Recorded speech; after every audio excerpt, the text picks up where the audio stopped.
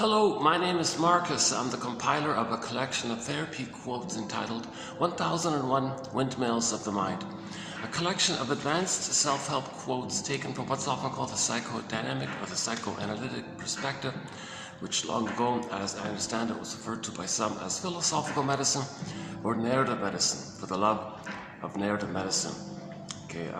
So the basic premise is that the past, what happens to in the past, the relationship that we experience with the first primary object, i.e. the mother, that relationship, that interpersonal baby-mother relationship, leads to a model in the mind, a psychic, intrapsychic, interpersonal, some kind of model based on the memories, based on the interaction. The interpersonal leads to the intrapsychic. So the question is, does this intrapsychic, do we need to worry about it? Do these memories influence us? Do these memories create like a model, a map, a working model, a stencil blueprint by which we see the world, see ourselves and others? Does that take place? That's the big question.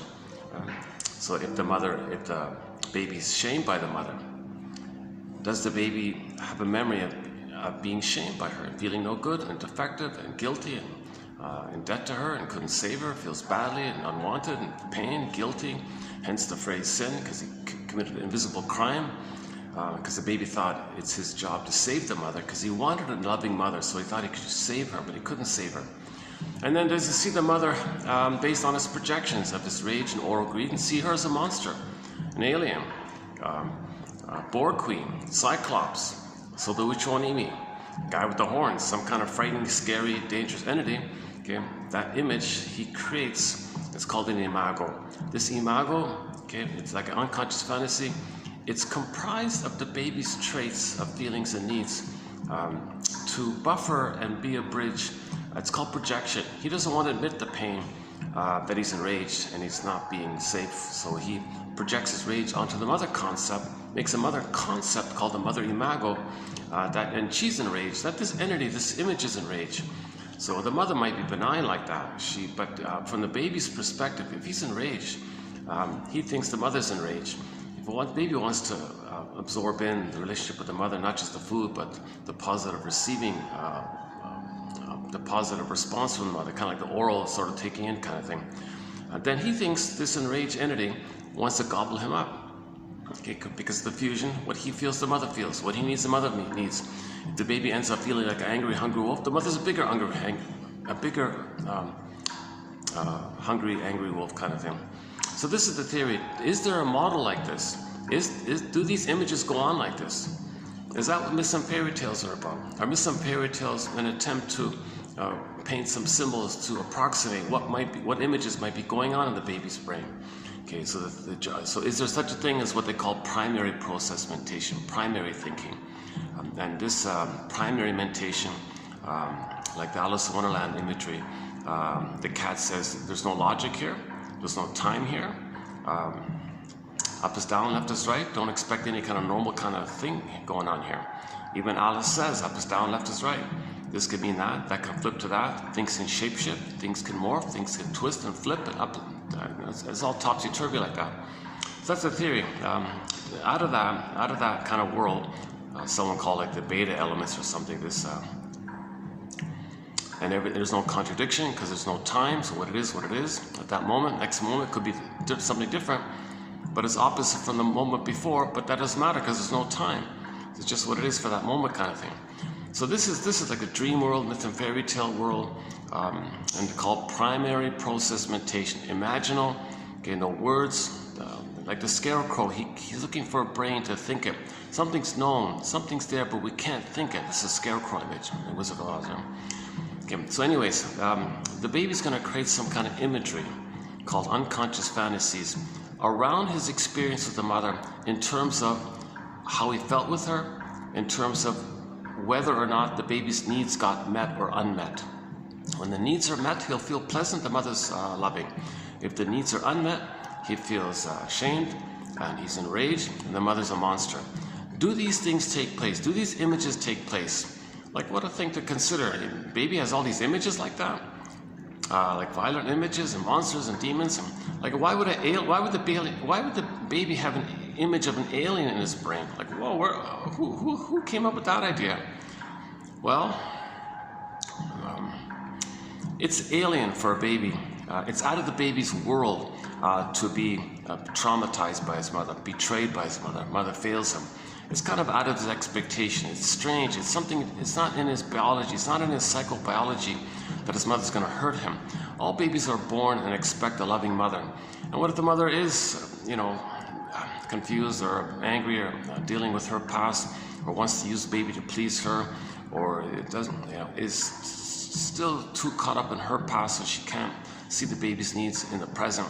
Maybe she's resentful, in a bad mood, whatever's going on, whatever old cunning tale. Yesterday's topic about the old cunning tales, we went through a few of them there. The baby doesn't expect to be betrayed. Okay.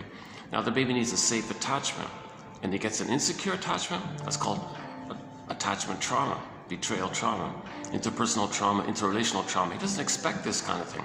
No baby anticipates this. Baby has pure, open trust, expects a loving mother to be there for him. That's the natural state of affairs, and he's right.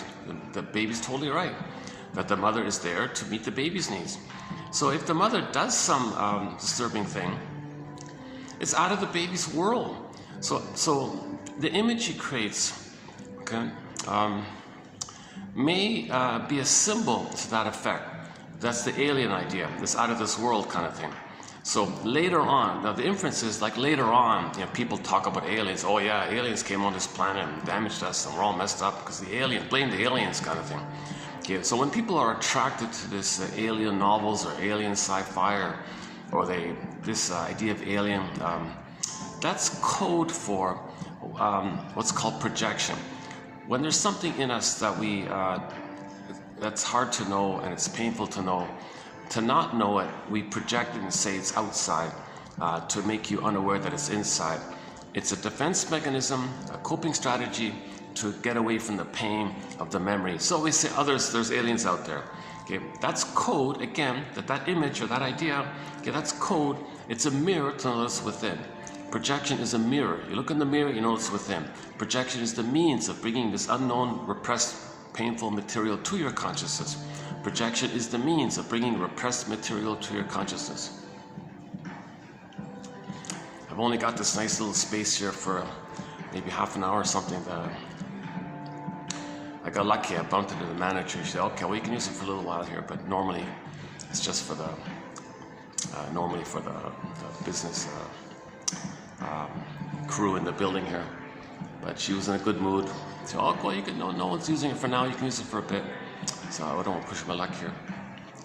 Perfect timing, because I got to cool off anyways. Like I need to cool off, and the restaurant upstairs is filled with people. So hopefully by the time I leave here, it'll quiet down up there. But it's nice. Oh, geez, got AC here. Oh, what a nice place. Wouldn't it be great if I could just have this room regularly? What a nice, look at this. Look at this nice little room here. This is sort of the lounge part. There's the business meeting area in the back. I haven't even seen it back there. Plus there's a second floor even. Nice spiffy place. And this is sort of like the lounge area for the business crew or something. And the manager of the thing, she's just outside there. Nice lady. She's in a good mood. We can use it for a bit because there's no meetings, so we'll be okay with that. So, hold on. Hi. I'm so sorry, I have to go upstairs to take care of agent and client. Yeah. Yeah, so nobody can be. You want me to go? Yeah, sure. That's okay. Yeah, that's okay. I understand. Yeah. If it stays inside, please, you can. Yeah. Really? So I can come back maybe another time, next week or something? Not all the time. Not regularly. Allowed, like, No, fair enough. No, I thought so. Yeah, okay. Well, you gave me some chance to cool off here, so that's great. I appreciate it.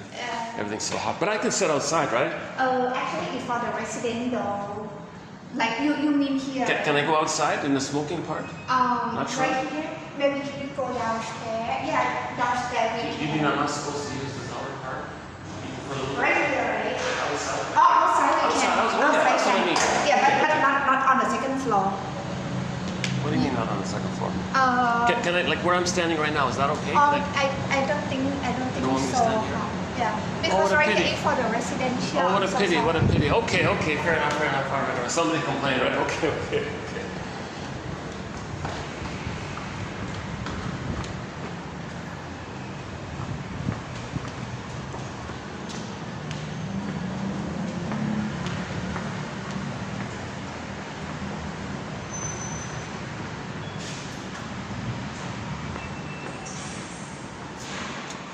Oh, that's too bad. I was just celebrating my good fortune. The lady comes out. Oh, I gotta kick you out. Sorry.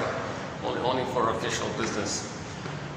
She wasn't the one that let me there. The one that let me use it wasn't there. So she had her underling kick me out. Look at that. There's even another business lounge in here. It's too bad I can't use this. Jeez. Okay, let's go back to the restaurant part. Jeez, yeah. It's funny, I was just thinking, I was just counting my good fortune and it comes out, kicks me out.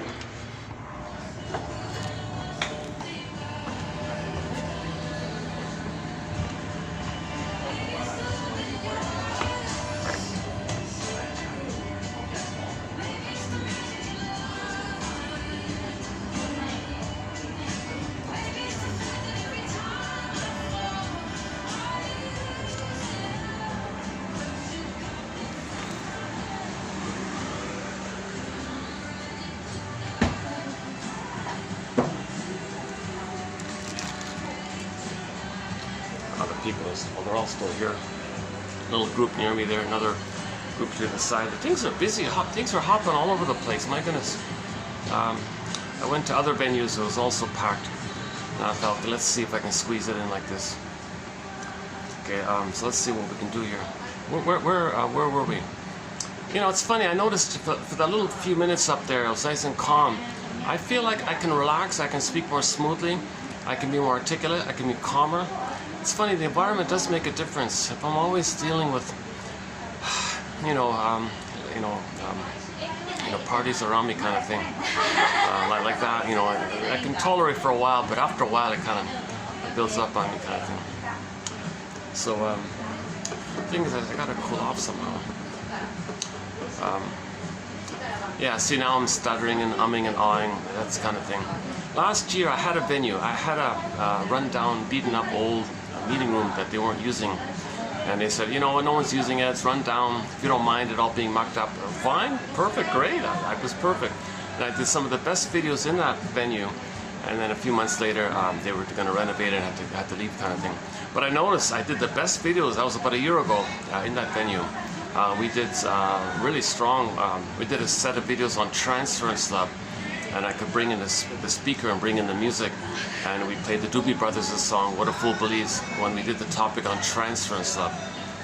When you have unfinished business with the mother, you find somebody who reminds you of her, and then you hope to feel now what you couldn't have felt back then, to know what you couldn't have felt back then. So you recreate it by finding somebody who reminds you of the mother, get the same pain and disappointment like I got originally, because you chose someone with the same psychology like your mother.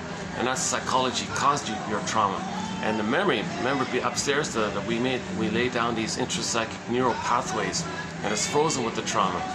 Unfinished business, didn't get mother's love. So you find somebody who reminds you of the mother, and you go, whoa, you're the one kind of thing. Now it's instant because your unconscious identifies that their psychology is the same psychology like your mother, and that triggers up and flares up and wires up and energizes up that neurocircuitry because now you're back there. Remember, that part of the brain doesn't know time. Primary process meditation doesn't know time. All time is that time. Yes, materially, the present's the present, but we're dealing with this emotional area where there's no time. So the present's still the past, or the present is called the presenting past, or you transfer the past to the present. And you, because of this pain, you see all things emotionally as that past, because the baby needs mother's love to have his identity and his ability to love life and his gifts and his embodiment, his sense of self, ontological self, his home with him, his serene and inexhaustible fullness of being.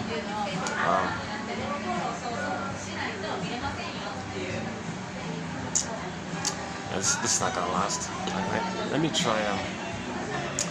I'm not gonna last. I know these clubs, these women's clubs.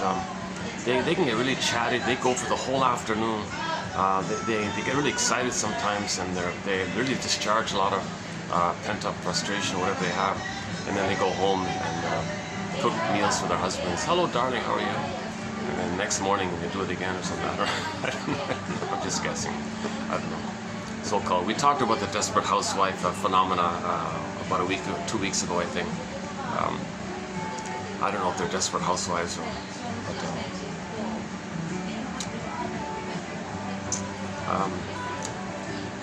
what a funny scenario. The lady was so polite and so nice, and she let me in. And then I started talking, and then her underling came and says, no, you gotta go. And to boot, I can't even use that outdoor part. That's also for the business people. I thought it was like public for the whole building, and this restaurant's part of the building. So I think she's kind of wrong on that part, but I don't want to make a scene or anything. Because this third floor doesn't have like a public outer balcony part, right? Although, now that I think about it, this restaurant does have a mini micro outdoor part. Yeah, I forgot about that. I've never used it. Maybe there's no. I'll start. You'll see me sweating in 5 minutes if I go outside. Yeah, let's give it a try. Hold on a second.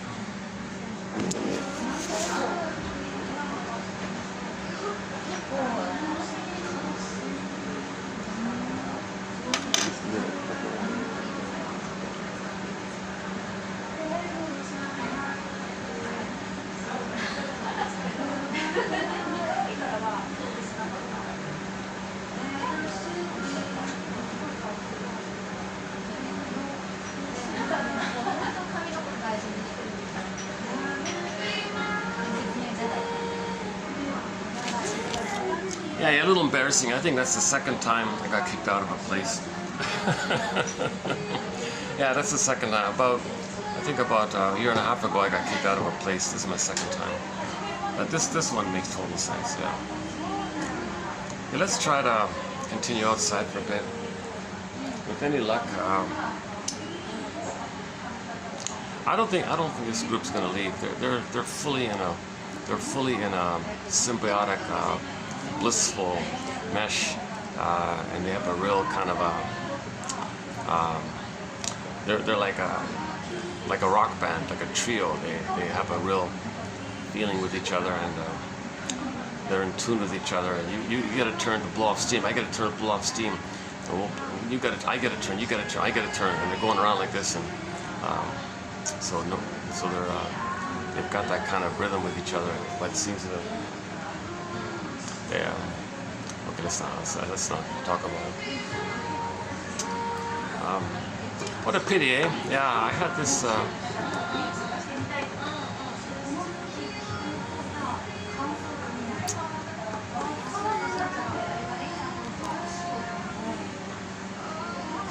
But yeah, stay tuned. We got some good quotes coming up. Let's just get one in. Let's just get a very good one in. The first one here, by Judith Orloff. We don't have any quotes of hers, but she's got a new book. It's a huge sensation. 2024, a new book came out by this medical doctor. But she wanted to study, and she writes self-help books on the side, I guess. So in her latest book, now I don't have it, but I heard an interview of her promoting the book, and she has a line in there that says, the interviewer was saying, "Oh, please help me with empathy. How do I give empathy to somebody who's hurting me?" She said to him, "Okay, fine. Even though you don't fully believe it, even though you don't fully feel it or believe it, just say this." What? What do you want me to say? All right. Quote.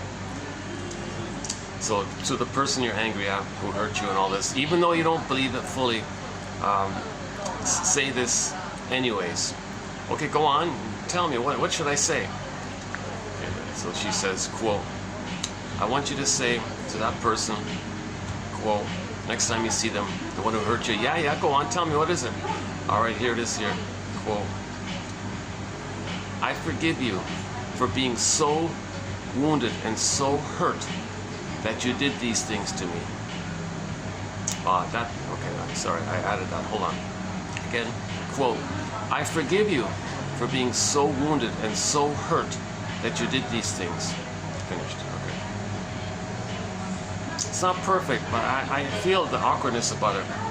But it does acknowledge that the person's behavior that you didn't like, it came from their wound and their hurt, their cry for love, their need to blow off steam, their need to cry for love, their need to see the mother onto you and fight with the mother, their need to see you as them in the childhood and to shame you because the mother shamed them. They're the shaming mother, to replay what happened to them. They're caught in their drama with their struggle with the mother. They got the unreal hope to get mother's love, and they're fighting with her, and they got to repeat what happened in the past with the magical fantasy. By doing so, they can change the past, get the love that's in the past. That hurt, that attachment trauma, that relational trauma is compelling people to not make sense, to act out, symbolically act out the past, hoping to change the past, but there is time. But that brain doesn't know time. So, the interviewer was upset about something.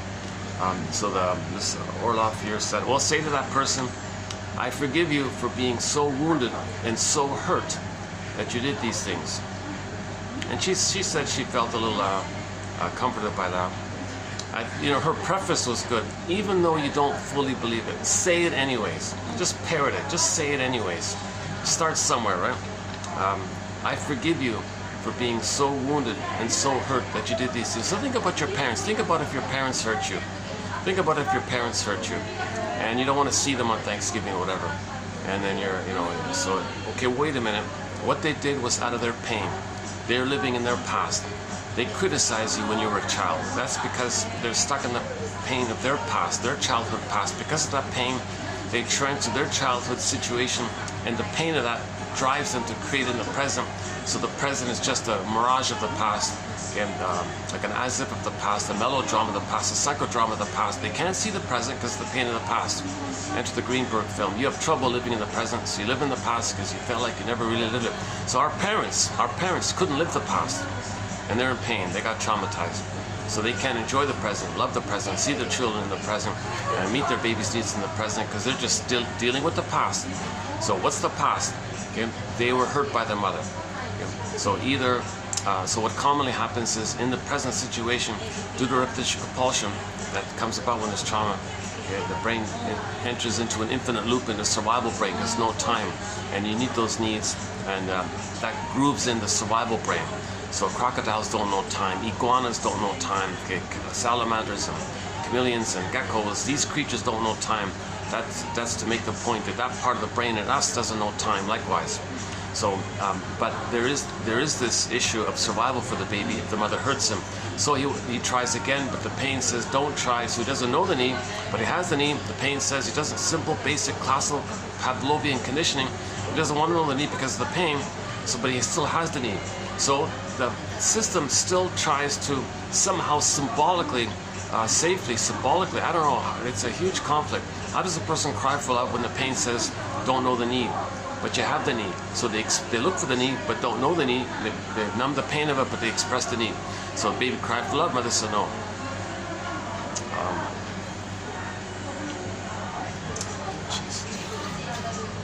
Sometimes I get lucky. I gotta be balanced here. Sometimes I get really lucky. Sometimes I go to a venue and there's no one around. I get into a flow. It's great. Sometimes I'm bouncing around every 5 minutes. I can never really tell. Today's a Friday too, right?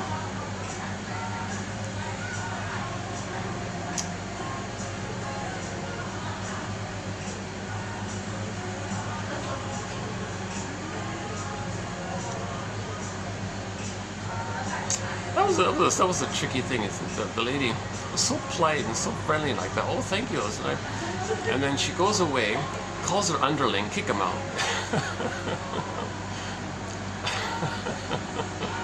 My goodness.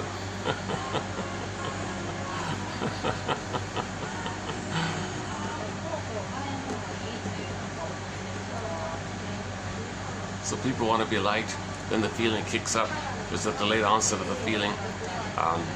And as a defense against the feeling, you call your underling as a proxy for you. So you preserve your image, and you get someone to express your anger for you. It'll split like that, I guess. She could have said at the beginning, oh no, this is really just for the business tenants and all this. but she, I don't know, maybe, or maybe she's interpreting. He caught me off guard. I was in a good mood, so I was nice to him. But now my mood is bad again, so I'm gonna go back to normal. Let's do this thing about the record. So, oh yeah. So let's say the parents, they can't see the present. So when we're children, and when we remember that as children our parents criticized us and blamed us and had expectations on us and demands on us and don't do this and all this kind of, they couldn't see you or meet, they gaslit you and double-binded you, they felt afraid of them and they're so angry like this, and they're curmudgeons, maybe, let's say, or they're narcissistic, or they're emotionally immature, and all these kind of things, and they were criticizing as a result. Well, that's because of the pain of the past. Okay, their pain. So in their pain of the past, they can't see the present because of the pain of the past. So because of the pain of the past, there's this relentless, unfinished business struggle with the mother. There's a memory with the mother that as a baby they cried for love, mother said no.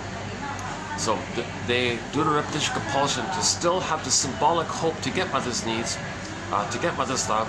We cry for the love again. But in some cases, when the pain is so great, they in the new situation, when they see their children, they don't see the children as the parents. Well, they can't. Well, there's two things. Okay? The baby's memory was he felt no good, and the mother is a monster who rejected him. Okay? And it's all fused up like that, and takes a flip around because of the fusion. So in new situations, they're going to see the baby, their own baby, as them. They're going to cast the role of their own children as them when they were children, wanting love. And they're going to play the mother who said no. Okay? So they're not seeing the child's needs in the present.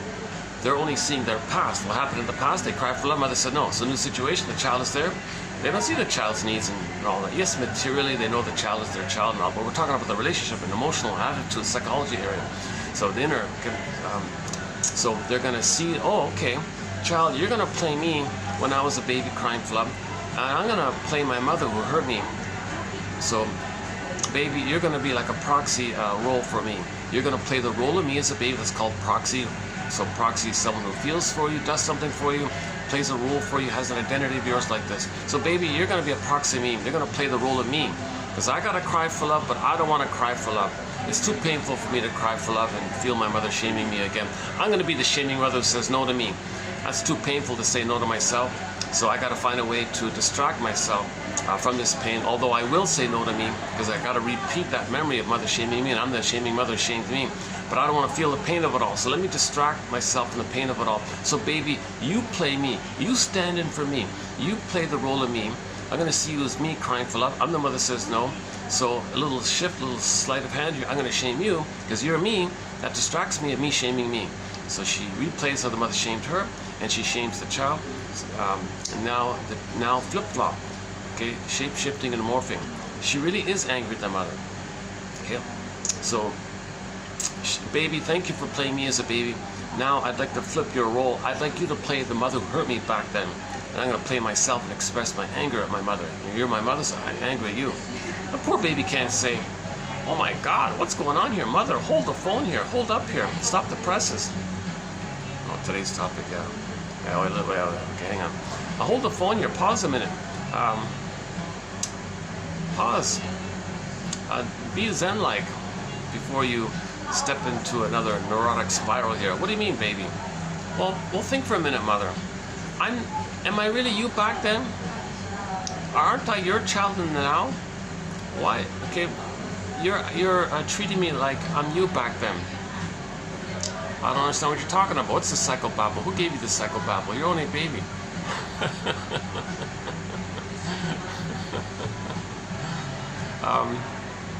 Well, I don't get it, because I'm your baby who needs your love, but it seems like I'm wondering if perhaps, it seems to me, I wonder, you tell me, is it the case possibly that you're treating me the way your mother treated you?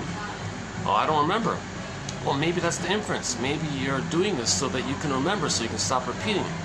Okay, remember, have you heard of Mr. Freud? Oh, I heard the name. So what? Well, he's got a famous essay, 1914, called Memory, Repeating, and Working Through. Yeah, what of it? Yeah.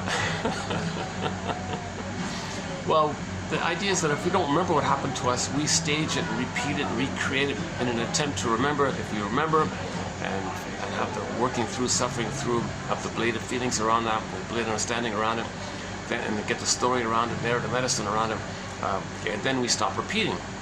So if you remember, then you stop repeating. So you're doing this in an attempt to remember. Geez, really, baby? You're telling me that in this new situation, I'm acting like your grandmother, and I'm putting in the role of me back then, and I'm replaying another edition of that cycle, infinite loop cycle. That's right. And to boot, mother, what you're doing is you're now flipping back to yourself, and you're going to see me as the mother, my grandmother. I never met her, and you're putting me in her. I never even seen her. You mean, baby, I treat you now in my anger towards my mother, and I'm angry towards the mother's baby, and I'm angry towards you. And my fantasy as a baby was I was angry at my mother, and I hoped I could change her, persuade her to change her ways, to be a loving mother. So I thought I could control her. I even had a fantasy I could devour her and gobble her up, so I can control her, so I can manage the pain of it. And maybe she'll change her ways. And you mean I'm trying to be very controlling towards you because I'm trying to control my mother still in the past, and I just transferred the mother from the past to the present, and I see you as an emotional reincarnation of my mother in the past? Well, thank you, mother. Now you're getting somewhere here. Jeez, I'm sorry, baby. I'm sorry I'm doing all this to you. Well, thank you.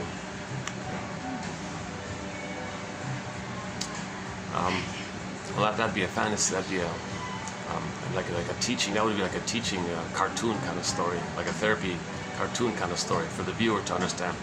Obviously, no baby can do that, right? It's for the viewer. So that's the theory. So back to the beginning, you know. Is there such a thing as unconscious motivation? Is there an unconscious puppet master? Is there unconscious motivation? Is there this so-called Burglar's analogy for the comparison between the power differential between the unconscious and the conscious?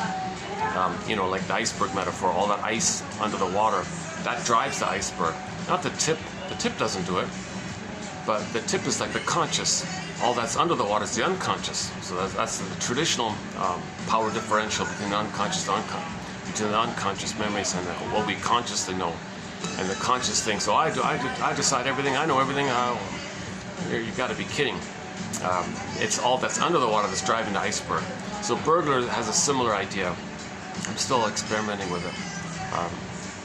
Another unique thing about this collection, you'll find quotes and analogies that no one's presented. We got some of the best quotes around, and they're hard to find kind of thing. Like our thread on TV show and film quotes. We got Ruth 66, go to $25.99 for them. And we got the best quotes from people like Burglar, for example, yeah, and so on. So back to Burglar. He mainly wrote in the 40s and 50s, 24 books, 300 papers, a lot of topics. We got very helpful material. So he's got a lot of fun little metaphors. So one that I recently discovered, thanks to Henry Hart, who quoted an article that he found and gave a summary note of it. And that article is very hard to find. You gotta pay a high fee for these subscriptions and all this stuff. So I don't have access to these. I read the abstracts usually, or what's public available. So anyways, he made a note of one of Burglar's older metaphors for the power differential between the unconscious and the conscious as follows.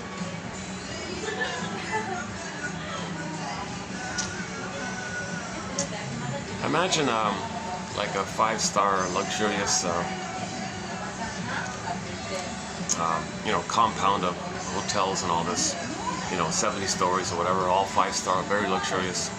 Okay, let's just do one. Let's imagine a 70-story, whatever, luxurious 5-star hotel, high-end or whatever, and all this. But the owner, you don't see him. You don't know where he is. Okay? And he might be on a yacht somewhere in the Virgin Islands or whatever. You don't even know who he is or where he is. So he's invisible. Basically, the idea is that you don't see him around. He's not around, kind of thing. But you see the doorman. And the doorman might be a little braggadocio, let's say. And he thinks he's so important like that. So that's it right there. Who's got more power? The doorman who thinks like that, or the invisible owner on the yacht in his billion-dollar boat or whatever it is, who's got the real power? So that's kind of like the idea of the unconscious and the puppet master who's got the real power, and the puppets don't have any power. But the puppets want to show they have the power. Oh, look at me, I got all power. Meanwhile, the strings are being pulled behind him. He doesn't even know it, kind of thing. He doesn't want to know it. He just enjoys the fantasy. He's got the power. Doorman thinks, oh, I own this whole building. I'm number one. So he's maybe in reality, who's got the real power? The owner of the whole complex, or the poor doorman who's got to open the door all the time? So that's kind of like our consciousness.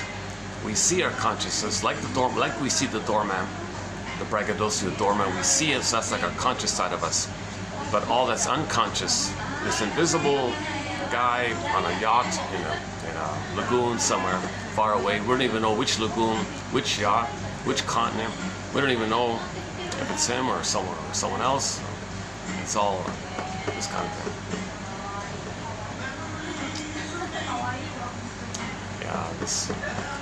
I think I've reached my limit with this chatting going on here. Maybe I'll just pack up all together. I could try Jesus.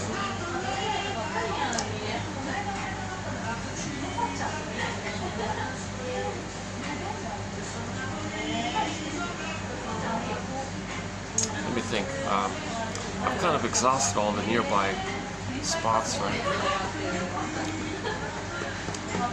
Let me just go to this little balcony part here for a sec. Yeah, I've never been on this little balcony part here. Let's check it out. One sec.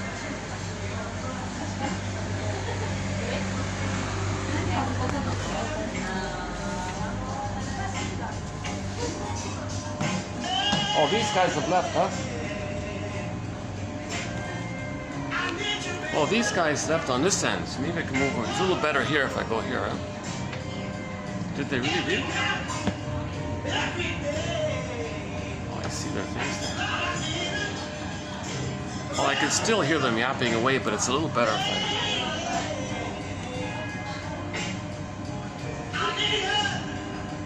Yeah, this is the little outdoor thing, the little mini smokers thing here, right here.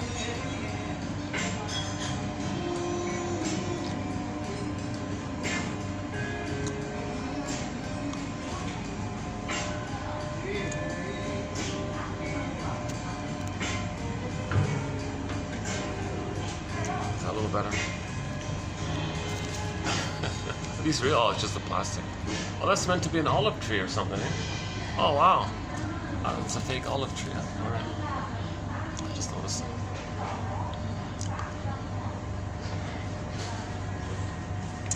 What was that?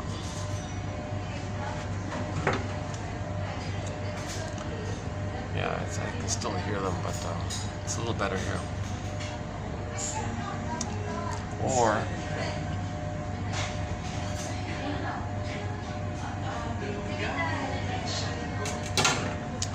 what else?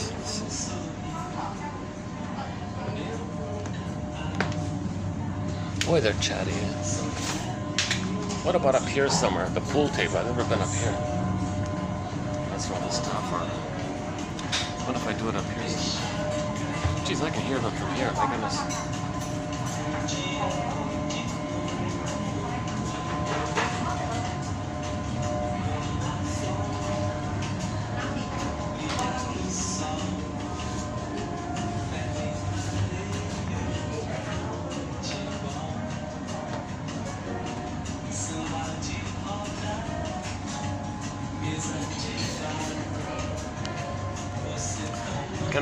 Can I get used to this, or is this just gonna kind of get on me a little? I guess I should do this right. Like this, get the light, a little bit like that.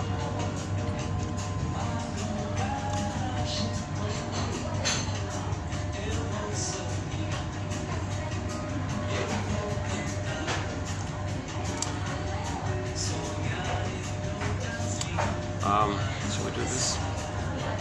I wish I could just tone it down a bit. No. It's a public restaurant, right? That's the way it is, right? Yeah.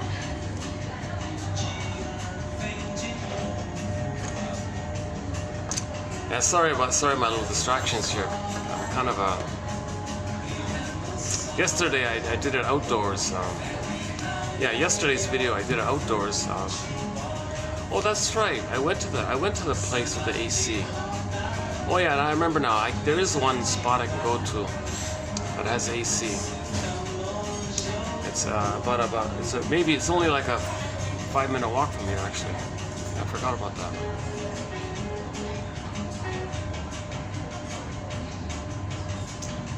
No sign of them leaving. They're stuck there. I've seen this before. They just yap away the whole afternoon. You know.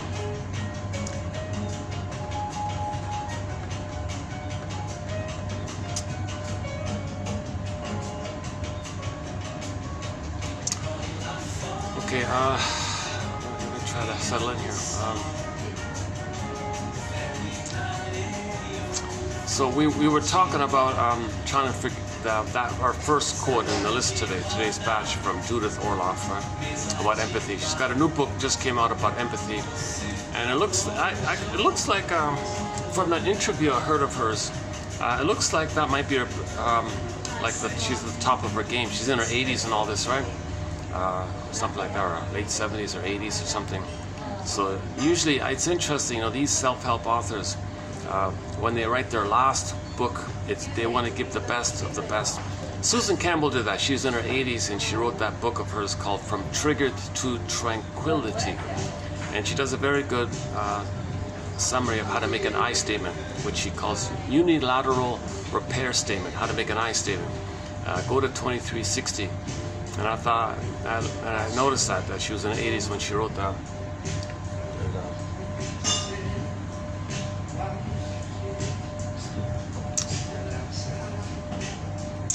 I keep looking at it. I gotta stop looking at it.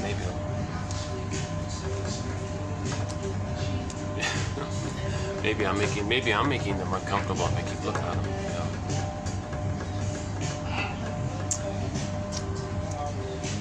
Okay, let's get back. So, where are we here?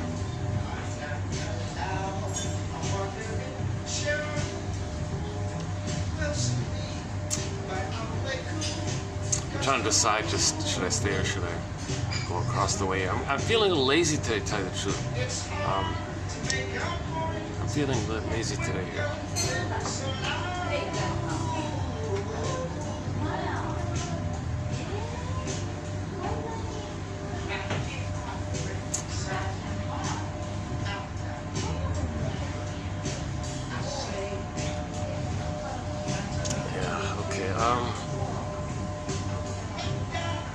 Oh, they saw me notice the big olive tree. Now they're going around and noticing the olive tree, touching the olives. Okay, yeah, sorry, another delay here like this. What a pity, eh? I need another rundown meeting room that nobody's using. That's all I'm using. My goodness. It's packed. Like I'm in a busy, really busy city here. A great city, a lot of nice people, very decent, nice people all around. And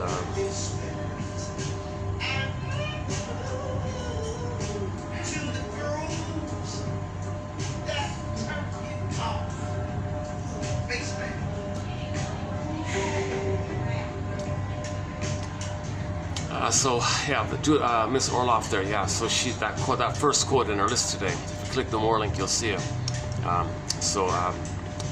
She said, even though you don't fully believe it 100%, just say it anyways. Okay, pick up the phone, say to your parents.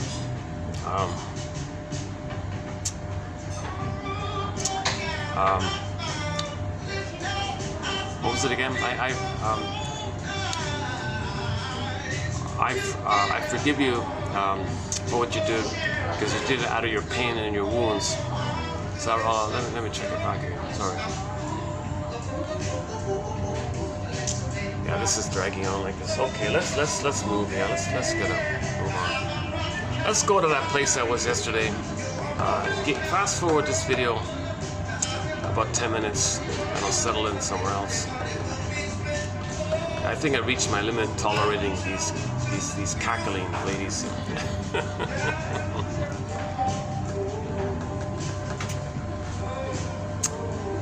Okay, let me get my stuff and let's move on.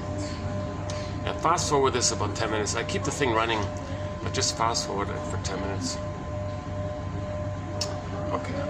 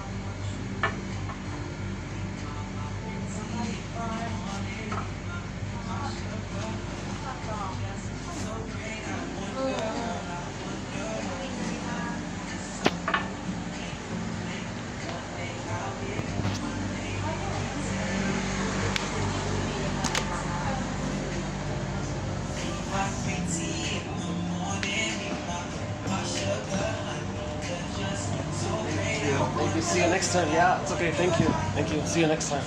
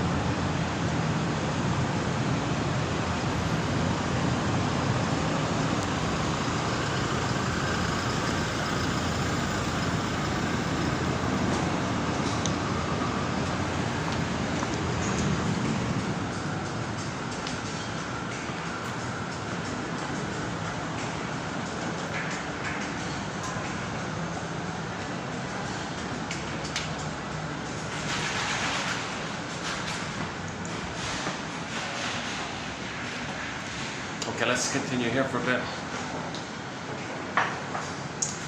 So, okay, again, what the quote I was talking about is this. The first one here. Quote, I forgive you for being so wounded and so hurt that you did these things. That's what you want to say to your parents. Dear parents, I forgive you for being so wounded and so hurt that you did these things. So it's an approximation, you know, it's part of the way there kind of thing, right?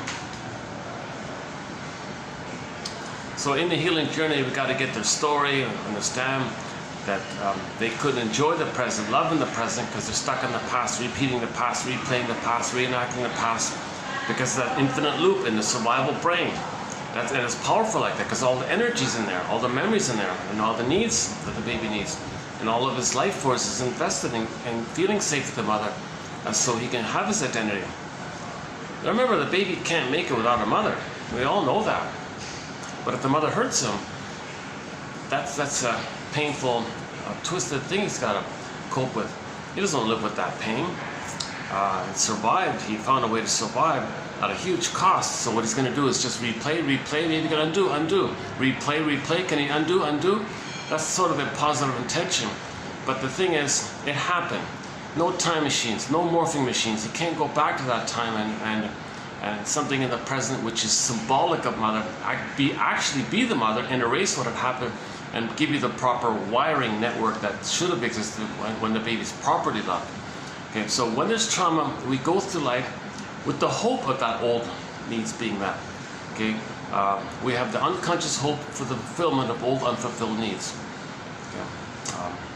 At the same time, some babies identify with the aggressor, do not feel the pain of being pained by the aggressive mother, so they become her, find proxies to play themselves, shame the proxies who are them, and they feel a perverse, morbid pleasure because they're safe with the mother, they're one with the mother, and now it's called morbid pleasure and sadistic pleasure, because when they shame their own soul, they're loyal to the mother. So now if the baby's one with the mother, they do derive an original blissful feeling that all babies feel when they're one with the mother, even if it's just in the uterus. So they do feel that kind of blissful kind of feeling, called oceanic feeling, oceanic ecstasy, oceanic oneness, oceanic bliss. Babies feel this blissful, cosmic, wow, ooh, wow kind of feeling in the uterus like that. So that's because they're one. It's symbiosis. That's the theory. It's symbiotic like that, merging, fusion, oneness. It gives babies this kind of excited feeling. We don't know exactly, but you know, people try to recapture it. You know, people try to pathologically search for it. You know, so because they didn't get that phase, so they want to go back and see if they can get that phase. That's the confusion. You can't still try to get what you didn't get. Post age 3, you cannot still infantilizingly try to still get what you didn't get back then. It's a one-way ticket. It happened, the imprint is there, okay, it's there. Now to get out of that muck, out of that traumatic script, you gotta identify. You need a lantern, a flashlight. These quotes are a flashlight. See it, recognize it. How do you recognize? Well, the quotes function like a lasso of truth. So these quotes help bring up the truth, to identify the script. How do you identify the script? How do you see the script? Well, the lasso of truth means it's gonna bring to light to you by making inferences that what you're repeating is a reenactment of the past, so you can know the past, okay, and then identify the past and go through that quote-unquote suffering through, working through process called apprehension. Okay, Inside Out 2 film, we saw that when the avalanche scene, all those repressed memories came to the front and a new sense of self came about when you accepted what you previously denied. Okay, so you saw in Inside Out 2, joy was repressing, and it's a pain like that.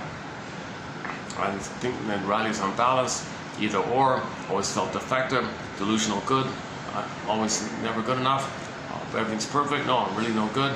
This kind of confusing split kind of thing that takes place, that babies adopt splitting to deal with trauma.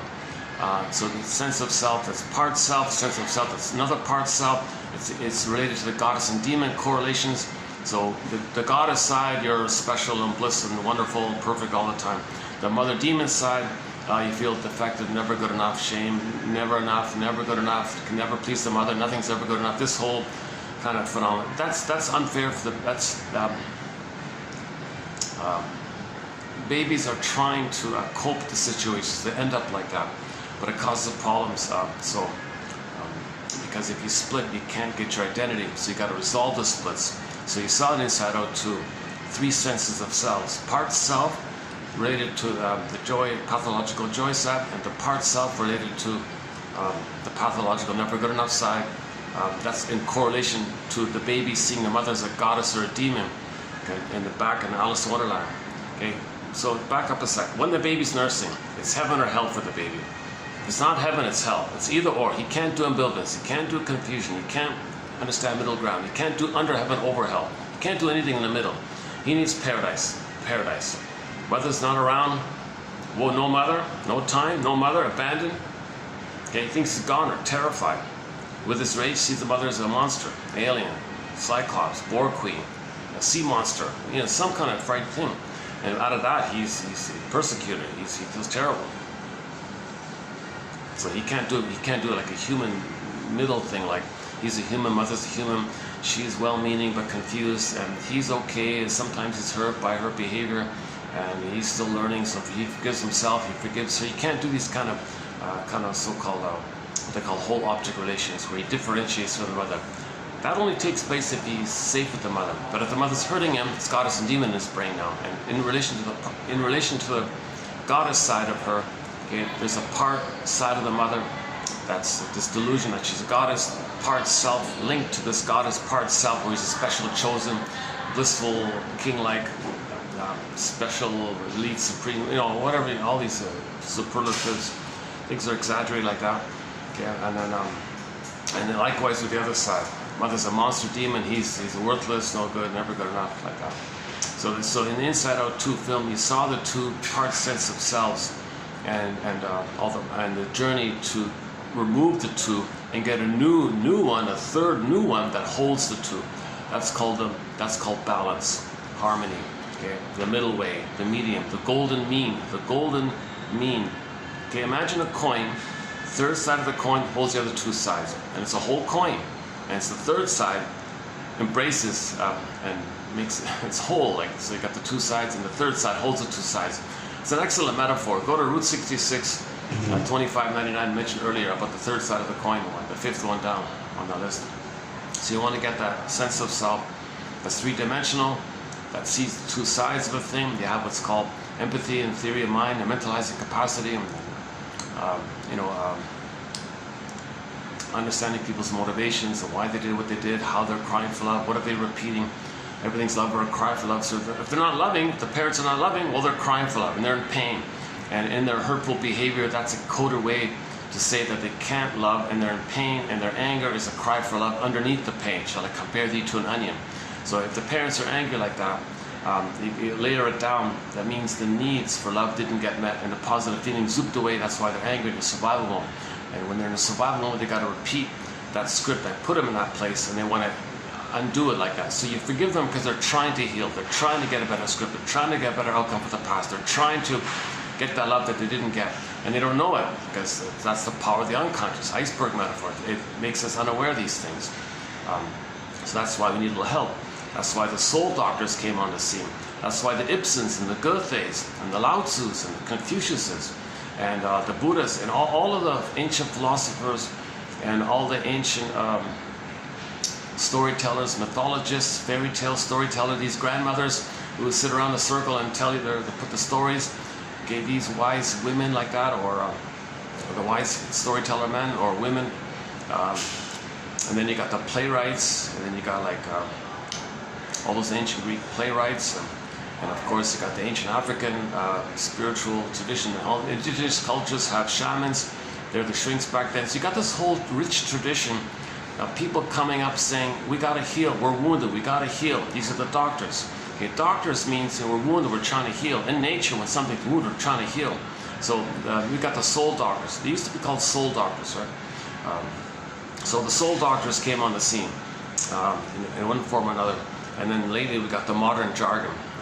So we're using the modern jargon mainly, called the psychoanalytic jargon. So it's also a help. But we include self-help quotes as well, which are psychoanalytically minded.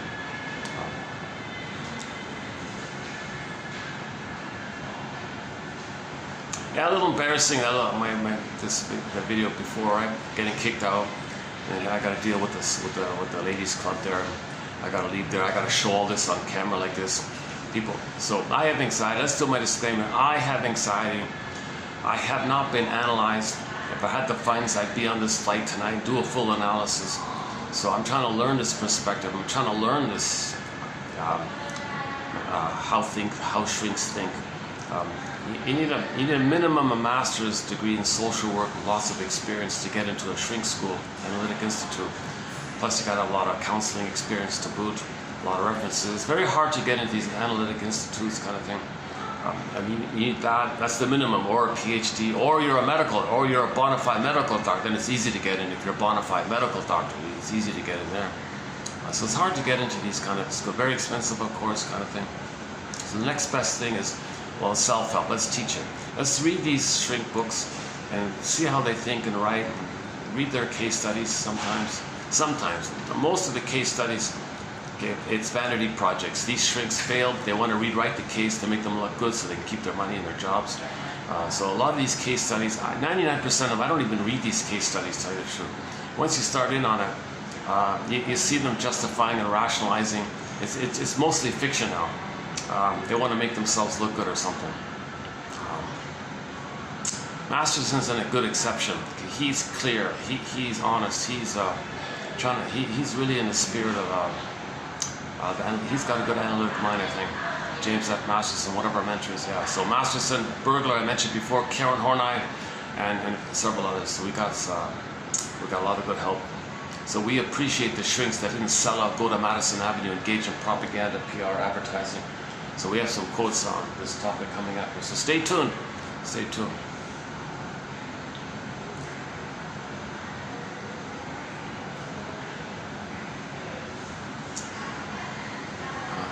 Yeah, not much of a background here, right? There's no fake olive tree or anything.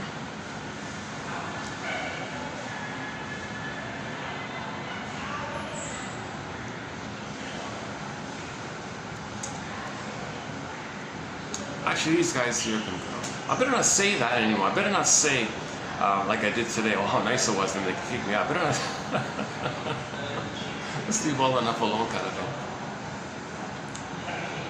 I was surprised that she did let me use that little room there at the beginning. Like, I knew all along this is just for the business tenants of the building there. I kind of knew it all along, but I just made a side comment, geez, it'd be nice to use that room for a while to do my video. Oh, really? You want to? Sure, you go ahead, sir. You can go. Well, but I'm not like a business tenant. Oh, that's all. You're in the restaurant, right? Oh, I'm in the restaurant. Oh, okay, well, don't worry. You can use it. Sure enough, a little while later, hey, underling, I came to my senses. Kick him out.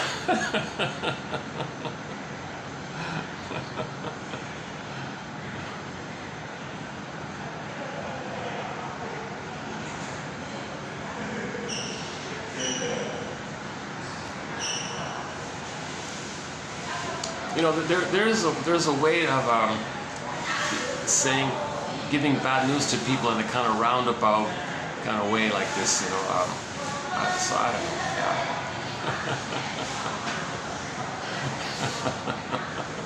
Like I'm still not used to it.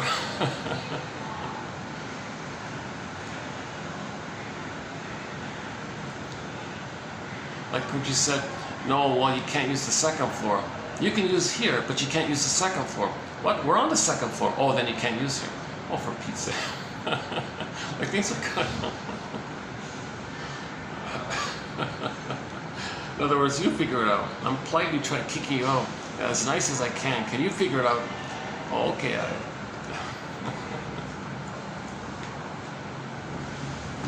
But the hospitality's been very nice overall. Like it's been very good. It's been very something about the weather and maybe the I don't know, the mixture of mountains and farm and coastline. Maybe the geography's a part of it. The weather's a part of it. What grows here might be a part of it. But maybe the ancient sort of ongoing spirit of mindfulness is here. Okay, mindfulness, okay, accepting your beingness, Same guy from yesterday, yeah.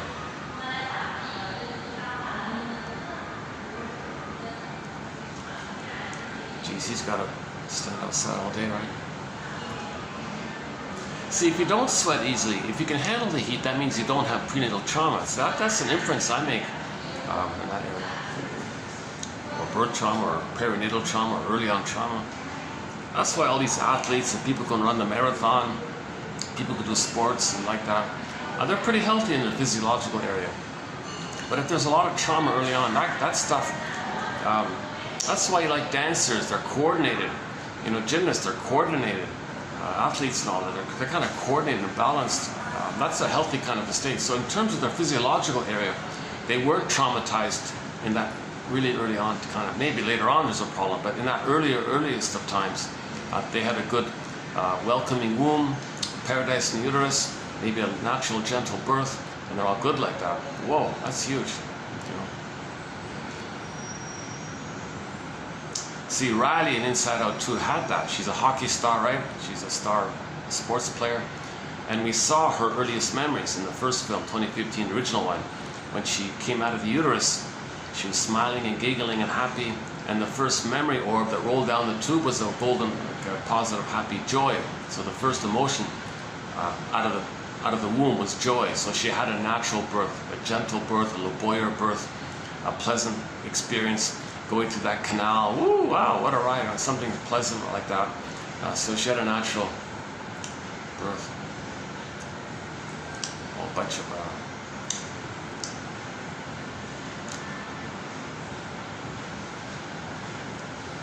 a whole bunch of guests just arriving here, getting their bags and suitcases and things. Oh, they're leaving, or are they arriving or leaving?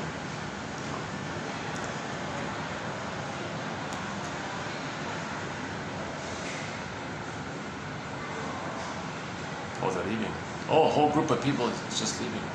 Oh, I see.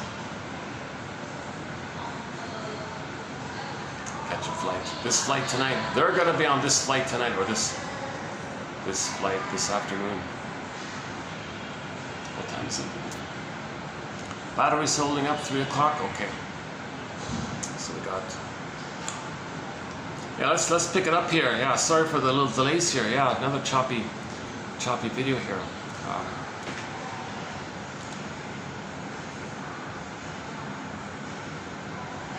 Maybe it triggers a childhood feeling of wanting to speak and being interrupted by the parent. So if there's an interruption, maybe that just triggers a childhood thing. And then the feeling comes from the childhood thing. The benign, little ordinary, mundane things in the present, they're nothing, right? They're little micro, ordinary, reality kind of things. But little things trigger stuff in the past that you didn't process. So when little things in the present bring up some feelings, you got to think of it in terms that the past is being flared up. So I could interpret being interrupted. Well, as a child, I wanted to say, parents are arguing or something, I was interrupted or something. Or you want to talk to a parent, or if the parents are fighting, so things are interrupted or something. Or and then you didn't feel what you felt. You didn't feel that your need for connection and play and community and affiliation and trust and safety and learning and growing and that kind of developmental kind of need. When that wasn't met, you felt angry and hurt. Masterson calls it benefit depression. It's this umbrella term for all the feelings around when your basic needs don't get met. So it includes anger and shame and powerlessness and helplessness, but anger and all that. So maybe that kind of stuff, that's that ball of emotions come up like that, and then I feel it. Okay, yesterday's quote was, when you're feeling something, you got to imagine it like a tuning. You got to enter the tuning fork image. So imagine your feelings in your body as a kind of a tuning fork, and see if you can sense the tuning fork within you, and that helps you to calm down a little bit, right? Because you're accepting your feelings. Things can flow if you think in terms of your feelings being a tuning fork. Oh, what's a tuning fork? What is it? How's it moving? Just stay with it and just accept it.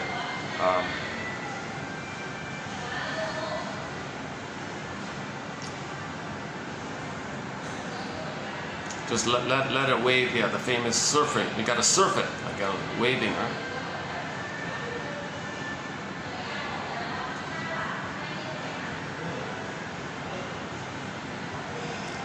Yeah, all these a few sad stories in the new local news here. People, there's warning signs: don't go swimming in these areas. And apparently, some people think, oh no, I'll be fine. And yeah, all these sad stories. Recently, several sad stories like that.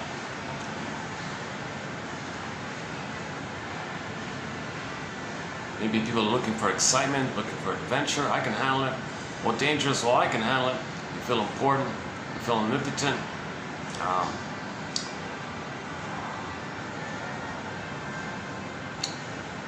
Maybe you want to prove to yourself that you're important, or you know, maybe there's some psychology going on, that kind of thing.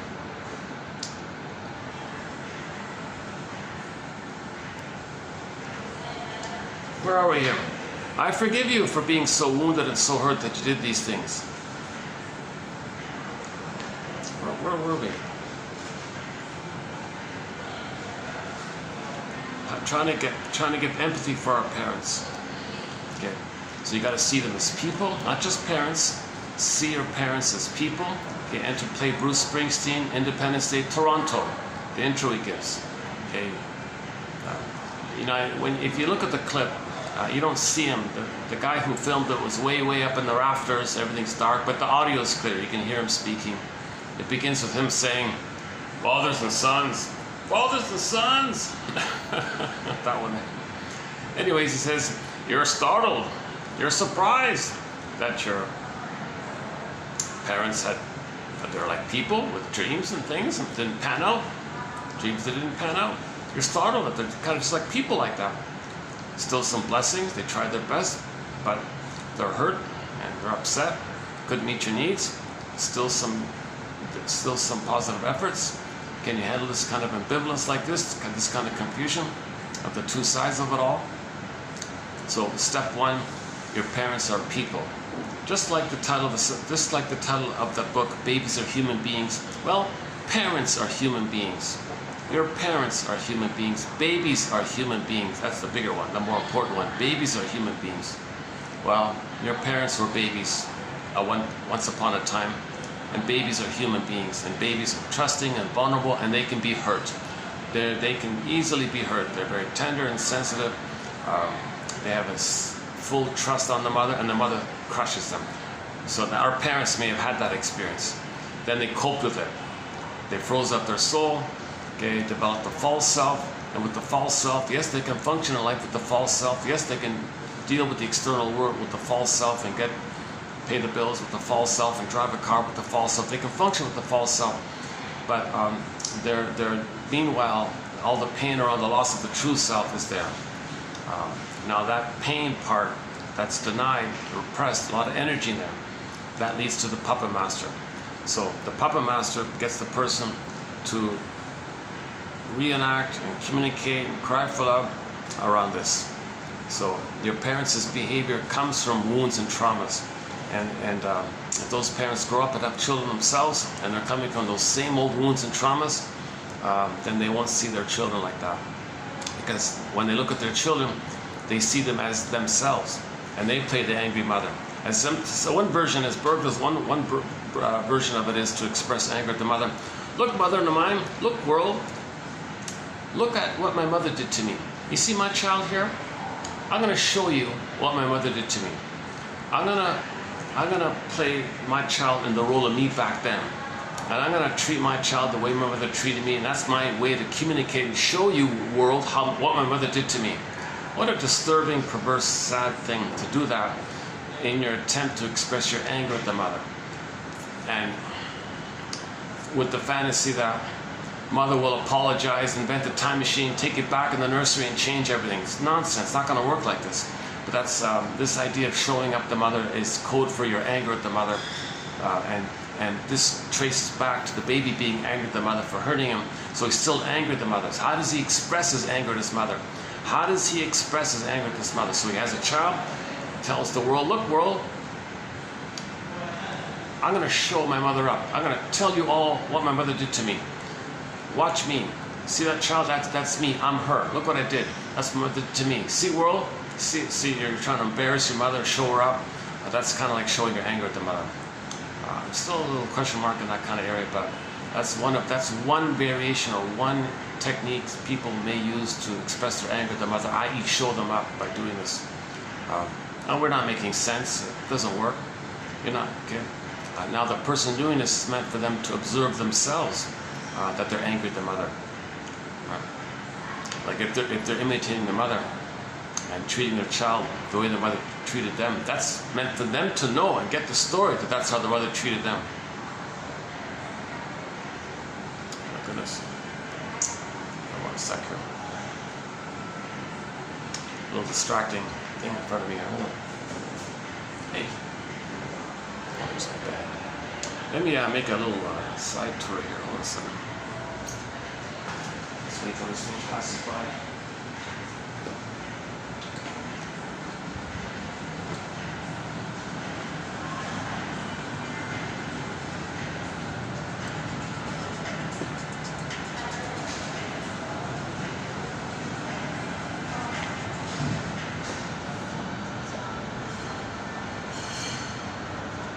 Back in a minute.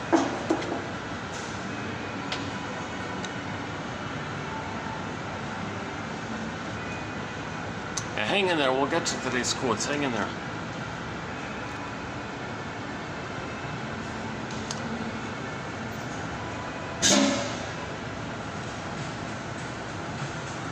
Maybe I should, maybe I should make it official, just buy a drink here. They got a menu here. Hold on a sec.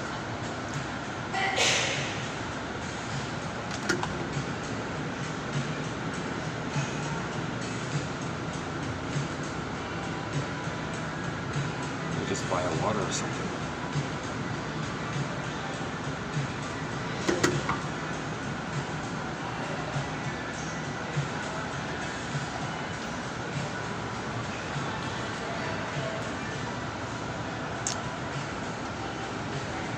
So two of the things is, number one, your parents are people, not just parents, they're people. Hopes and dreams didn't pan out, traumatized people. Number two, they criticize you because of the pain in the past. They're dealing with their past. Don't take it too personally. They just couldn't see you in the present, because when there's pain in the past, you can't enjoy the present. You're stuck in the past. The present is just a mirage for you to still live the past. Yeah, how about that? The present is just a mirage for you to still live the past in. Oh, there's a new one. The present is just, when there's trauma, the present becomes a mirage for the person to live their past in. That's an interesting line, huh? Once in a while, I have some original little lines like that. That's not bad. That was not bad, right? Let's see if we can fix it. Let's see if we can update it.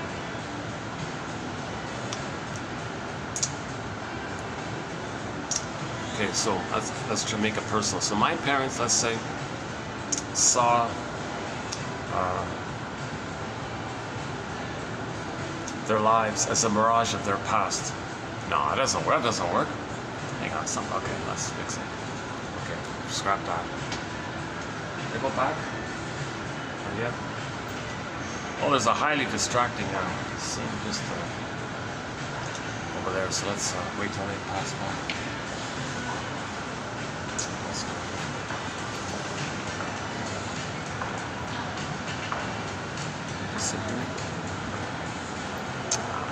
Let's just wait. Still there?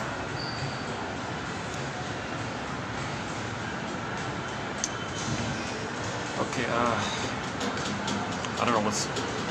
Hey, I wonder if I can go back. I hope I can go back. Do you think the cackling ladies club is still there? That's a thought. Maybe I can go back. Maybe they're gone by now.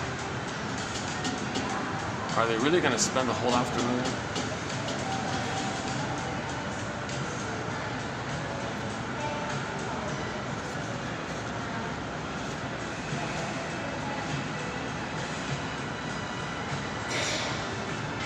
Still there, Jesus.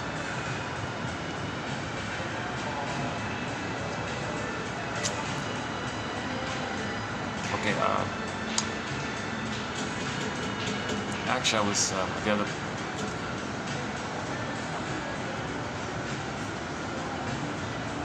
Maybe what I should do is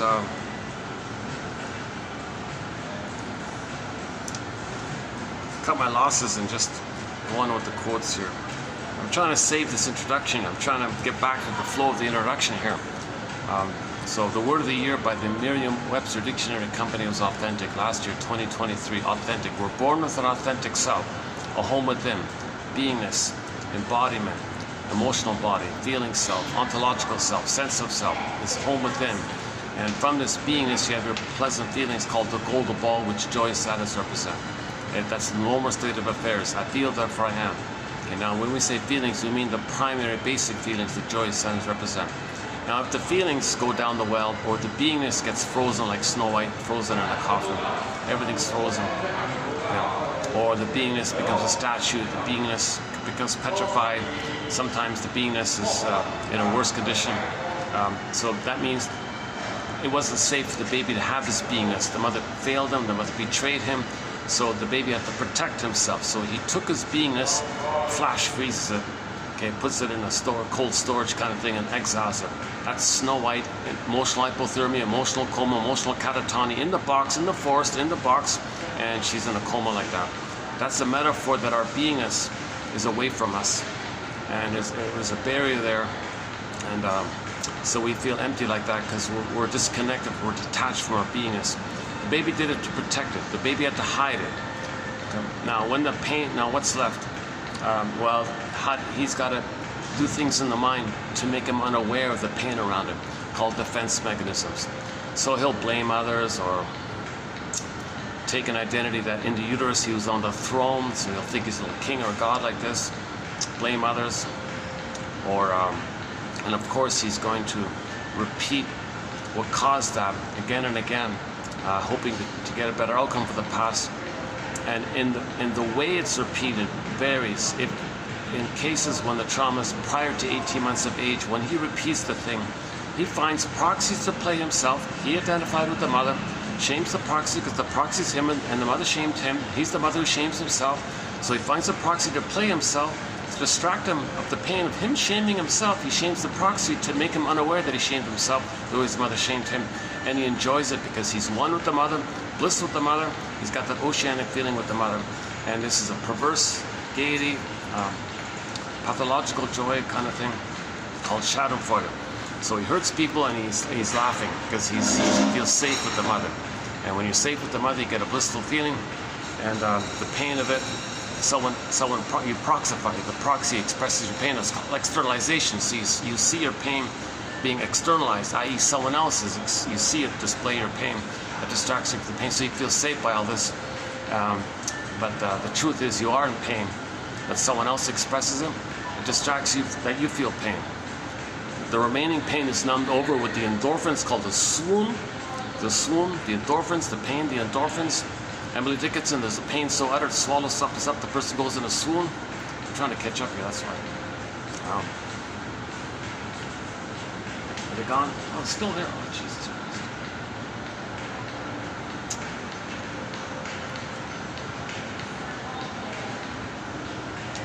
The front desk right there. Where else can I go here? Jesus. I'm tempted to give it a try. Maybe I'll get lucky. Maybe they're gone.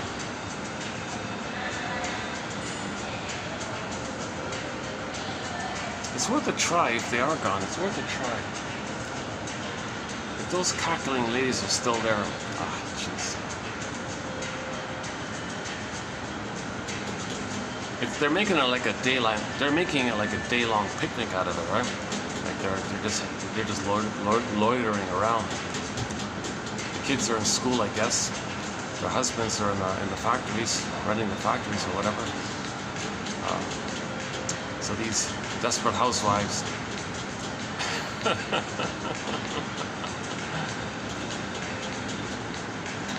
Something to do, right? Oh, finally gone. Hold on a second. Let's go back. Hold on a second.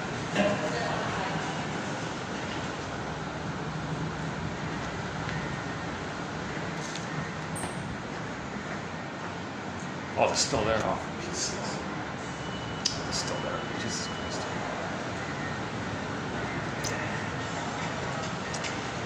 they're even being more kind of flamboyant.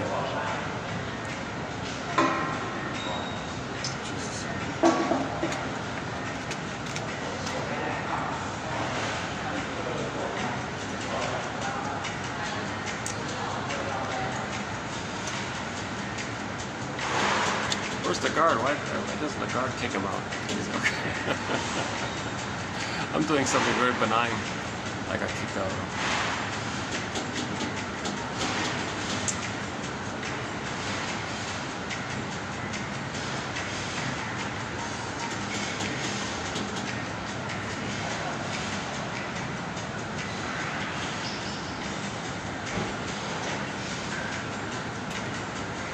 So let's tidy up this issue of repetition compulsion. The quick way of doing it is Edmund Berger, one of our mentors. Every neurotic is a music enthusiast. The problem is he only has one record, a 45 record, one song, one record. Side B is the same as side A, or there are no grooves on side B. The point is those 45s have only one song. The song on that 45 is called "The Cry for Love." It's the memory of the baby crying for love, and the mother said no. It's not really a song. It's a painful interaction. We're just metaphorizing it as a song called "The Cry for Love," because the quote is everything's love or a cry for love. So the baby's crying for love. So that memory, that imprint, is grooved in on a 45, grooved in on those 45 records. He carries this one record with him. That's all he's got. That past memory where he cried for love, mother said no. He's got this one record. Everywhere he goes, new situations, he plays that record. New situation, plays that record. New venue, new country, new relationship, new friendship, new interaction, new job, new this, new that. Same record, same record, same record, same record, same record. An infinite loop. He's got the same record because that brain, that crocodile brain, doesn't know time. It's always about survival. He's got to play that record. It's about survival. Play the record. It's about that. That's what's going on, right? So in every new situation, you can't enjoy the present, love in the present, trust in the present, feel in the present, enjoy the present and cry and, like experience the present for what it is in reality. It's just a mirage, a blur, which he puts into that past, that record scene into the past. So he distorts the present, twists the blur to fit that thing in the past and replays the thing in the past because he's got that one record. So what's on the record? What does he orchestrate? What does he reenact? Okay, he's going to reenact that scene, that interaction. He cried for love, mother said no. So if the trauma is before, it's two ways of doing it, passive and active. If the trauma is post 18 months, it's more benign. He plays himself, expects too much from others, gets disappointed. Okay, so he's like a little child, wants others to help him resume development to achieve his psychological birth. Okay, it's too much for anyone to. Can't go back to that time between 18 months and 36 months. No good boss or mentor. No one can really directly fill that role like that. So, no well-meaning friend, or no one can really meet those kind of needs that the baby had while he's laying down the neural pathways like that. It might be nice. They might try. It's not really going to change something. And you're expecting too much because you're expecting to change the wiring. Those wirings are set. You only undo those wirings, neural wirings, when you identify, mourn, see it, feel it, cry, tears.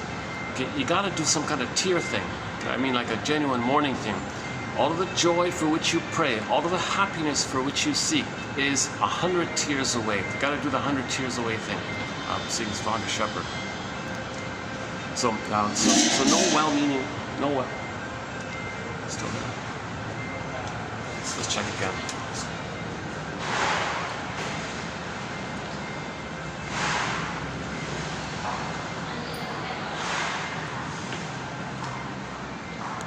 Yeah, okay. Oh, the guard. Oh, yeah, the guard appears. That's why they left you out. Well, they were being really. I don't want to say it. Okay. So the guard finally showed up and they took off. Okay, never mind. Okay. Got the AC here. These chairs are so comfortable.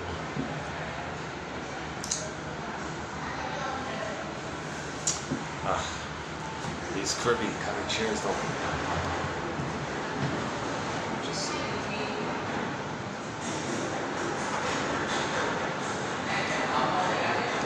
Okay,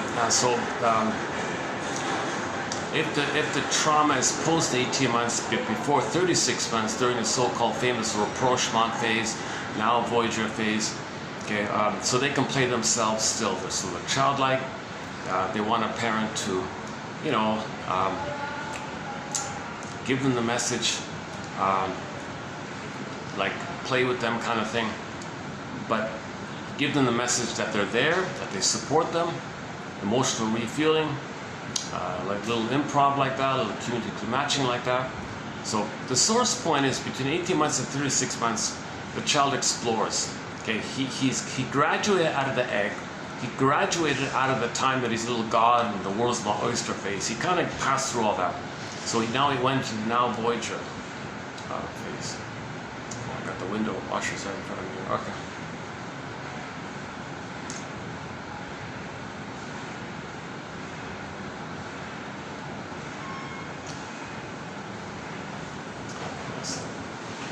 Let's try this.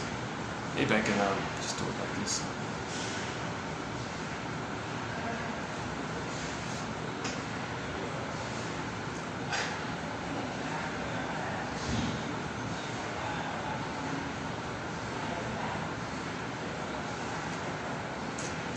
Today's one of these today's, I have this once in a while. I have these odd days once in a while where I keep trying to get into it and there's an interruption. I keep trying to get back on track and there's a little side thing that takes place. This is one of them. Sorry about that. So if you click the more link, you'll see the quotes below. Today's quotes are kind of on the lighter end. So we're not getting too deep into it too much in terms of analytic material. So I'll preface the quotes in a minute. And the best one might be the first one. The best one, my favorite one is here. I forgive you, whoever it is you're talking to, I forgive you for being so hurt and so wounded that you did those things. You did these things. It's not perfect, right? But at least do acknowledge that they're coming out of pain. They're doing what they did out of the pain. They're not loving. If everything's love or this, or a cry for love. The cry for love takes different forms. So if they're angry and they're hurtful, that's their cry for love. Shall I compare thee to an onion? So somebody who's machismo and all that, underneath it all, he's crying for love. He's vulnerable and he doesn't want you to see his vulnerability. So that's his cry for love. You know, please see through my mask that I'm crying for love underneath. Please see that I'm wounded, and I'm putting on an aggressive act to protect myself. So why are they protecting themselves?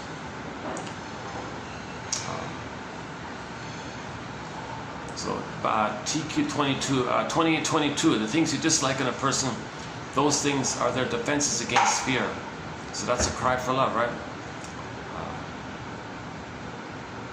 Defense against fear. So they're afraid of love. They're afraid to feel and trust. So they're afraid. So they want to hide it, the defense against it.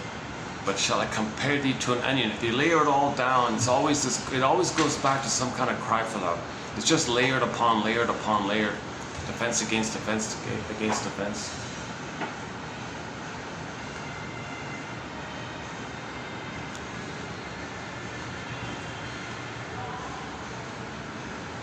Oh, things are busy around here. Okay, next one. Okay, so the rapprochement phase is the baby explores his environment, learns stuff, runs to his mother for emotional refueling, getting the message that the mother's okay with their autonomy, okay with their learning, okay with them being kind of more independent and having a uniqueness of themselves. And the child gets the message, really, I can be myself? Even I don't have to lose myself to please you and redeem you and help you with your problems, and I don't got to do this for you. You mean you can let me be me? Oh yes, nature's greatest miracle. Life's longing for itself. You know, I cherish that you're a unique person, and you're not my property here in life. Back to Gibran, right? Mother's Day. So you're a person in your own right, and I have Freude. I have pleasure in your pleasure. I have happiness in your happiness. That's called Freude. We don't even have that word in our English language. Mr. Berman was saying we got to enter this, we got to make that the word of the year for 2024. We got to include that. We got to bring in that word, Freude. That the mother feels pleasure at the child's pleasure, not as a child, as a proxy of her unmet narcissism. Seeing the child as being able to save her mother, the grandmother. So not that kind of pleasure. A pleasure that they're being who they're meant to be like that. That kind of pleasure. That they're genuine happiness. The child's not happy if he's got to save the grandmother. For the mother. And the mother enjoys that. That's not Freude. That's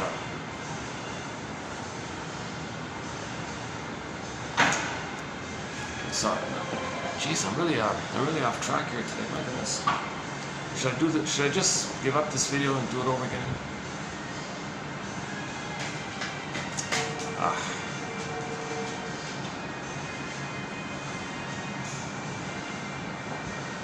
I've done several videos where it's been like this and choppy interruptions, and the quotes are posted below, and parts of it are still okay. So I'm hoping on the balance, like on a scaled kind of thing, the positive outweighs the annoyances, let's say. So I'm kind of hoping to lean it in that kind of area. Carry on my wayward son. Okay, we talked about the song recently, Carry On Wayward Son by Kansas. And we're playing the cover by Deli Rysdyk, is that right? R-Y-S-D-Y-K, is that right? She's a young lady in Brazil. She's just a street performer. She just stands in front of restaurants and plays for people. She's excellent. And she plays Carry On Wayward Son there. She does a great job. She plays Rockabye Lullaby and Can't Help Falling in Love, a lot of famous songs. She's excellent. Just a young, kind of like a teenager kind of girl, like a high school kind of girl. Found this beaten up old guitar from a secondhand shop, I guess. Identifies the chords and just strums along and sings the tunes. And she's good. She does the best cover of Carry On Wayward Son. I've checked all the other covers that I could find, and they're all kind of annoying. Even Alyona Yaroshina kind of missed it, I thought. Although Alyona Yaroshina does the best cover of Late on the Line. She does an incredible job of Late on the Line. Triumphs Late on the Line.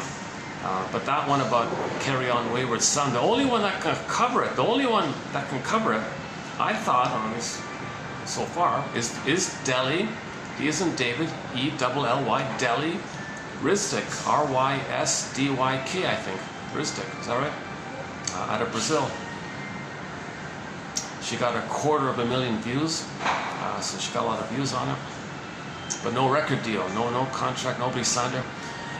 Put it this way, if Dolly Parton were to sing Carry On Wayward Son, it would sound like that. It kind of would sound like that. She sounds a bit like Dolly Parton. She has this high, kind of innocent, but she's a kid, right? Like she's like a teenager. She's got this kind of innocent kind of, when she plays the song, she has no clue if she's good or not. So you see her shrugging her shoulders. I don't know, what did I do? Okay. Like this very innocent kind of gesture she makes. And she was great. She was excellent. She doesn't even know that she did the world's best cover of Carry On Wayward Son. She doesn't even know it. I don't think she even knows it, right? So that's our cover for that one there. So we talked about that song a few days ago. So let's carry on. Let's carry on. Carry on wayward. Carry on wayward. Today, compiler of the quotes. I forgive me for being so wounded that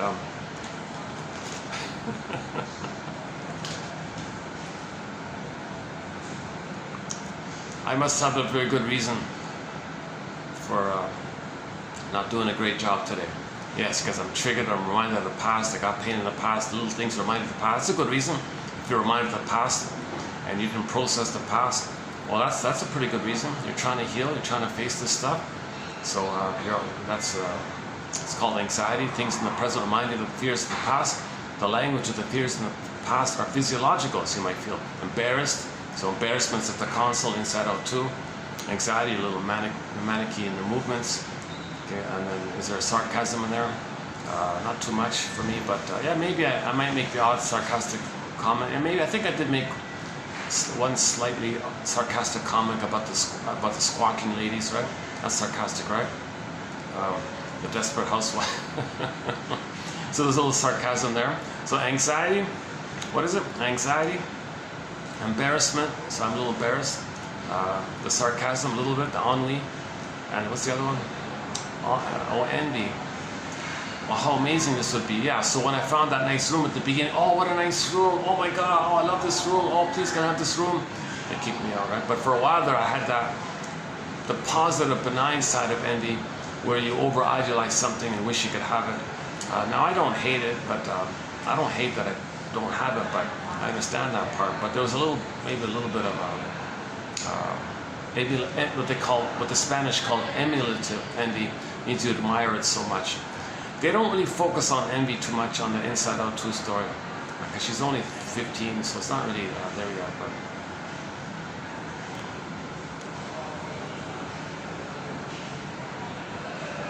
for a full discussion of Inside Out 2, go to 2840. 2840, the world's only psychoanalytic interpretation of Inside Out 2. The film of the year for 2024, Inside Out 2. Now they're saying it's the #1 animated film of all time. That's quite something. There's something really important about that, because the imagery is the universal healing imagery. You see the common imagery of healing. You got to resolve the splits. You got to ride the broccoli boat, called free association. They had a hard time finding it, i.e. were afraid. And then when they found it, they didn't want to get on, again afraid. Huge resistance to speaking the truth. A huge resistance to saying you're hurt by what your mother did and you're angry. The huge resistance to free associate, suffer through, work through it, called free association. So they got on the boat and they said, we got to do it for Riley. Come on, we got to do it for ourselves. So that's the part of us. We want to heal. We got to do it for our healing. Come on, say it, because it's for your healing. The truth will set you free. Come on. So you saw them doing that. So they finally got on the boat. Then the imagery is they go to the back of the mind. That's called free association. So we don't see, Riley on the surface talking to somebody, but you see what theoretically goes on underneath in the imagery that represent the healing journey. So you ride it's called free associations. They call it stream of consciousness, similar idea. So you did the stream of consciousness, kind of like free associating, similar idea. Maybe it's more familiar with that term. So you go back to the back of the brain, and now you've faced all that you repressed before. Now you feel what you couldn't have felt. And now you have the ab reaction. Now you have the release. That's the avalanche scene. So you might see Riley weeping on the surface or something. So because you're finally mourning and you finally felt safe to do so.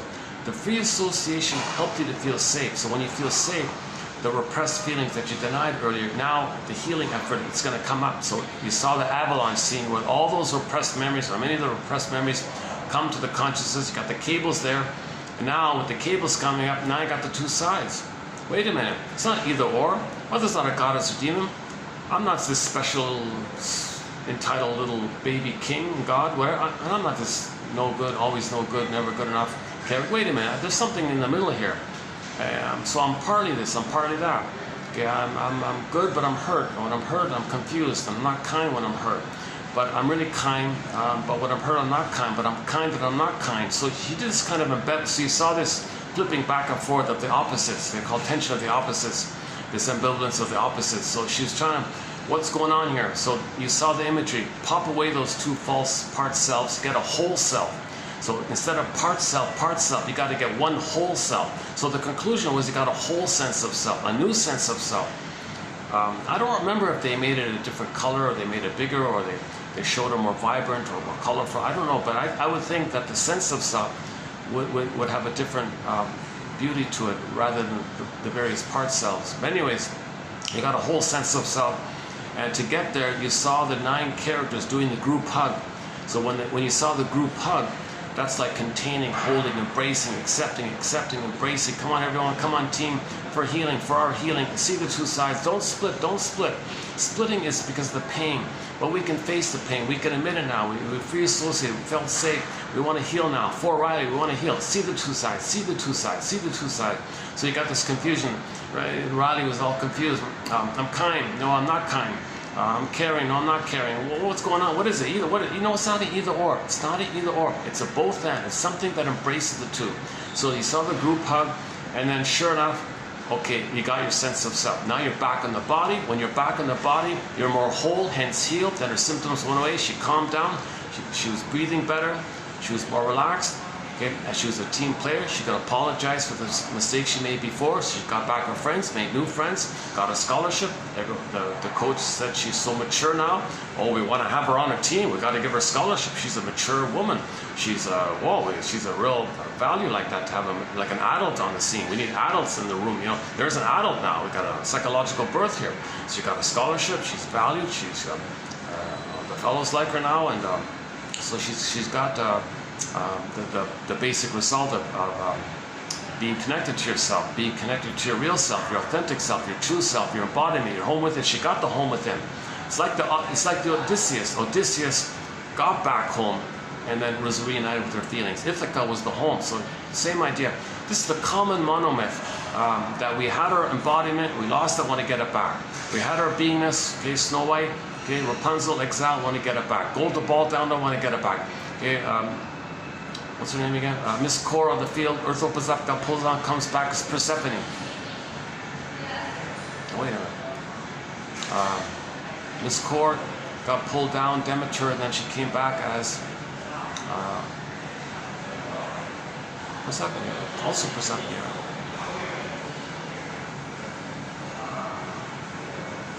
She had a new name, right? When she got back her beingness.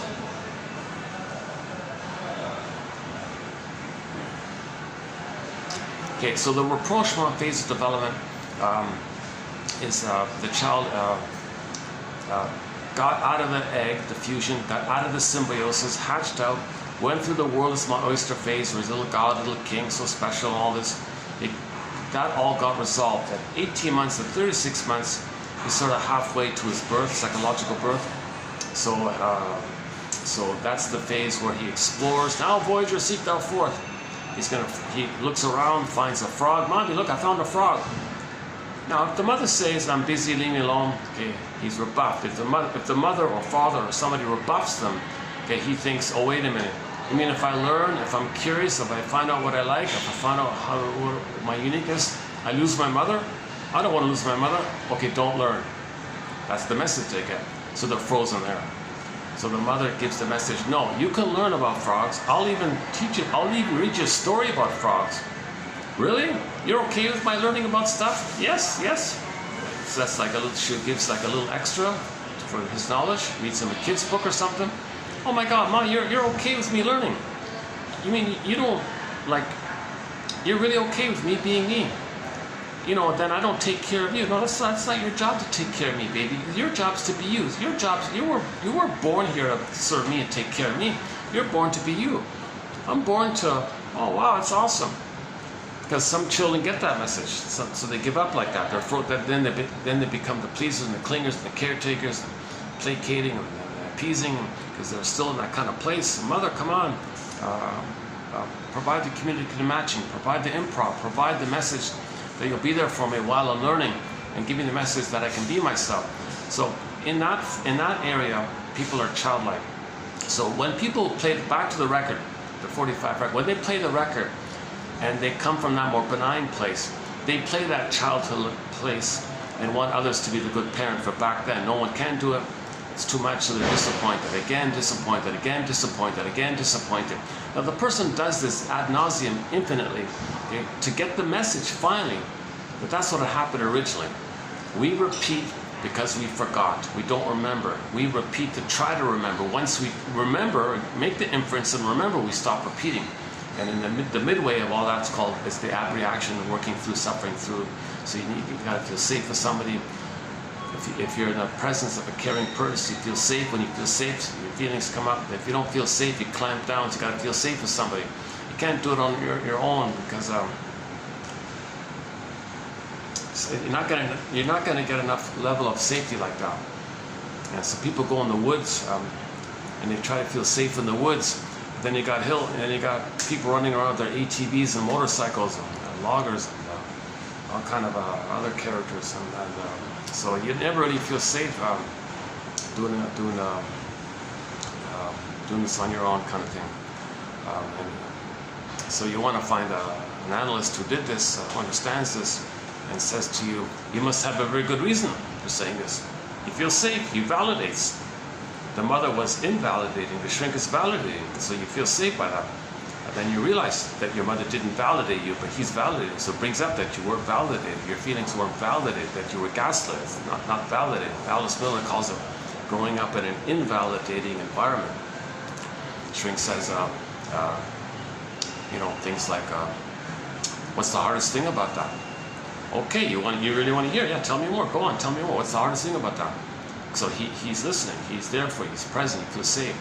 Grief is healed when it's witnessed by a caring other. He's the caring other. You need that kind of other person to feel safe with, because that's the level. Because you need a level of safety to bring up the reaction. If you're alone, it doesn't work, right?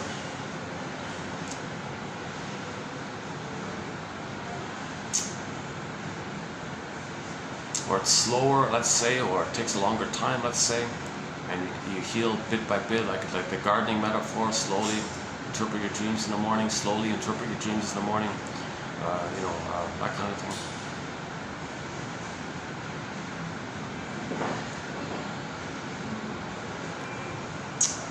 One second.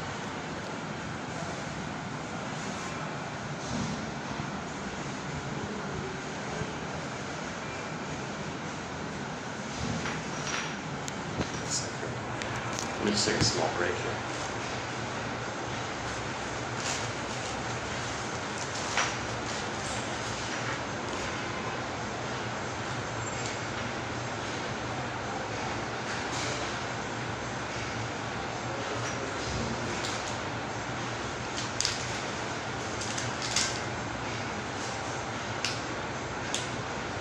Oh, we have a new companion.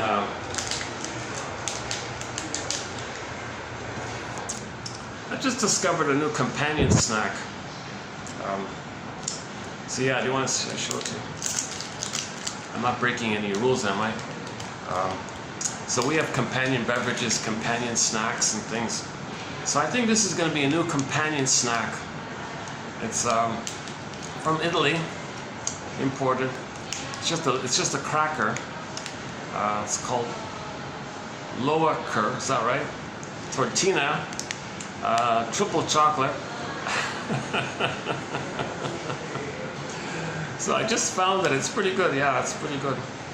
They got three. The ordinary is kind of bland. The dark is okay, but the triple chocolate's good. Yeah.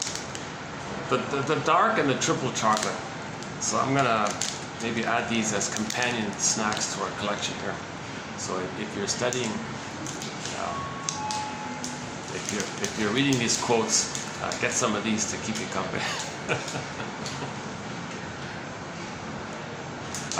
They're fairly easy to find. They're pretty much everywhere.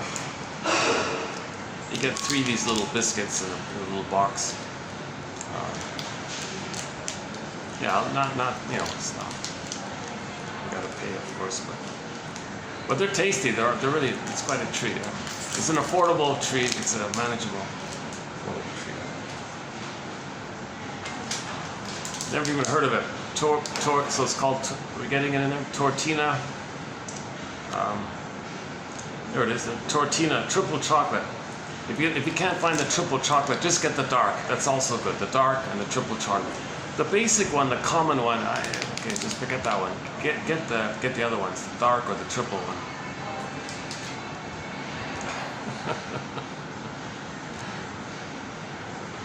Just gotta take a break. Oh, jeez. This chair kind of slants back like that. And see, this chair, Jesus, this chair is not very comfortable. Is there a way I can make this work? Jesus. Let's try it this way after all. Oh my goodness. Boy, these chairs are uncomfortable. They look nice, but they're not. Maybe it's just me. Okay, let's where are we here? Triple chocolate.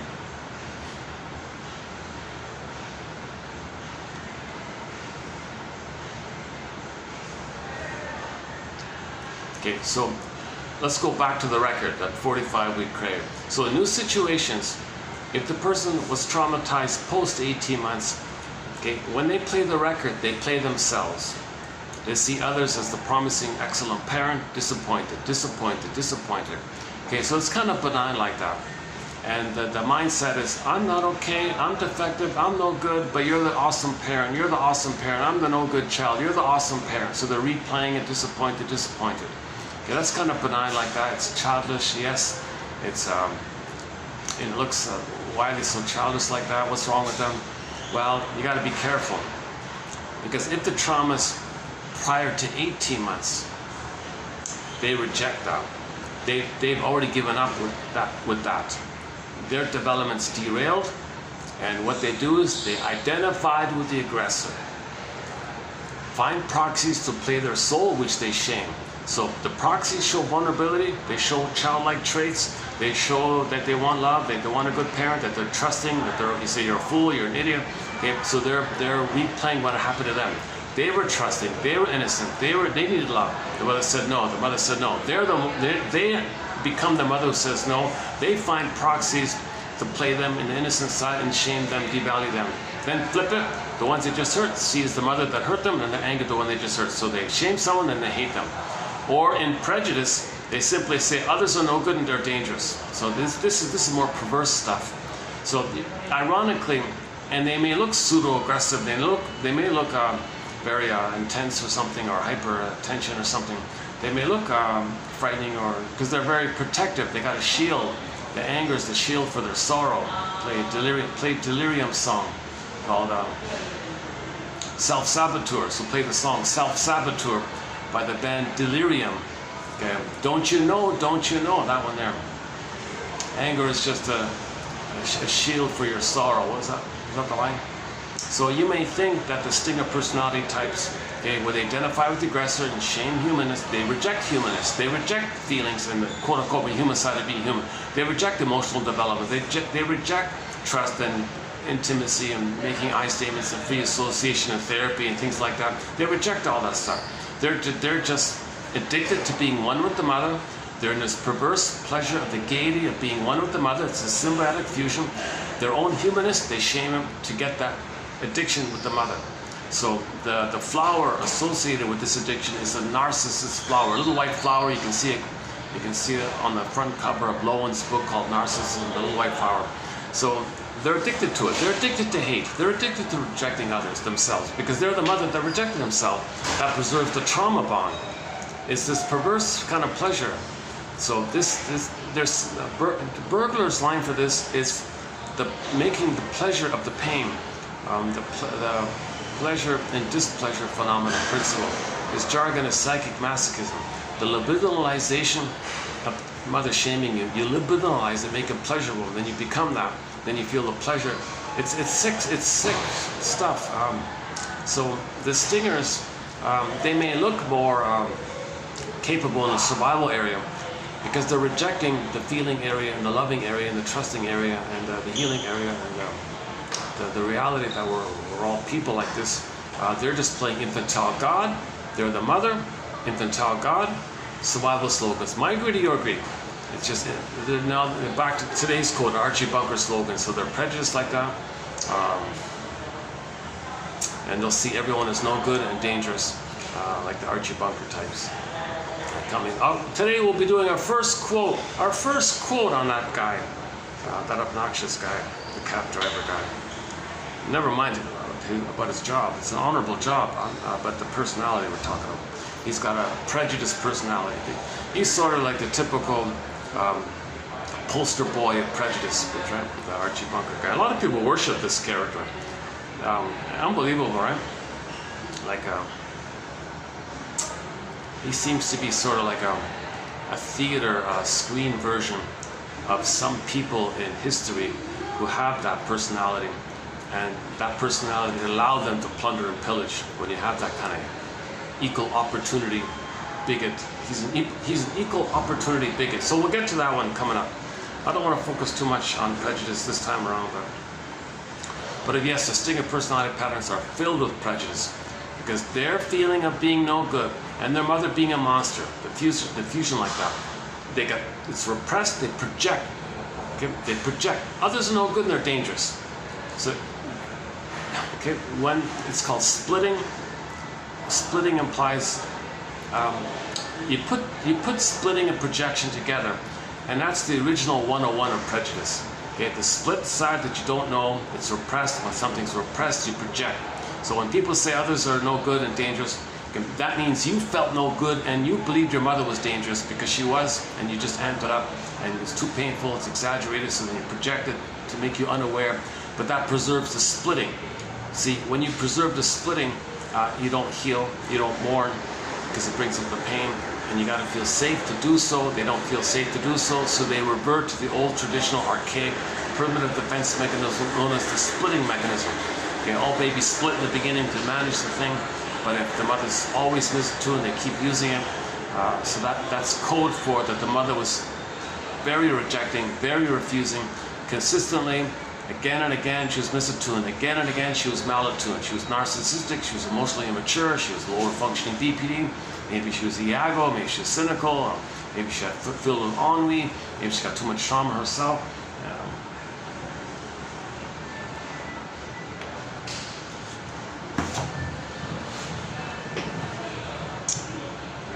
I was in Germany 2 years ago, and there was smokers everywhere.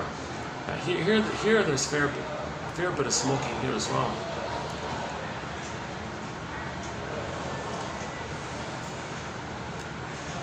But not, I was just surprised, smoking was so ubiquitous in Germany. I was surprised. Like those smoking machines are everywhere. The vending machines.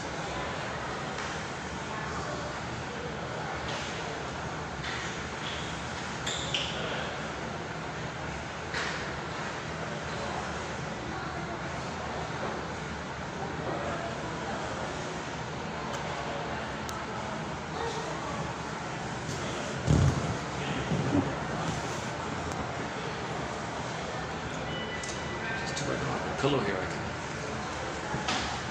I can get a pillow. I can make these chairs comfortable. These are the most uncomfortable. They're the nicest looking chairs around. At the same time, they're the most uncomfortable ones. Like they're not flat, like they angle down, and then the back part is curvy like that. Jeepers. What a design, my goodness. Is that from the 60s or something? Is that like an old kind of nostalgic design or something?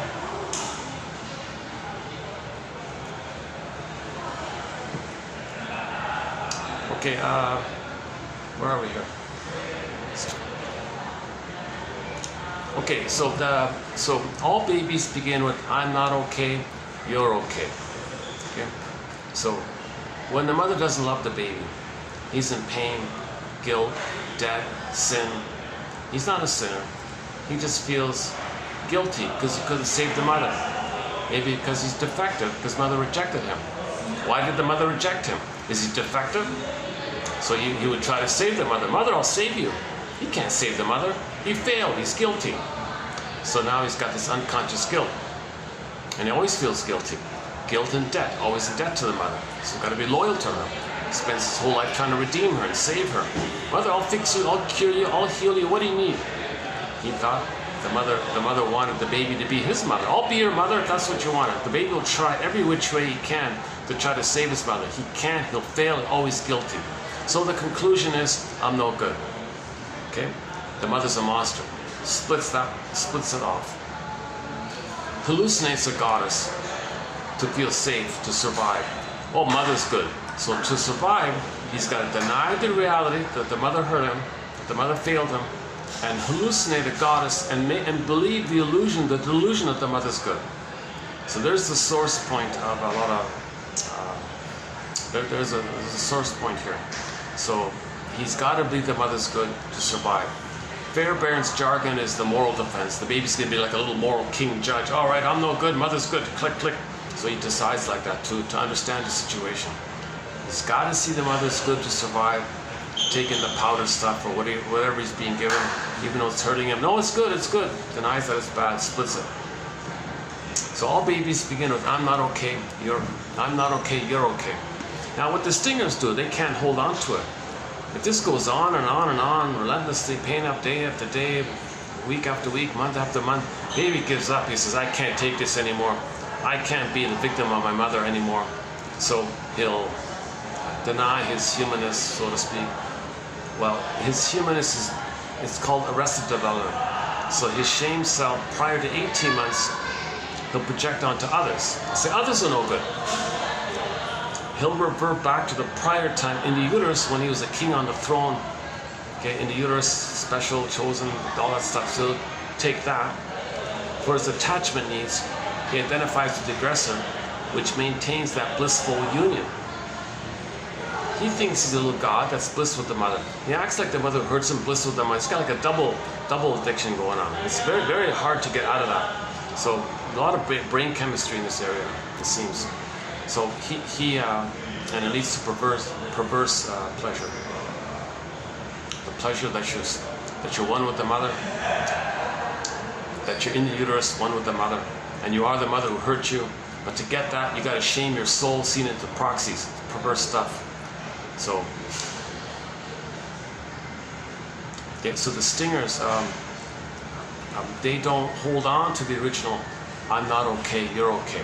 The clingers hold on. The clingers and the pleasers and the caretakers, okay, the histrionics, a little bit the higher functioning BPD or the higher functioning histrionic, or that kind of quote-unquote higher functioning ones, still dysfunctional, still caring and still compassionate. They can still make I statements, they can still reassociate, but they're childlike, they sabotage their happiness, they get disappointed again, they choose the wrong partners, but they're still caring like that.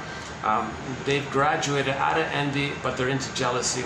But the stingers are still stuck in the prior primitive envy one, but the clingers can advance. See, jealousy is at a higher level than envy, okay? And in the higher level, there's some gratitude, there's some tenderness, affection, and caring, and making amends, and some ability, but it's kind of betwixt and between. It's kind of confused like that, but it's childlike.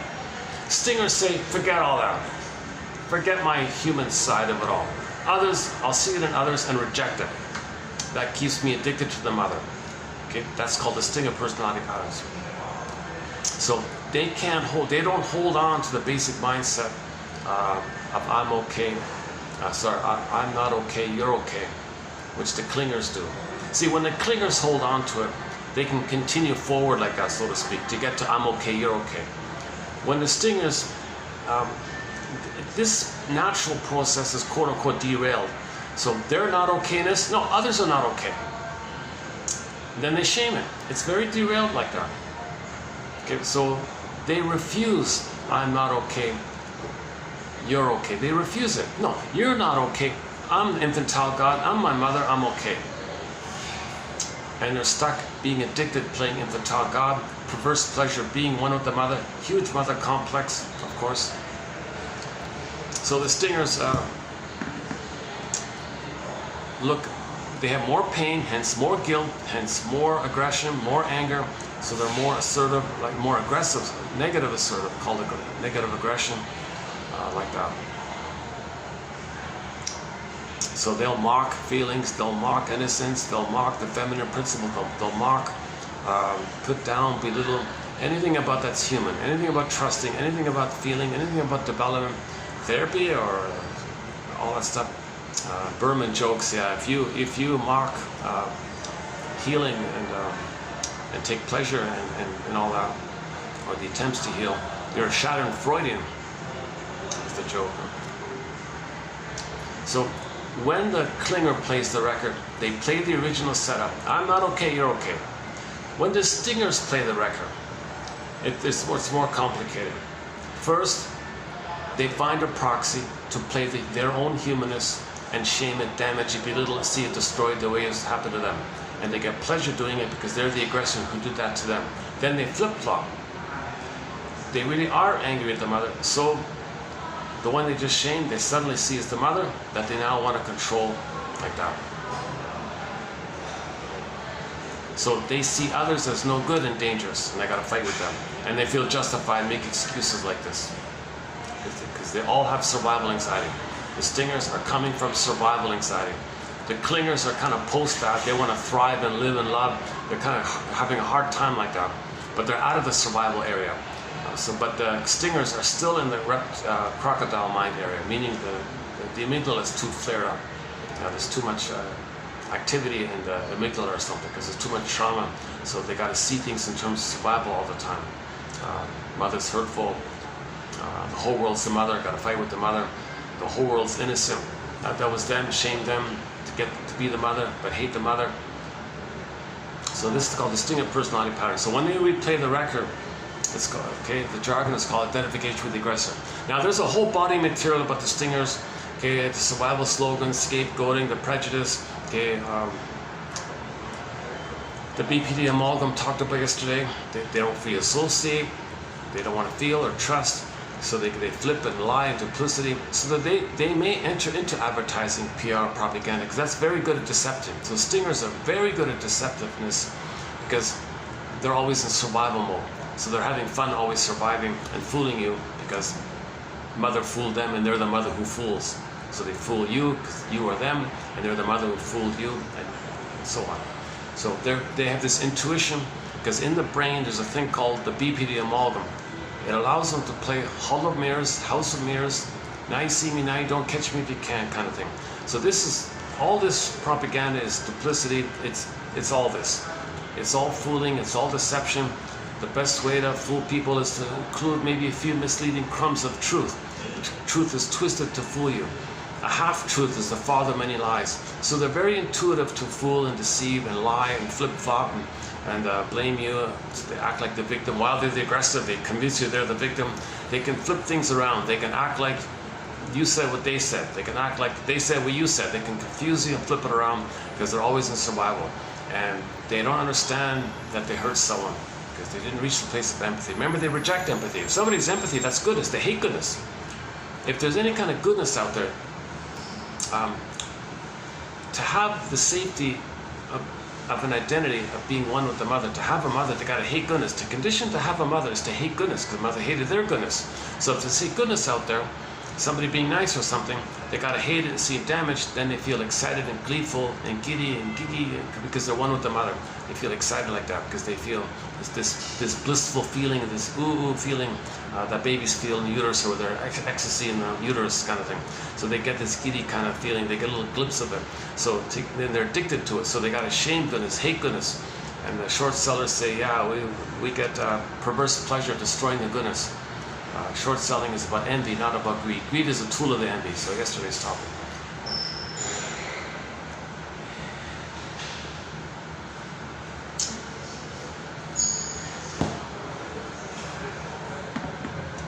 Triple chocolate.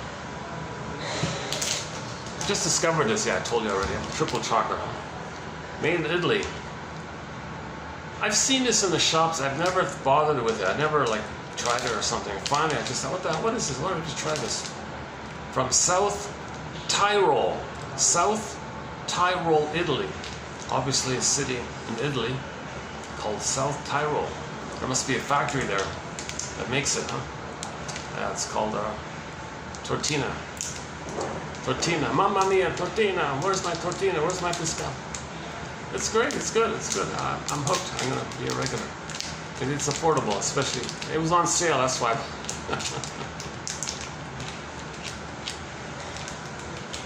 Like you pick up the box, it feels like a feather.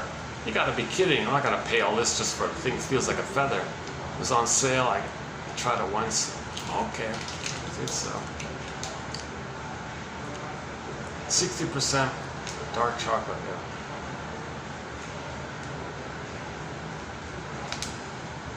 I guess, I don't know if the logo, if that's the city. I don't know if that's the logo there, if that's the city, or if that's just a made up thing or whatever. So our new companion beverage, not beverage, our new companion snack to 1001 Windmills of the Mind. Lacquer's Tortina, triple chocolate, edition. Black Coors triple chocolate tortilla biscuit. Chocolate hazelnut biscuit. New companion snack. All right. The guava juice is one of the companion beverages. The fresh pressed guava, if you can find it, unfortunately, hard to find.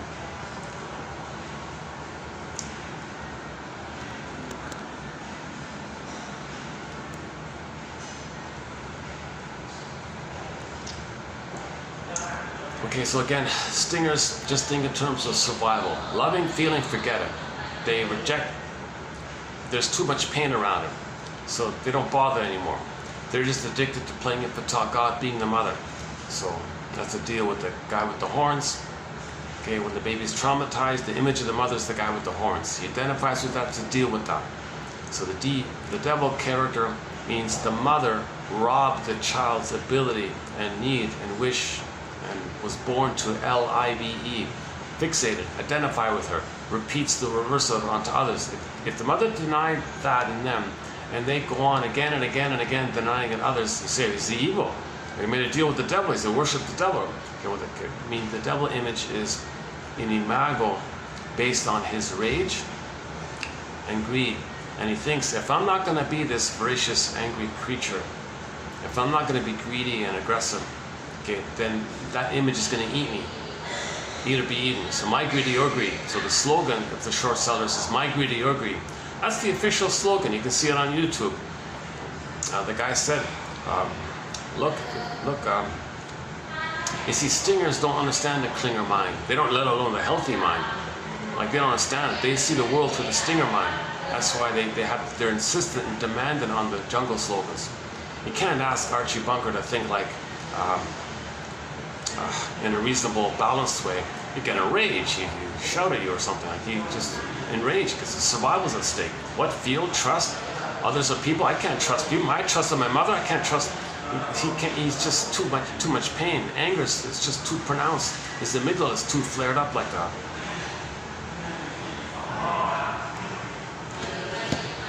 Okay, so in other videos, I went through some of the details of the stinger personality cat, the various variations of the stinger personality patterns, the various narcissistic types, okay, the familiar cookie cutter one, okay, the Peer Gynt Don Juan one, or the escapist Peter Pan one, or the voyeuristic one, the clinging vine one, the turtle one, etc.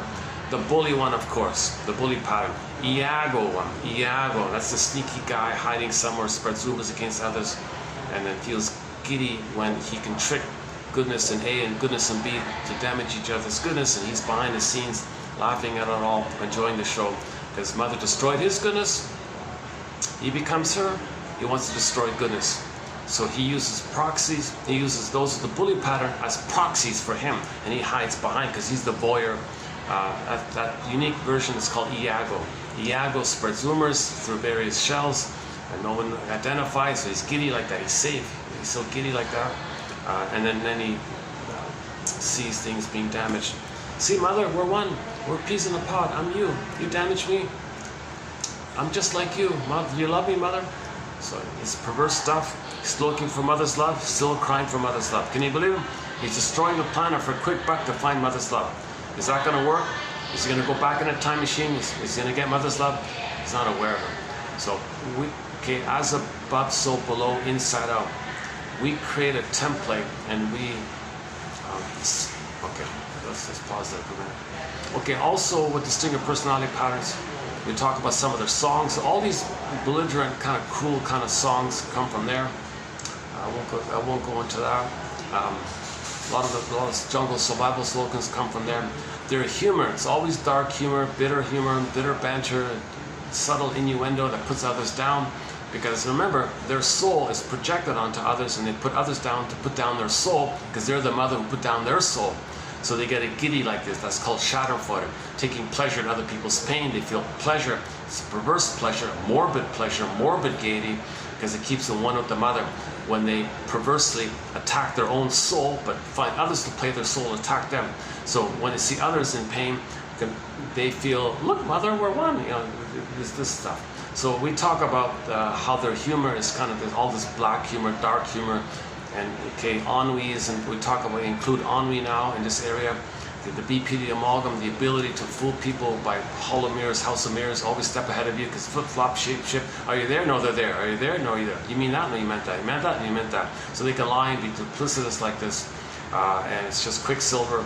That's why their slogan is, oh, I'm always ahead of you. Because if you think that, I'm already there. And you think that, I'm already there. Like, it's quicksilver like that. They can't feel, they can't admit, they can't trust, they can't identify, they can't free associate. Someone else free associate, they mock therapy, they mock psychobabble, what's all this psychobabble?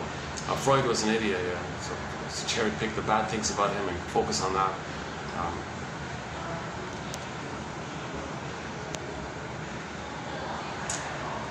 You gotta think of the context of the poor guy, right? The time he was in. But he managed to produce a wealth of material. The problem is the translation is all messed up. So you got to refer to the French book called The Language of Psychoanalysis by Laponche and Pontalis. These French guys took the German into English themselves. That's okay. If German speakers say Freud said such and such, that's okay. So we don't really, because of that issue, because of the translation problem, we don't really have Freud quotes here. I think I just have one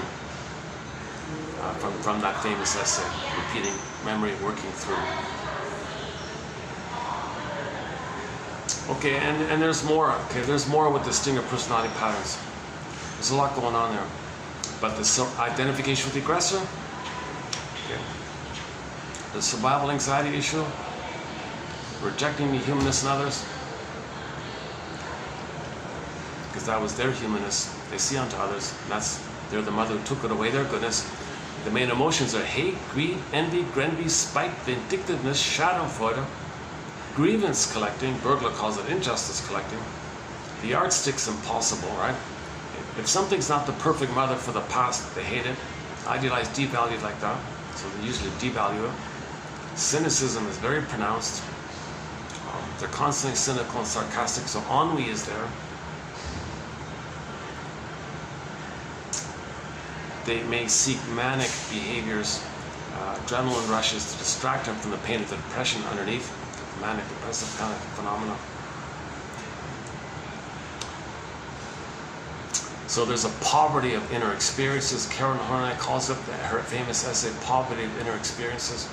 So Masterson, when he talks to a stinger, he says to them delicately, it's so painful for you to focus on yourself. So what you do to soothe yourself, you're so important, you soothe yourself, you're so important, you're such a king, you did it, oh I did it, yeah I did it. So it's called mirroring interpretation of narcissistic vulnerability. It's so painful for you to talk about yourself, to focus on yourself. So what you do to soothe yourself is to blame me. What do I got to do with it? You know,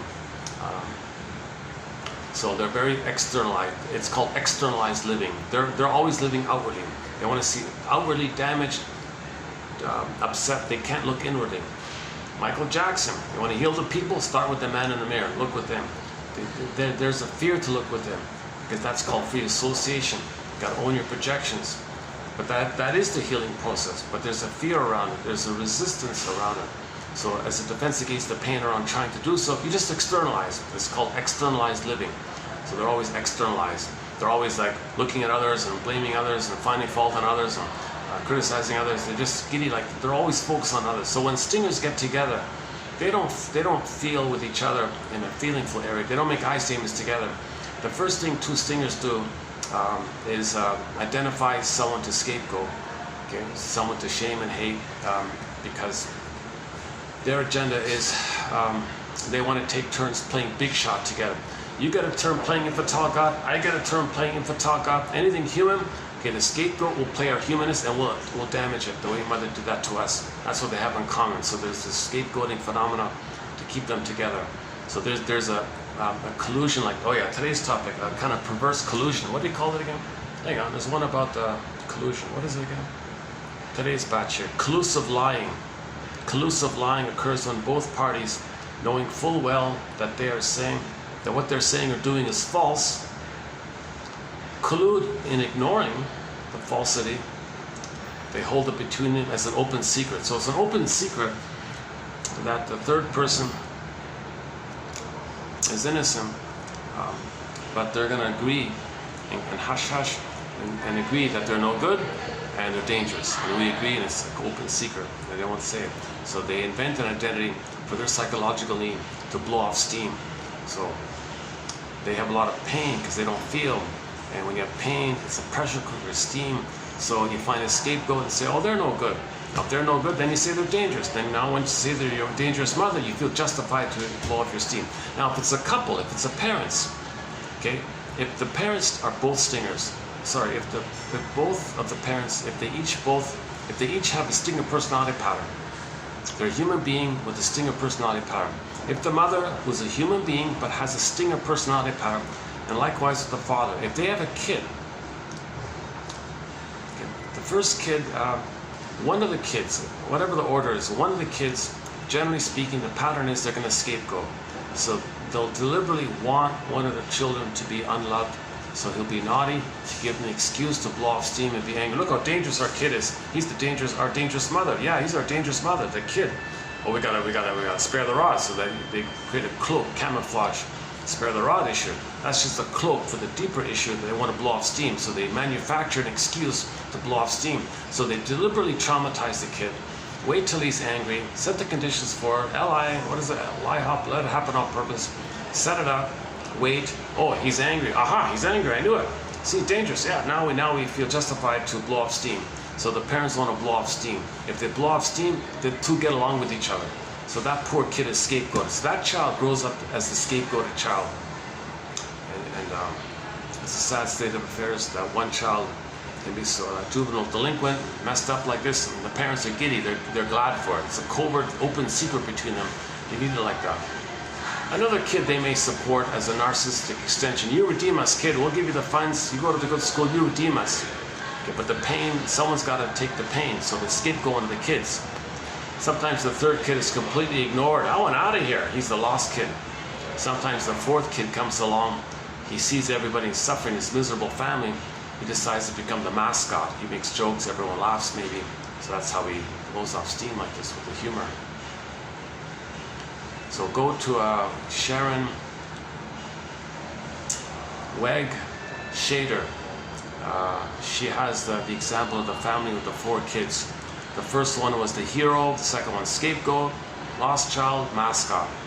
With the 4 like that. And it does seem to be a kind of one common patterning of the family systems theory.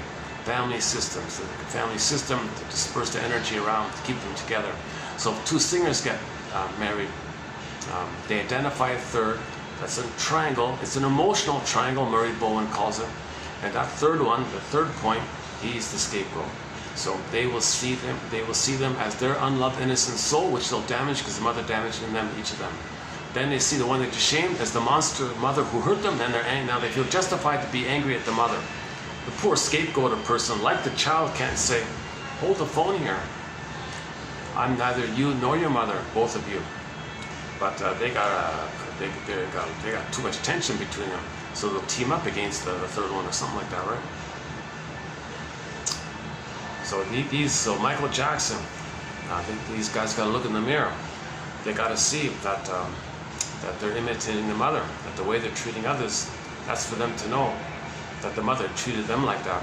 Mother, did you treat me like that? She said, "How dare you blame me?" Okay, so you can't even make amends and apologize. You don't have the capacity to repair and make amends and apologize and regret. You feel no regret, no apology. You didn't make any mistake, really? It's all my fault. You did nothing wrong. I'm a goddess. I'm perfect. Oh, how dare you blame? Okay, well, that's a severe sign of Trump. The mother has infantile megalomania like that. If she's so traumatized, when the mother's traumatized, she will also revert to the time in the uterus when she was on the throne called infantile megalomania. Okay, so the baby in the uterus is considered to be, he believes a little king, little god, because everything gets met for him. He doesn't understand yet that he's a person inside the mother's, that's a person, 2 people like that. He thinks only him in there, the power of the mother is his power. So he feels like a god, little king like that.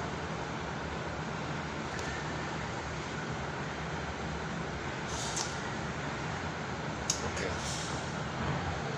Doing okay here? 20. Triple chocolate. Tortina. Tortina. Tortina. Tortina. Okay, sorry.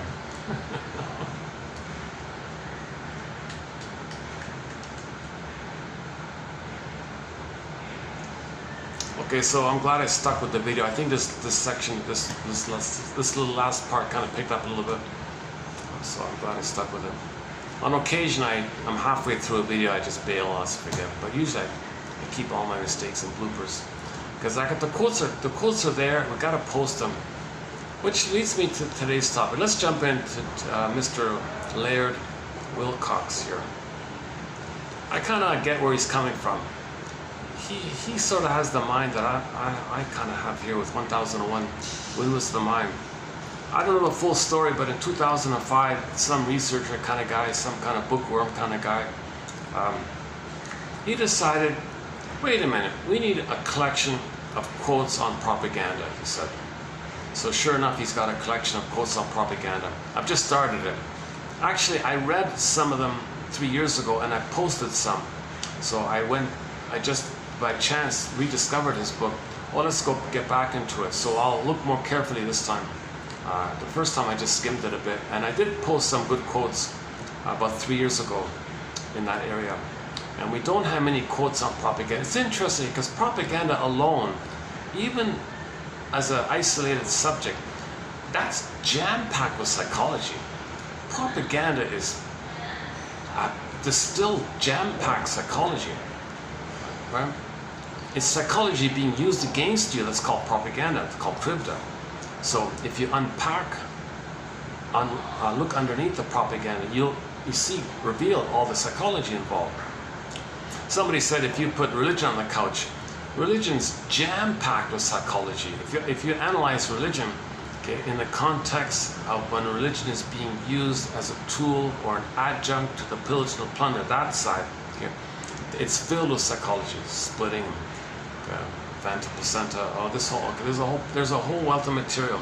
It begins with 1203, and then Faber, 1218, Damas, okay, it goes on and on. So I think in a similar spirit, if you take any topic and focus on it, it's like it's a doorway to psychoanalysis, right? So if you analyze religion, okay. Analyze myths and fairy tales, okay. Analyze propaganda, okay. It's a similar kind of thing. So most of the quotes today come from Mr. Laird's collection. And I was thinking, I bet you 1 out of 10 I'll like. I wonder. And sure enough, yeah, you read about 10. That's more like 1 out of 20, right? His book's older. He has a lot of very, very old quotes from like 100 years ago kind of thing. Some modern ones, some very old ones, some ancient ones. It's not bad, it's not bad. So let's post some of them here. So I'm not focusing on a kind of soap opera against the current events. I'm not focusing on regular current events. On occasion, on the rare blue moon, Freudian slip, I rant about something in the current events, but 99.9% of the time, I want to be disciplined to maintain this perspective called the psychoanalytic perspective. This neutral perspective where you observe and understand, and then when you observe and understand, you can heal. But if you're just swept up in the drama of something, you got to analyze it. So you got to step back to analyze it. So I'm coming from the point of view, I'm going to read a few quotes on propaganda that he picked out, but with the agenda of understanding psychology, okay, psychoanalysis. The heart of psychology is psychoanalysis. So keep the first one in mind. I forgive you for being so wounded and so hurt that you did these things. So propaganda, of course, is a branch of the pillage and plunder. If you're going to pillage and plunder, you got to tell people, look over there. Hey people, we want to plunder that over there because mother plundered my soul. Mother gave me poverty. My mother was a robber baron. She short sold me. Okay, you identify with the short seller. To have a mother, you got to repeat that. So you say to people, hey people, there's land over there. There's goodness over there. It's mine. It's mine. Because when I had a soul, my mother said to me, it's mine. She gave me poverty. I want to give them poverty. I have to hand over my soul to my mother.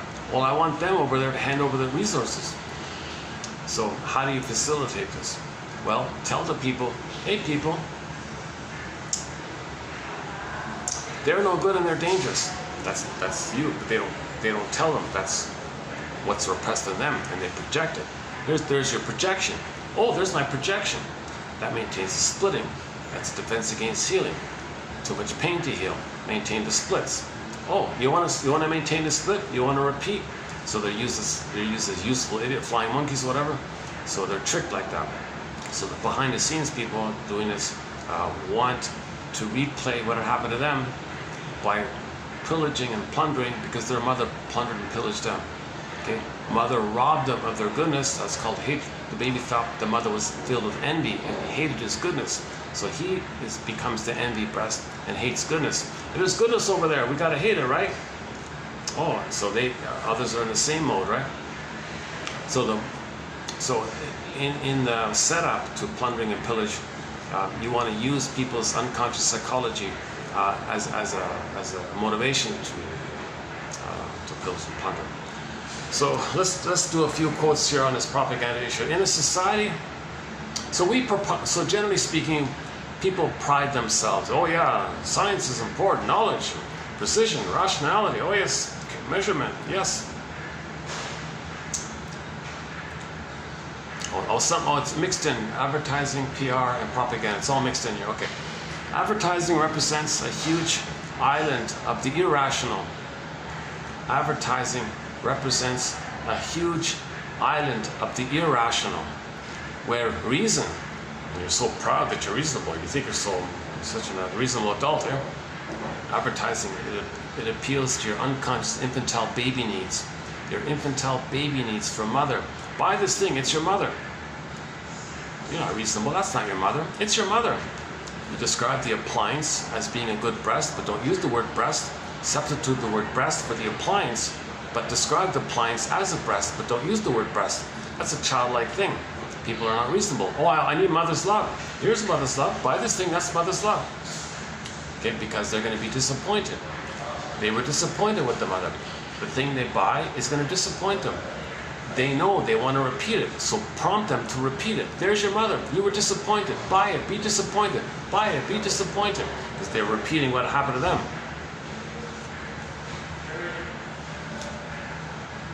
So this is irrational, obviously. But we pride ourselves that we're rational. But when it comes to propaganda, ER, PR, all this stuff, that's irrational.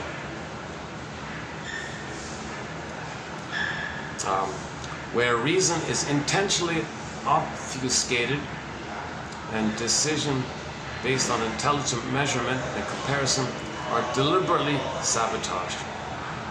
Yeah, so they're appealing to your need to repeat, need to project, need to act out, need to symbolically chase your mother's love, need to be in denial, need to get away from the pain of what happened to you, pathological nostalgia, go back in the past, imagine bliss with the mother. This product is bliss with the mother. Deny that your mother gave you poverty, give others poverty. Put others in debt. Put others in debt because you feel guilt. Guilt and debt are the same. So this unknown psychology is being used against people, called propaganda, to pillage and plunder. So propaganda is a branch of an arm, or an adjunct of the pillage and the plunder.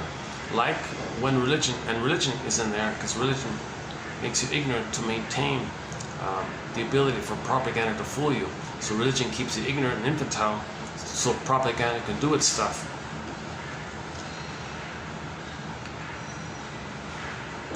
The successful advertiser is the master of a new art, the art of making things true by saying they are so.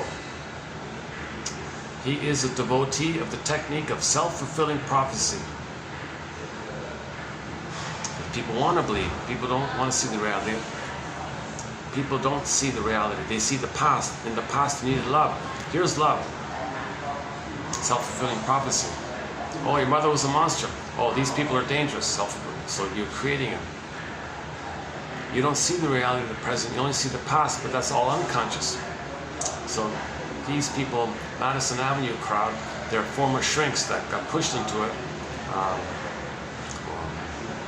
or they're so filled with ennui themselves that they don't care about doing it. But a lot of doctors say do no harm, so they say no to that, and we appreciate these shrinks that didn't do this against us. They didn't use this awareness against us. There's a real perverse cynicism to have this awareness and still not move it towards your healing. So that's a greater sign of trauma. If you can't even use psychoanalysis for your own healing. Oh, forget it, I give up on that. Let's just use it to fool people. Because mother fooled me. She had all this knowledge, she fooled me. I got knowledge, I'll fool others. And they don't even use that knowledge to understand themselves like this. So that means there's too much trauma, if that's the case. So one guy said the real battle is between propaganda and education. So this is the spirit of education, what we're doing here. George Carlin, education. Truth has been displaced by believability as the test of the statements which dominate our lives. So, in other words, if you make people think it's possible, well, that's not what I care about. Truth, and forget about the truth, it's possible, it's believable. That's what they go by, right? That's the trick, part of the trick.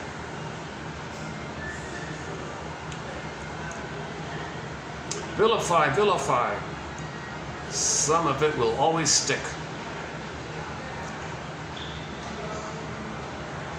A great deal of intelligence can be invested in ignorance when the need for illusion is deep.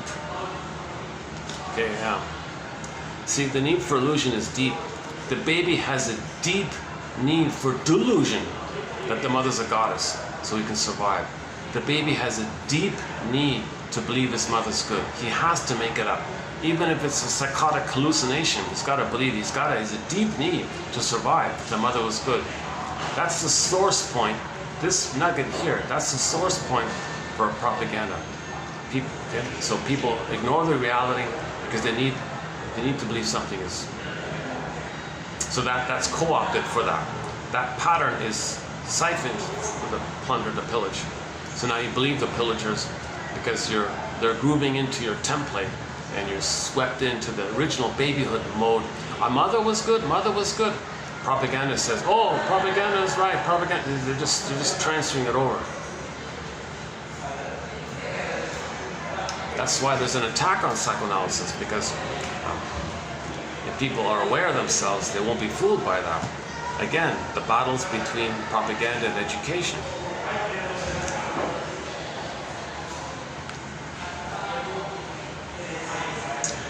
A great deal of your intelligence, so your normal cognitive skills, your normal intelligence, can be used for your illusion.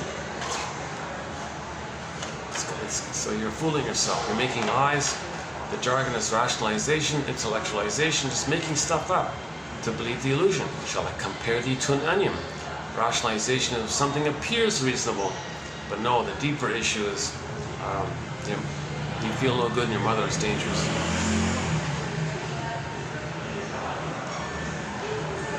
Okay, again, journalists say a thing, or PRP, or the scriptwriter, the PR scriptwriters say a thing that they know isn't true, in the hope that if they keep on saying it again and again, then it'll become true. Self-fulfilling prophecy. So the power of suggestion. They want you to believe the lie. So that's a very famous line. Everybody knows that if you repeat it, finally some of it gets through and people believe it. It's called projective identification. Coax others, prod others, seduce others, find a way to get people to believe the lie.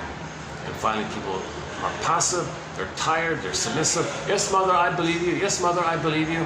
So the mother bombarded the child with lies, lies, lies. Mother, okay, I believe your mother, because they had to believe their mother. So this kind of thing is siphoned, diverted, and used to people, because people don't have self-awareness of the unconscious.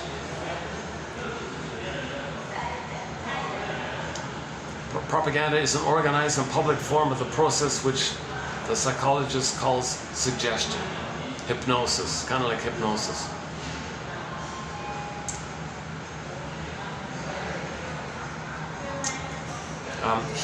This issue of control the narrative first, yeah. So you always see that something happens. The first person to give you a narrative calms everybody down, you believe that. Then the truth comes second, you ignore it because you got calmed by the first one. So people always want to jump first to control the narrative because then it makes you calmer, even though it's a lie. And then the truth comes later. Wait a minute, that's a lot of work, that's pain. But the first one made me feel safe, even though it's a lie. I don't want to. So that's why that's the power of the first. That the first narrative that comes out to make people feel safe, it's going to be a lie, and the jump is on that. All right? Because if that's not there, the truth will be there, and people will face the truth. So to prevent the truth, to block the truth, make people feel a beautiful lie, to feel safe. Then a day later, the truth comes out. Oh, I ignore it. I don't care. I already feel safe. He who presents his argument first may convert the audience, and they in turn may exercise their oft-exercised prerogative of not listening to the opposing case, because they already feel safe. Hence, to have the first word rather than the last word would be decisive in the real world, but for a reason which may seem irrelevant. So it's all a lie, it's all irrelevant. But the power is the first word calms you down. Then you ignore the stress of the truth later on. So this is very common. Control the narrative. Because to get the lie out first before the truth comes. There's like a delay with the truth. The truth is still tying its shoelaces, right? The lie is already running.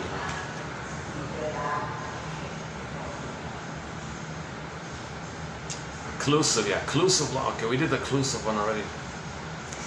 Advertising appeals to utilitarian. Advertising that or which appeals to practical needs tends to be more informative and rational. So if they're selling something,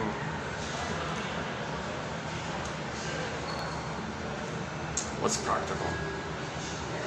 If they're selling paper clips, they'll be reasonable about it, right? But if they're selling cookies, oh, that's mother's sweetness. Did you not get mother's sweetness? Buy these sweets. Now you're going to make it about mother's sweetness that you didn't get. Buy these sweets. It'll soothe you. It'll comfort you. It'll love you. You'll feel safe and warm. Ooh ah, ooh ah. Now you're not being. Now you're in that area. Advertising that appeals to utilitarian needs like paper clips tends to be rational, informative. Advertising that appeals to childish or irrational needs tends to be more symbolic and emotional.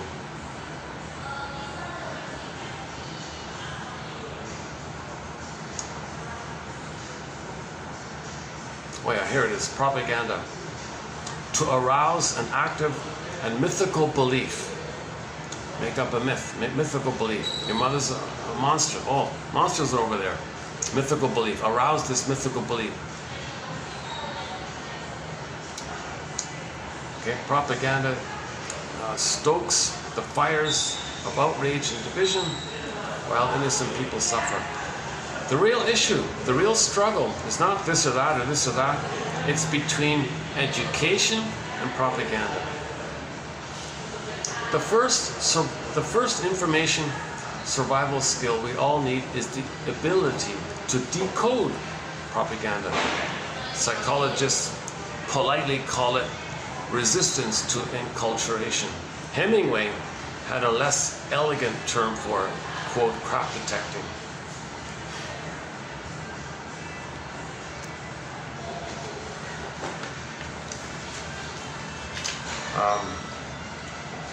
One guy who owns the propaganda machinery, he was interviewed and he bombastically said, I own all my newspapers and media outlets purely for propaganda and no other purpose.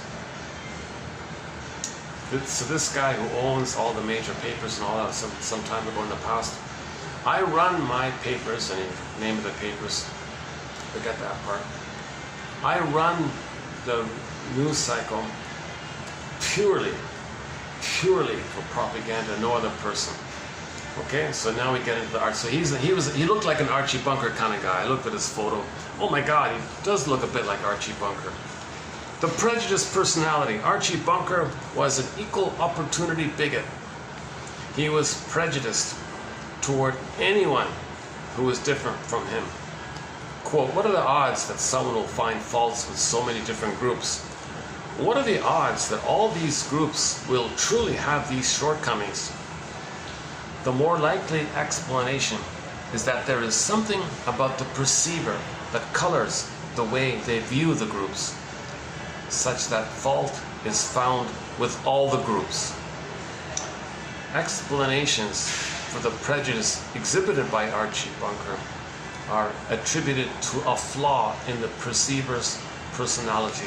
The flaw is he didn't get enough love to separate from the mother to achieve a differentiated identity. He becomes the mother. And Archie's filled with tension, always tense, bottled up, flies off the handle easily, like that.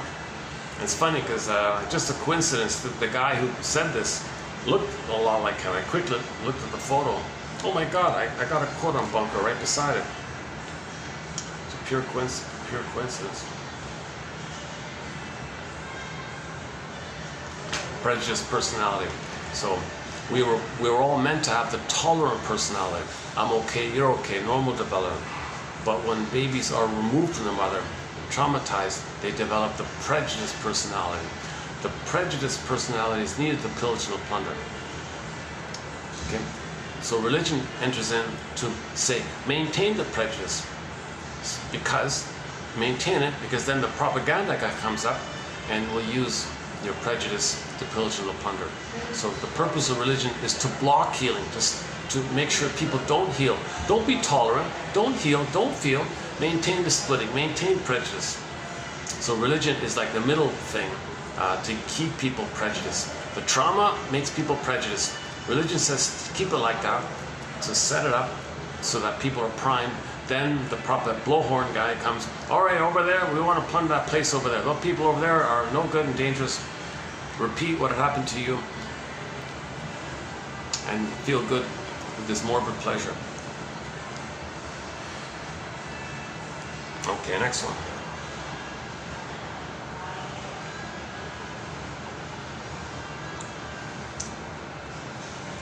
Okay, we don't exercise our trauma. Okay, here's a good one by Lorna Benjamin. She's one of the better CBT people, this cognitive area. In effect,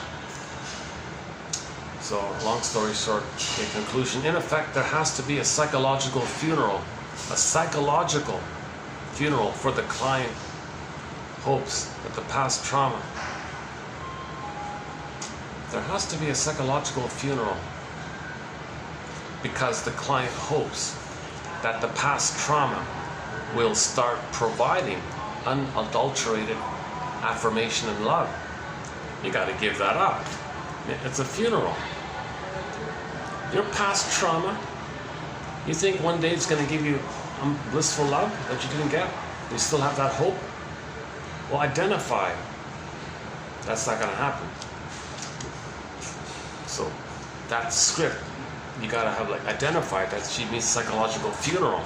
It's not going to give you that kind of love. You didn't get the love, you're not going to get it. It's a funeral, like leave it like that. Now this is not exorcism, she says. Okay, now this is not exorcism. She says what you want to do is make a new contract for a peaceful coexistence with the past script. Differentiation means that the enmeshment with the trauma, okay, remember the target of the negative symbiosis, identification with the aggressor, that's called enmeshment. Differentiation, separating, means that the enmeshment from the traumatic mother ends, you end the enmeshment, and a contract for a peaceful coexistence is signed. So the peaceful coexistence means, okay, you lay the ghost to rest, the past is the past. It's there, but it's identified by your energies for the present.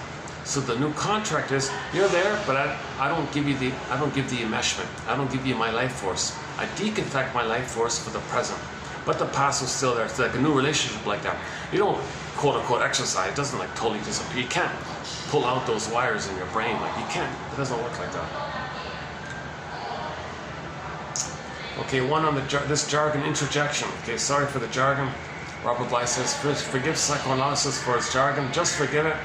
Okay, introjection. So going injection, introjection, putting in, right? Introjection is shown whenever an individual treats himself or herself as he or she has been treated by important others.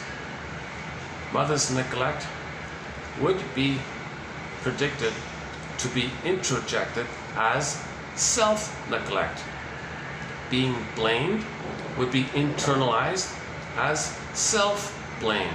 So this is called introjection. The way the mother treats you, you pick up on it, you introjected it.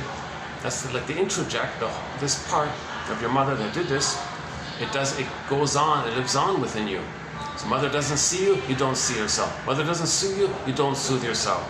Okay, mother is not present for you, you're not present for yourself. Mother blames you, you blame yourself. Mother hates you, you hate yourself. This dynamic is called introjection. Okay?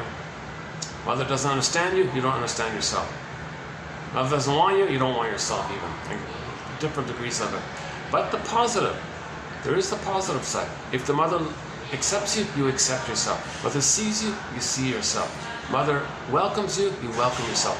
Mother soothes you, you soothe yourself. Mother supports your development, you support your development. And so on. It's called introjection. Introjection. You want the holding interject, the soothing interject. Humane societies don't emerge out of nowhere. We literally hold them on our laps and rock them in our arms. It is within protected and loving relationships that humans learn. Okay, so back to Lucy Freeman, 28:22. The hand that rocks the cradle rules the world. Mothers bring love or hate into this world. So these loving societies, women do it. It's pretty obvious. Mother hates the baby. She brought hate into the world. He hates himself, he hates others. Mother loves the baby, loves himself, loves others, brings love into the world.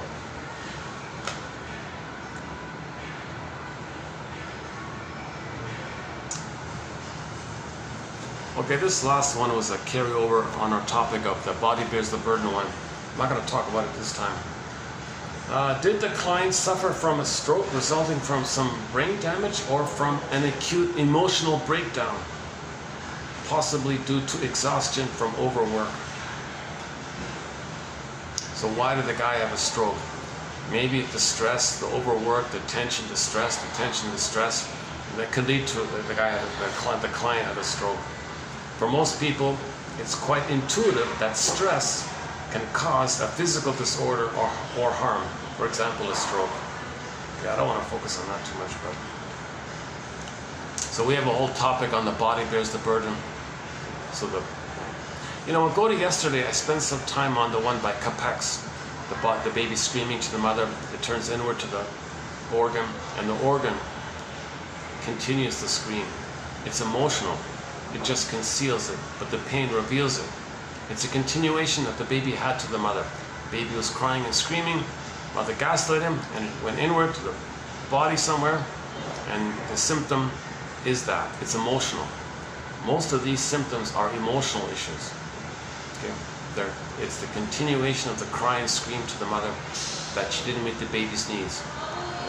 That scream went to the body bears the burden. Something in the body, an organ gets overwhelmed by it, then you get a symptom. The symptom communicates that original cry and scream that you had. As Sarno says, a lot of back pain and tension like this is the rage to your mother when she didn't meet your needs, and you were in rage. That rage goes into your muscles, musculature, and you develop body armor, like that he calls it. So, and he's got it himself. Yeah, he's very tense. He looks like a walking Tin Soldier or whatever.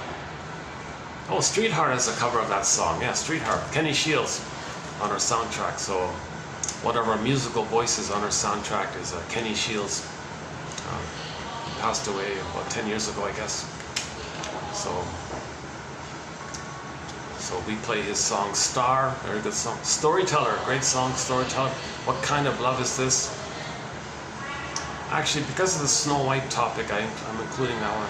It's not one of the better songs, but Snow White's even in there. And a few others. Nature's Way.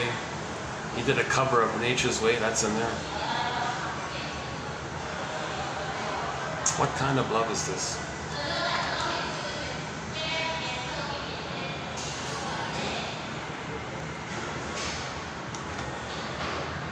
How are we doing? 451, batteries holding up. Well, despite the embarrassing moments, this video is. I think for the past 2 weeks, my videos have taken a bit of an anxious turn. Whereas recently, I was in a calmer place. My delivery was a little more smoother. I don't know, lately I've been a little more edgy for some reason. I don't even know what it is.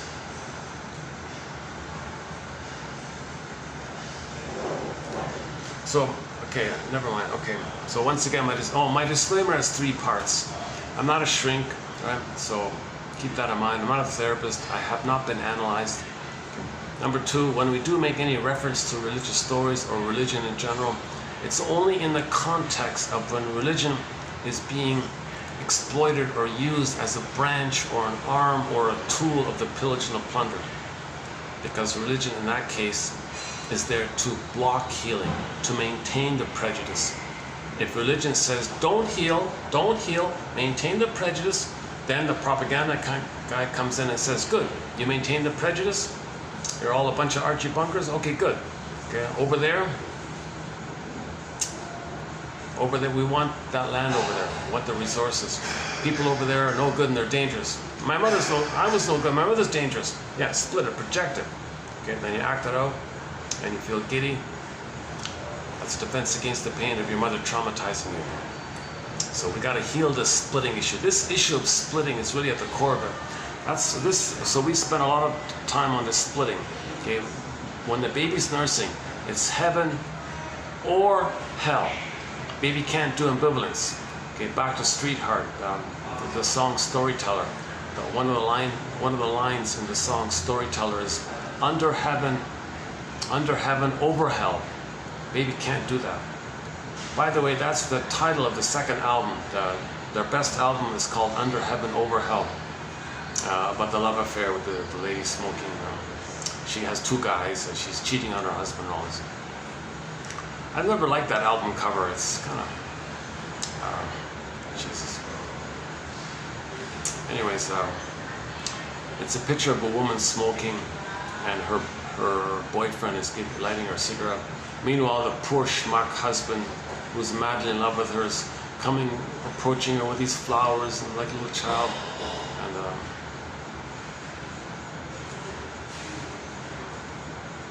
actually, Kenny Shields has a fair bit of songs about anger, about his anger, about being betrayed by his mother, and girlfriends betrayed him. You're such a storyteller. You lied to me. You're such a storyteller. So when you say things like that, that's for you. You created it to know your anger towards the mother. You found someone who reminds you of your mother, to bring up the feelings, to get you to remember, then you stop repeating.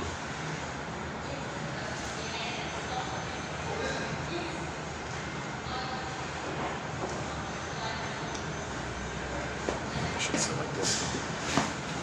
Okay, let's try this.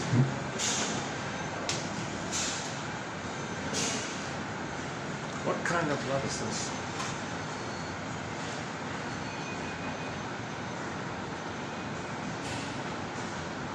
They're one of their.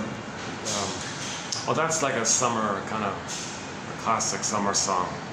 Da na na na na na. Don't hear a word. Don't hear a thing. Need something to make me feel good. That's a good song, yeah. Okay, Streetheart, Kenny Shields, way to go. He did it. Yeah, I mentioned already. All right, where are we here?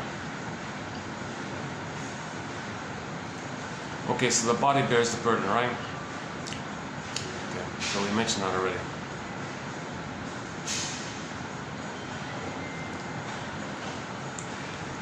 Okay, so, oh yeah, my disclaimer, sorry, my disclaimer. Number one, I'm not a shrink. Okay, I have not been analyzed. I have anxiety, you see it. So, okay, number two, references to religion or religious stories is only specifically in the context that religion is used to help pillage and plunder. It's a branch of the pillage, it's an arm of the pillage and the plunder. It sets it up for the propaganda as well, right? Because it prevents healing. If people are healed, they won't pillage and plunder. People get their feelings, people get back their humanity, their soul. They understand themselves, they understand others. They're compassionate, you're normal again. Religion says, don't be normal, be perverse. The shrinks call this, a lot of these disturbances, perverse thinking, perverse logic, this kind of thing. Religion mean. Because, for example, one of the gambits of religion is, oh, you didn't get fed properly? I found the good breast that you were missing. It's in the sky. But don't use the word breast in the sky. The phantom breast. Or, no, Damas says it's really the phantom placenta, because they remove the placenta from the cord. So then they can say, I found your phantom placenta. Your placenta's in the sky. Imagine a cord. And then you describe the placenta, how wonderful it is for the baby, but don't use the word placenta. And then blur it over to the mother and the breast mother. But don't use those kind of things. Keeps you infantile, keeps you ignorant that you're splitting. It maintains the splitting. Oh, did you feel good? See if you can trigger up the bliss you felt with the mother. Oh, you like that? See you next week. And you depend on it. You get addicted to it. Okay? So hence the famous line, it's the opiate of the people, right? But the real agenda is to maintain the splitting. Because when one side is split, it's projected. It's projected. And projection, okay, that's prejudice. The prejudiced personality is needed to pillage and plunder. Because to pillage and plunder, okay, you want to replay how you had to hand over your good soul to your mother. So the goods over there, you need a pool of poorly paid workers who feel in debt. They feel guilt. You feel because you feel guilt. Give them debt because you feel guilt. They're in poverty because you feel emotional poverty. Then that symbolizes that you feel emotional poverty. Now, the 80% hand over the stuff because you have to hand over your stuff. So this kind of prototype is replayed like this, and we've been doing this for the past 10,000 years, and it's accelerating and speeding up. And the past 50, now monkeys are dropping dead from the trees. The howler monkeys are dropping dead. Yeah, the cocoa, the chocolate. Yes, talk about chocolate. The cocoa trees are dying all over the place. Even the coffee beans are having trouble. And in such a short time, we destroyed the soil and things. Now we're eating frankenfood. Now they're saying we're going to have 3D food printers. So why are we destroying all this? Well, the short seller said, well, my mother destroyed my soul. She did it because she wanted to communicate that her mother had destroyed her soul. So the intergenerational trauma. The way to stop this intergenerational trauma is, okay, look in the mirror, pause, look at patterns, look at inferences, remember, then you stop repeating. You don't remember, you keep repeating.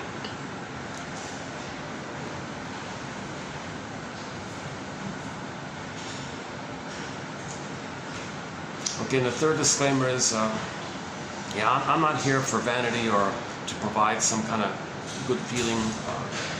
You know, people look at movie stars and handsome people and look at them and have their fantasies or something. I'm not in that kind of area as well. I'm more about the quotes. I want to get the information. Like Mr. Laird, he's, you know, wants to get the quotes out. It's all about educational kind of thing. So we'll have more quotes from, Laird didn't write it, he's the compiler, kind of like I'm the compiler here. He was also a compiler. So he compiled a lot of good quotes on propaganda, which I've just started to post down. So this is our second video actually on Laird's quotes, Laird's picks, let's say. Laird Wilcox, I think.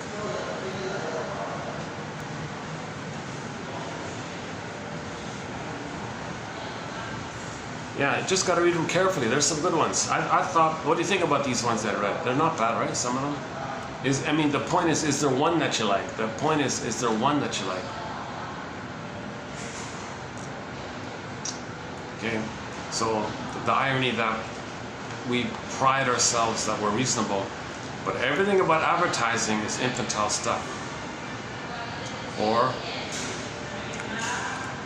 we don't care about truth. The trick is it believable?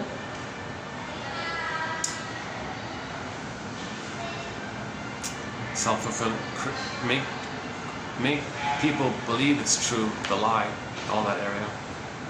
Vilify, vilify. Some of it will always stick because you're creating images.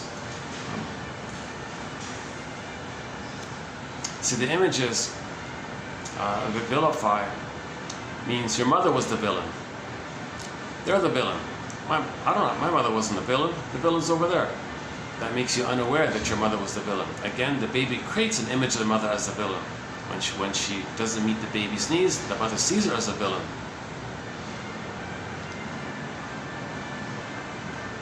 So this psychology is siphoned, used against people. We're supposed to use psychology to heal us. Some people use psychology as a tool to deceive you. So it's a question, like he said here, the battle is between education and propaganda. Interesting way of putting it. Some of these quotes are very old, they're not new. These have been around a long time. Oh, we missed one here. Okay. It has been the practice of many persuaders throughout history, all throughout history, to use people's existing frustration. So identify that people are frustrated for some reason, amp it up, magnify it, and then direct the anger toward your target, group or person. Or make it up, believe it, but say people you'll feel better if you target your made-up frustration, your fantasy frustration, or actual frustration, which we amplify. But the point is they want to divert it. They want to use that as a tool. So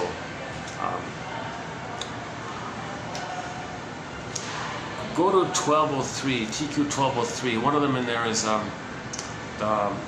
father of graft, right? What was it again? Religion is the father of graft, because religion keeps you oppressed and angry. Then you recruit the people in the graft, and then you direct it. So religion is to build up, the pent up, the prime the pump or something, and then you direct it against people. 1203. 1203 is a good starting point on the religion one. Some good ones in there. Edgar Allan Poe gives us the conclusion. All religion, my friend. That one there. 1203.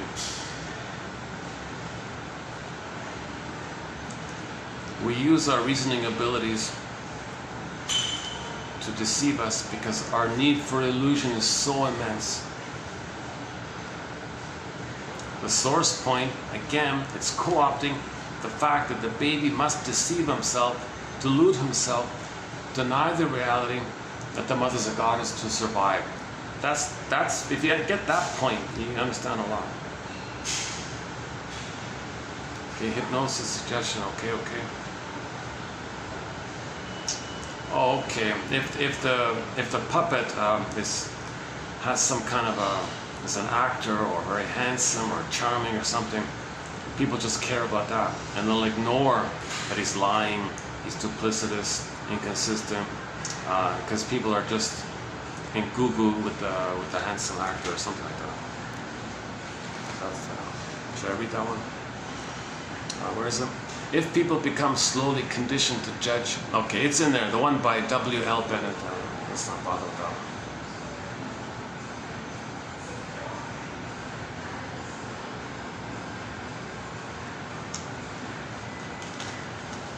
I don't have it here about the mystery thing. People don't know how things work, so the mystery.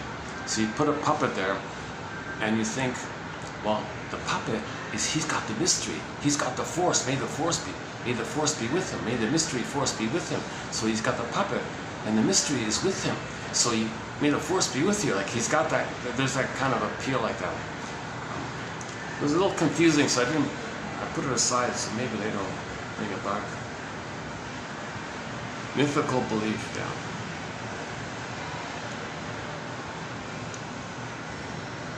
Yeah, I think this is a good one, the prejudiced personality. Archie was an equal opportunity bigot.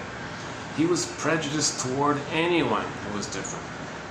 It doesn't matter, anyone who was not exactly like him, same personality, same filled with hate, same appearance, same skin tone, same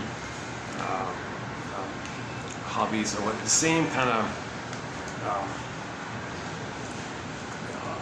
ugly mannerisms.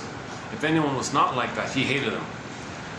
He was an equal opportunity. So the question is, what are the odds that someone will find faults with so many different groups? Thousands and thousands of groups, and they're all no good. Whoa! What are the odds that all these groups will truly have these negative things he's saying? Like, whoa!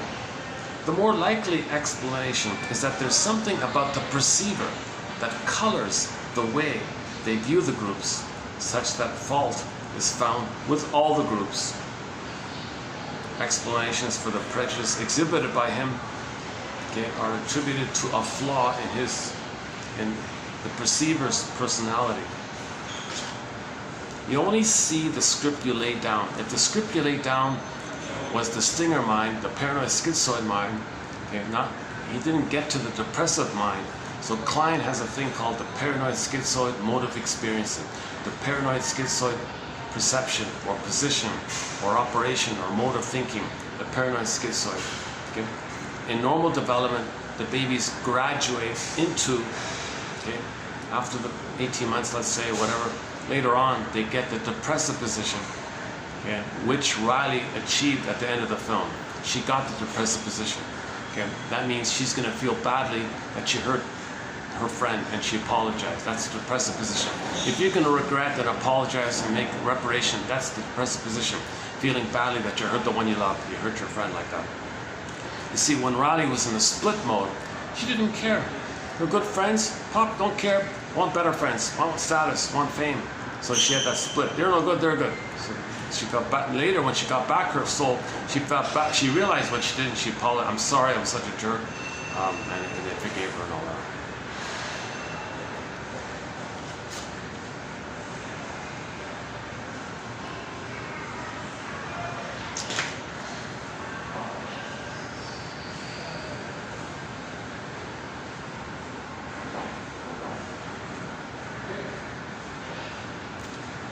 I guess the common metaphor is like another language, right? People don't know that language, so they don't understand it. The depressive position is a different psychological, emotional place. They never learned it, they never reached it, so they don't know it. So they only see their template of the paranoid schizoid mode of survival anxiety, jungle slogans, just survival anxiety. My God, come on! It took billions of years for us to become humans. You don't want to think like a lizard? Come on. We're humans, but we're traumatized. And the thing about being traumatized and about being human is that we're conscious that we're traumatized, so we can heal. That's the gift of being human, that we're conscious that we're traumatized. And we can be conscious that we don't know how to heal our trauma, but we can be conscious that we're traumatized. Or we can be conscious that something's wrong and we don't know what it is, but we can be conscious of it. So that's part of this innate drive for healing. And we develop this capacity over billions of years. So we're way beyond those earlier creatures.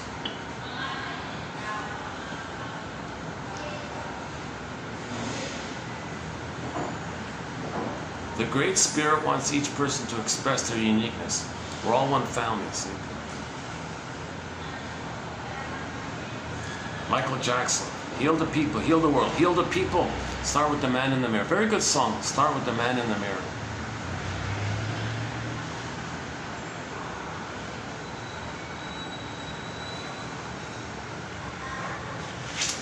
Should I go for a walk?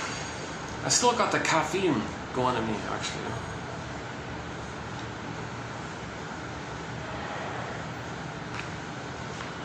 Yeah, I'm not. Yeah, I've said it in previous videos. I'm not a caffeine. My disclaimer. I did my disclaimer, right? I'm not a shrink. I have been analyzed.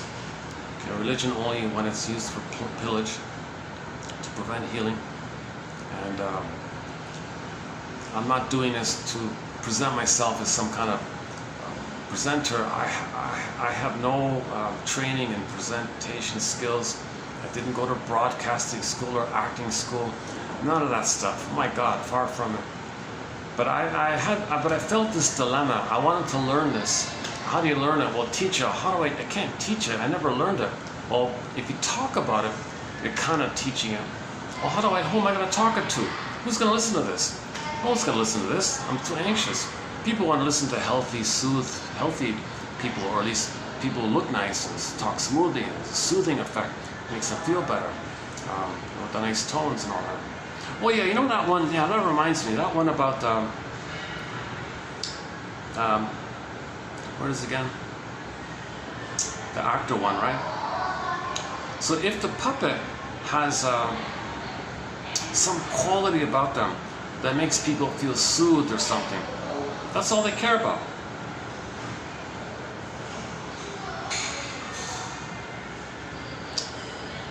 In exchange, they may be forgiven in exchange for the compelling, dramatic performance.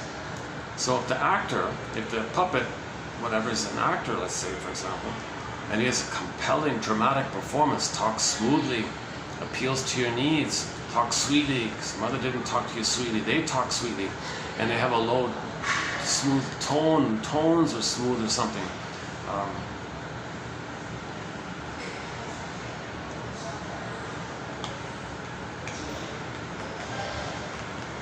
I won't mention the name, but I can think of somebody with a very low, booming voice, very hypnotic, very suggestive, very, like immediately it catches you, like it can catch you if you're not aware of it.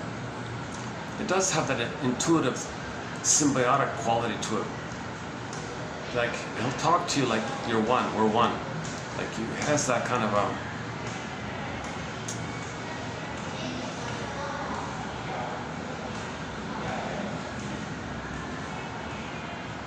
let me follow up on that one. I don't understand the real appeal about these deep, low, booming voices. I haven't looked into that area. But his main feature was he had that deep, low, that kind of gravelly, low kind of voice. That's all he had. That's it. Nothing else. Yeah? Just that's it. It's all people just wanted to hear that. They felt calm. It's like hearing somebody say Om, Om. Yeah, it's kind of like when he was talking, he was saying Om, that kind of thing. Hello, Om. Everybody's like soothed, like when you listen to the Om sound or something. He was kind of talking like that. Every syllable he said had like an Om undertone to it. So what is it about that Om sound? Is it the sound we heard in the uterus? Is it the humming sound we heard when we were in the uterus? This Om sound? Is the Om what we heard in the uterus? I don't know. Question mark here. I don't know. But if something is in that area, then people hear that and they soothe by it. Oh, your voice reminds me of when I was safe in the uterus. I'll forgive you for any other problems. I just like that nice feeling that you trigger up.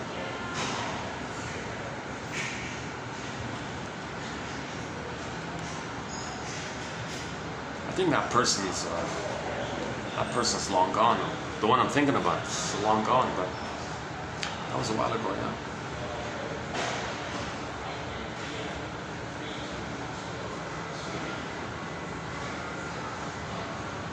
Okay, so your mission, should you choose to accept it, is to pick one. I think for me the first one, yeah, I forgive you for being so wounded and so hurt that you did these things.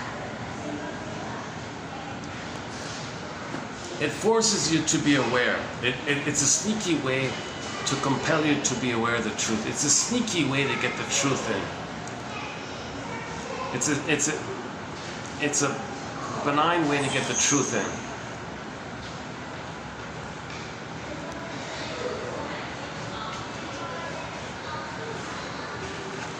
So think about a breakup of a relationship or a friendship or a relationship or something, and think to that person who left you or dumped you or something. Oh, go to the front cover of Streetheart's album, Under Heaven, Over Hell, the guy with the flowers. He finds that his girlfriend's having an affair with another guy, and he's hurt. Can that guy with the flowers later on say to the girl, I forgive you for being so wounded and so hurt that you did that thing?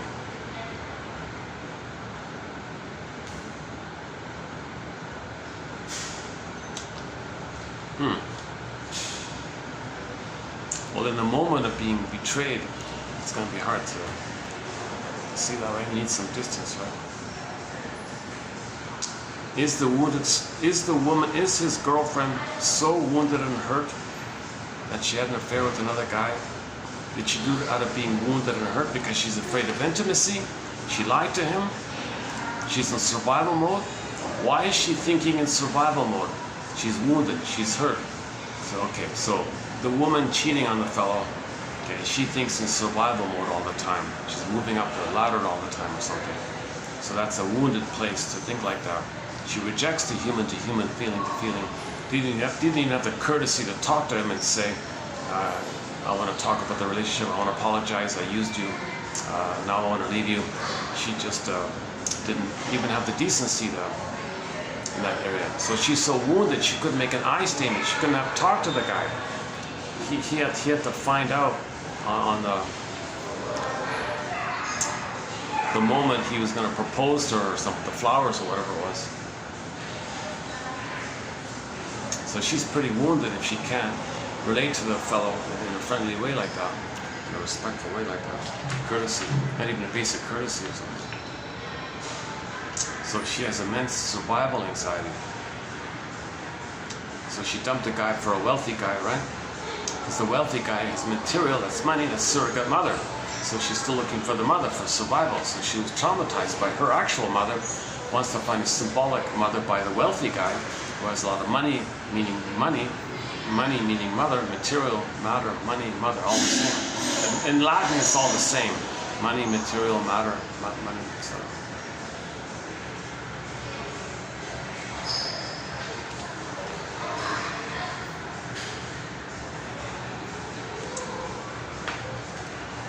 Actually, maybe I can go out. Maybe I can go to that pool, that outdoor park. Yesterday I was at a spot. It's cooled down a bit, I think. Maybe I can go out there. Oh yeah. So what's your favorite? Yeah. So what's your favorite one? Let's see. The first one's my. Yeah. I forgive you. That's my favorite.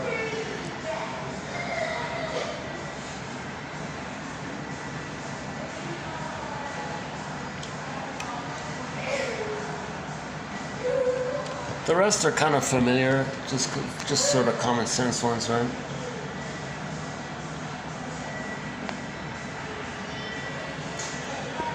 Yeah, I would say this one here by Nelson and Olson. I think that's a good one about prejudice, yeah. That's two there. Oh no, this Benjamin one, I like this Benjamin one. Yeah, Lorna Benjamin. In effect, there has to be a psychological funeral, because the client hopes that their past trauma will somehow magically start loving them. You gotta give that trauma a funeral, lay it to rest. Now this doesn't mean that the past experience is exorcised, quote unquote. It just means you have a new relationship, a new contract for a peaceful coexistence, where you unblend and unmesh and differentiate. Yeah, okay, that one's good. So for me, I got three here. Yeah, so I like three of them here. The Benjamin one, Nelson, Olson, and Orloff. Judith Orloff. Yeah, the book just came out. It's got almost 100 positive, glowing reviews already. I don't know if they're real or not.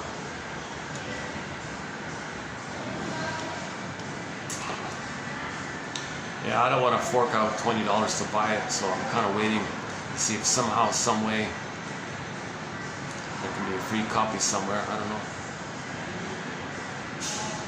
I already used up that free membership thing, you know, the 30-day free trial thing. I already used that up. But it does look promising. Yeah, it's called The Genius of Empathy. The Genius of Empathy.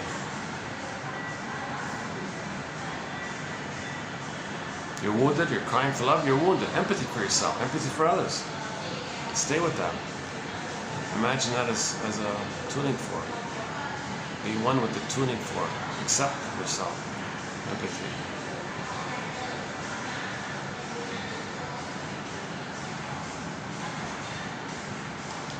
But the one that caught my attention was this one here. I forgive you for being so wounded and so hurt that you did these things. Say this sentence even though you don't fully believe it. Nevertheless, just say it. I forgive you for being so wounded and so hurt that you did these things.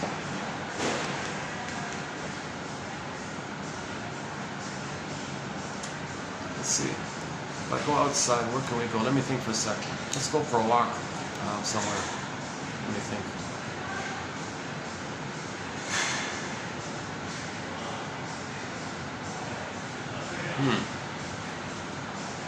Today's Friday, it's going to get busy soon, right?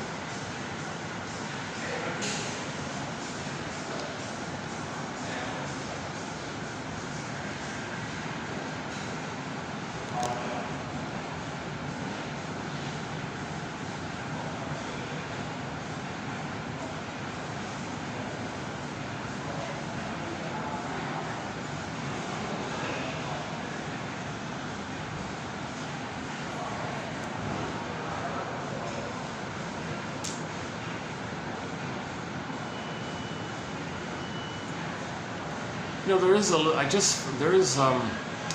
outdoor canteen kind of thing.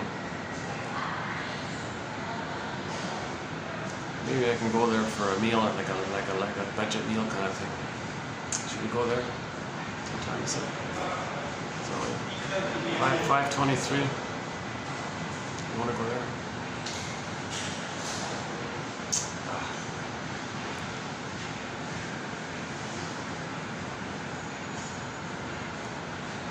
Oh, we could. No, let's not go there. Let's not go there. Jesus. Okay, let's just go outside and see what happens. Go on outside.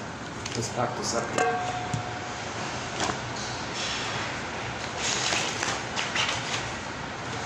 Let's not forget my tortina. Tortina.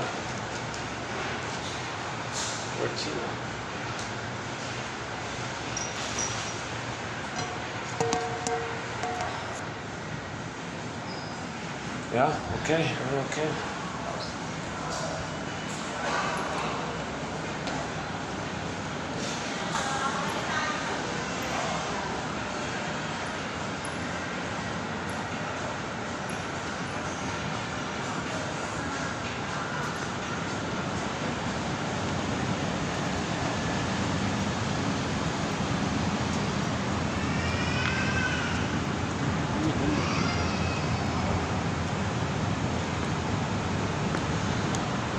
Outdoor sports, it's not good.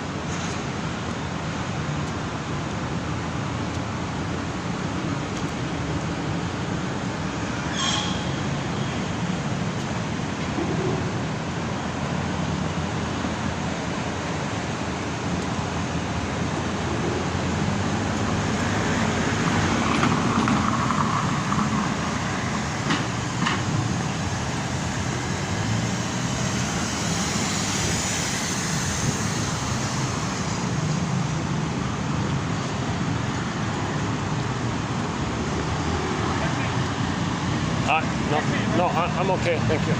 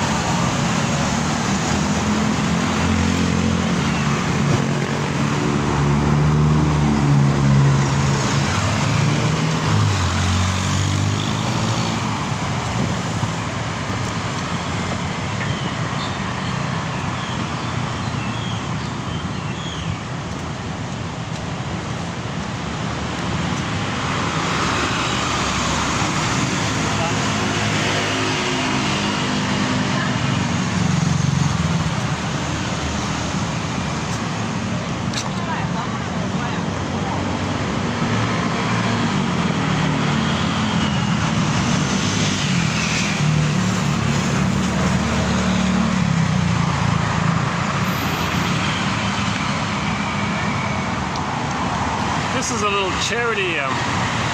This is a little charity kind of store here, secondhand charity kind of things. Got a little painting here. So this is if you buy this painting, you're donating to charity.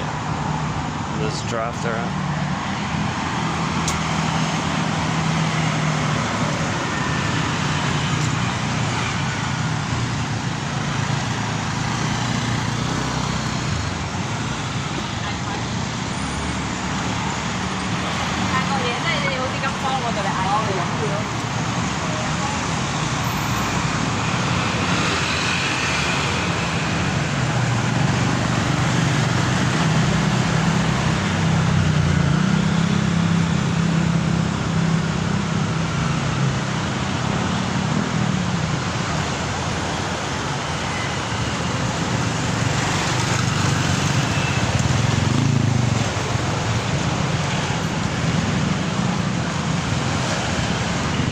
This is a new something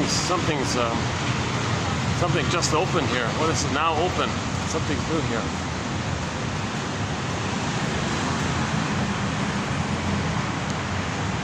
Oh, I see. Yeah, the little tea thing in here.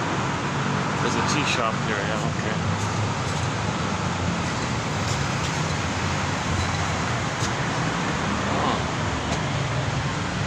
Let's take a peek. Can I just take a quick look before I decide to sit here? But the tea shop. This is a tea shop here. Oh no, this is not a tea shop, is it? No. What you are looking for? I thought this was a tea shop, but it's not a tea shop. Yeah. Oh, okay.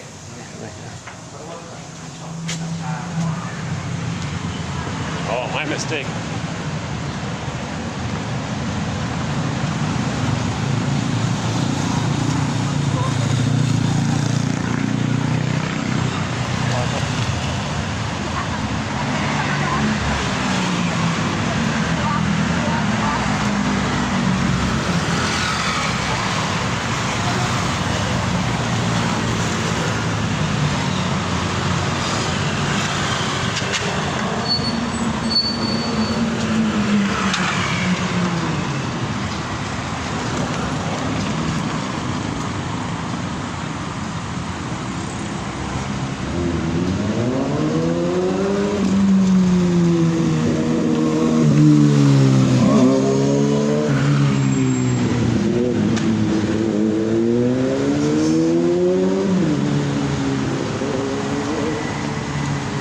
There's a little mall here with an outdoor section.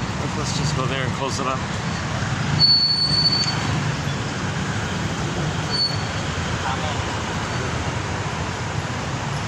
Across here.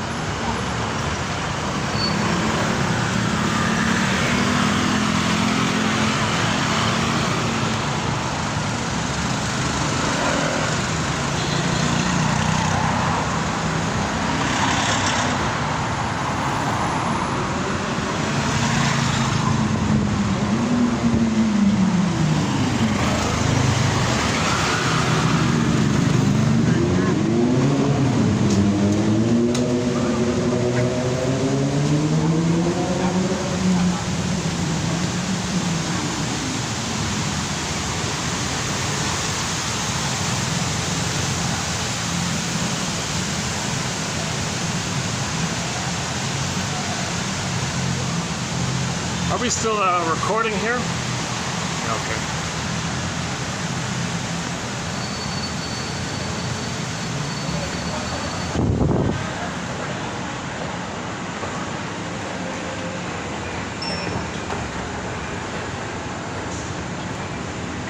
Okay, so here's a new one here. This new spot.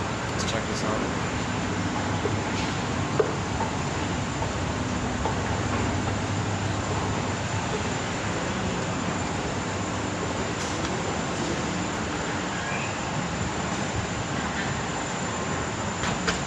There's a little section right here. Hey, what if I can stand here for a bit? All right. Well, there's a tea shop right here. That's I guess you're doing right.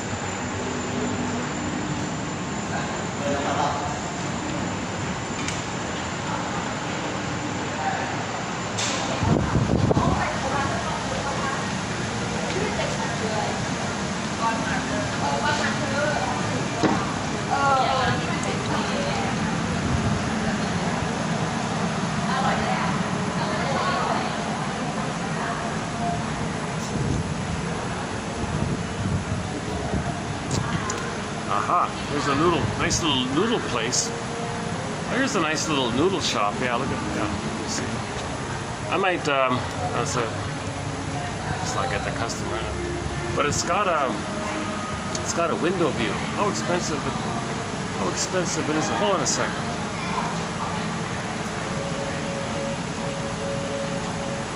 Can we have some noodles? Are you in the mood for? Okay, let's just peek. Let me just take a peek inside.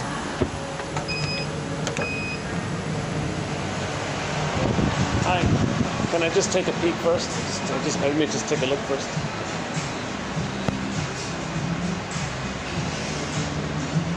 Oh yeah. Oh, it's a nice. Yeah, okay. Oh, I could just sit here for a while. It's a little. Wrap it up here. This, yeah, I'll take a look at the menu here. Nice plates and things. Yeah, look, they got these nice little kind of plates.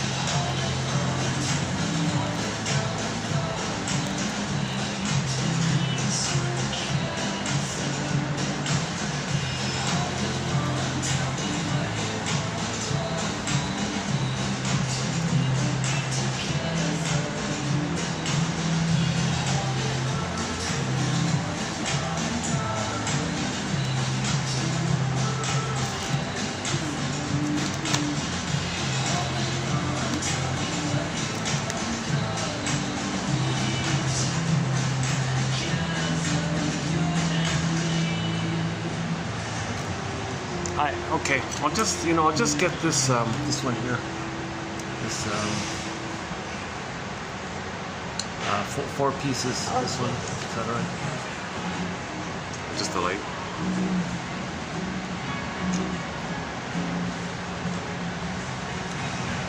That's all. Yeah. Okay, thanks a lot. Yeah. Just a little snack here.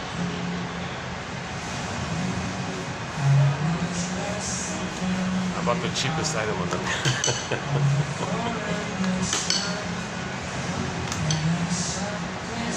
Actually, it's okay. It's a reasonable here. I can also get a drink too.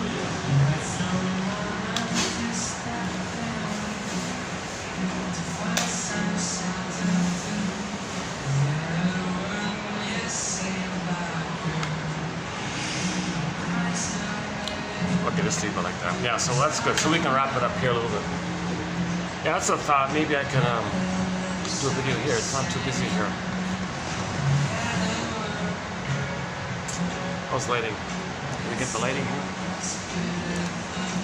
Any final thoughts here? So when the meal comes, when the noodles come, I'll wrap it up here.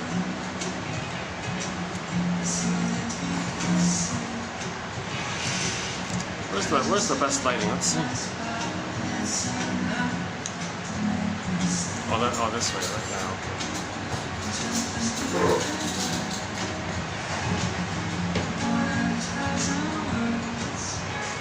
Yeah, it's a nice bag. Okay, any final thoughts here? Any final thoughts here?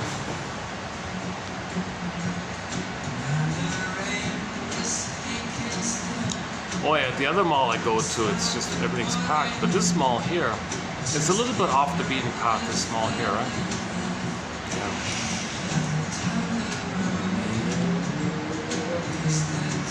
Yeah. I try to cram in as much material as I can in each video.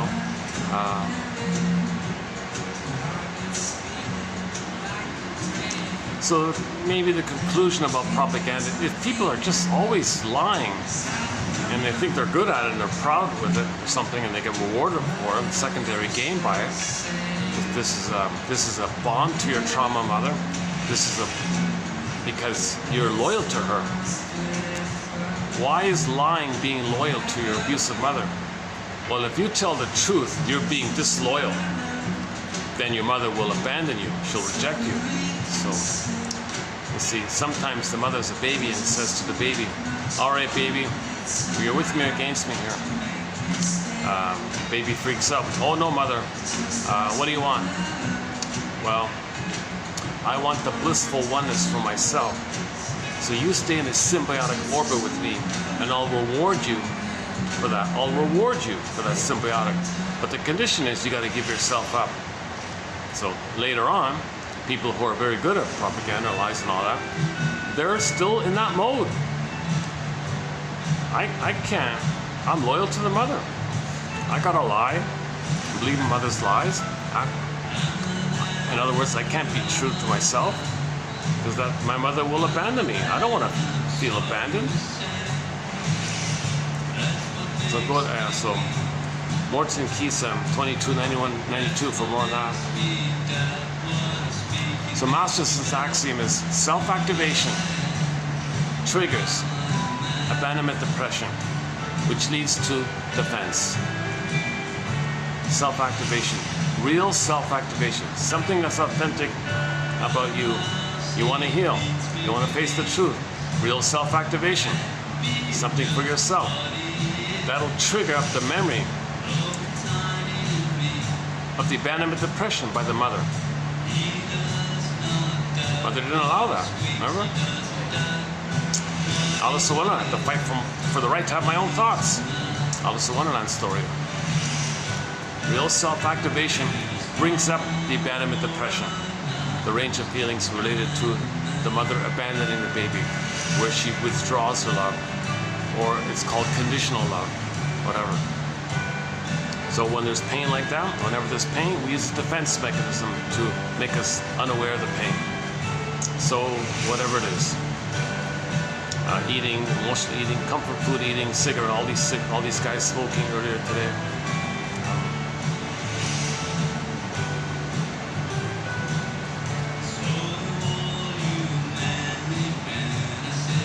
Oh, they play it.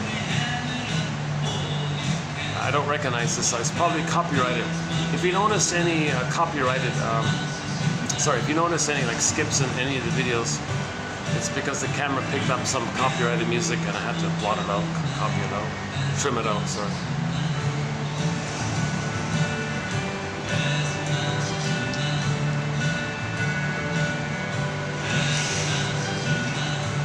I'm just noticing this empty lot in front of me. It might be nice to have some greenery. Maybe they can make that a park or something.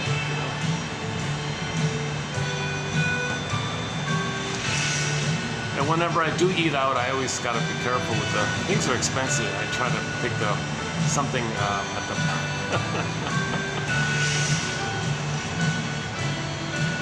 at the poor man's section. Usually it's like towards the end of the menu or something. A nice little place, yeah. Interesting motif with the ropes on the wall like that. Yeah. I can't show you the whole place because there's some guests at the other end.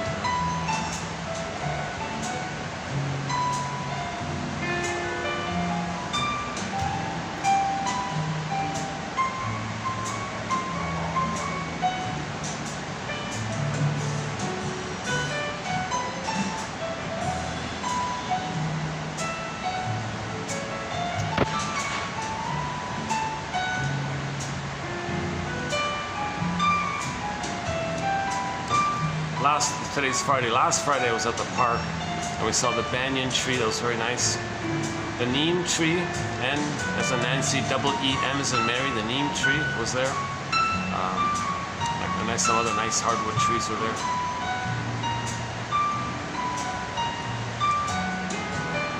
takes me an hour to go there, so it's a nice escape to go there. Yeah.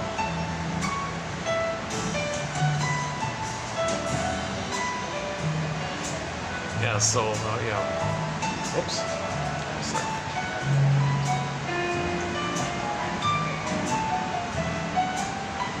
Yeah, nice. Look at these nice kind of plates. Say these hard kind of homemade kind of plates.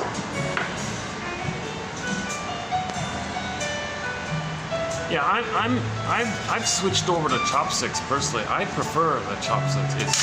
It's mindful. It's slow eating. You only take small amounts. Makes it eat more slowly, more mindfully. It's kind of elegant in a way. It's cleaner as well, right? They're great. I recommend the transition to chopsticks. It's up to each person, of course. We're not. Yeah. It's not, so this. Once again, let's clarify here. Everything that's being said is speculation, clues, hypotheses, ballpark approximations. Trying to be a detective here. Robert Bly says to the audience, dear audience, a third of what you're going to hear tonight is wrong. It's up to you to figure out which third. So likewise. Aha, here we go. All right. That's great. Thank you. Oh, that's enough for me. I'm not a big eater.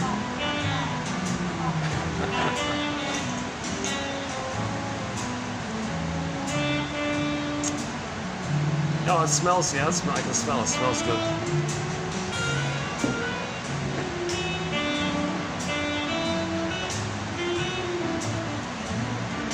I don't know if this is a new place or what's going on. It seems kind of new. I like it for the view, that's why I'm here. I'll check that out. I got a sky view here.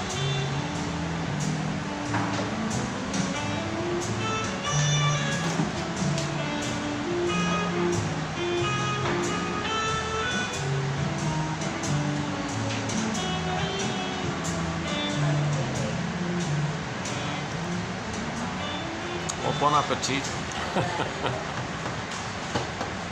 Any final thought? I've never done this before. This is the first time in 4 years I went to a restaurant to order a meal as part of my closing of the video.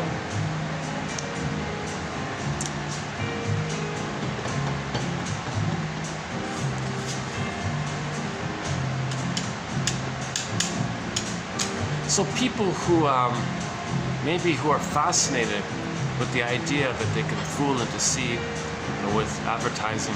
Now, advertising can be fun if it's not hurtful. You can have a fun way to promote a product.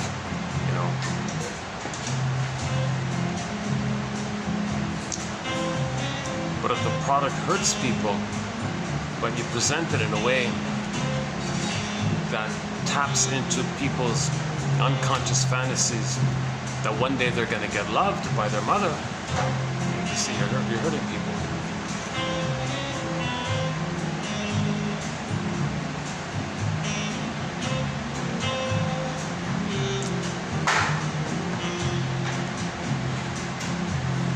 Yeah, very, very well-mannered, polite waitress. She didn't flicker. Is that all you're ordering? Just that one little dish here? Nothing like that.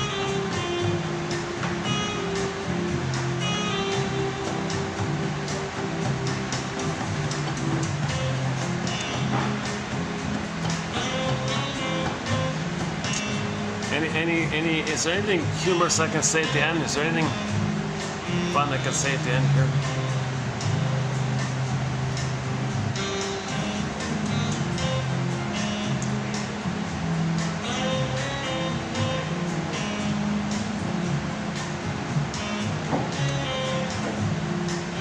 So we all know about the difference between empathy and sympathy. Sympathy, you're absorbing and you're identifying too much and you're feeling what they're feeling.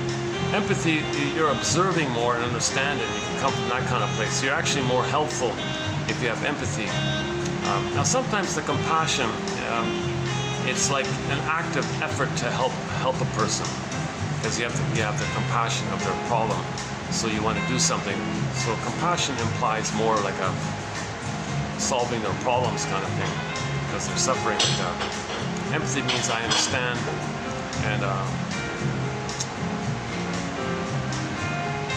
I see what you're going through, I understand it, but you don't necessarily have to feel it.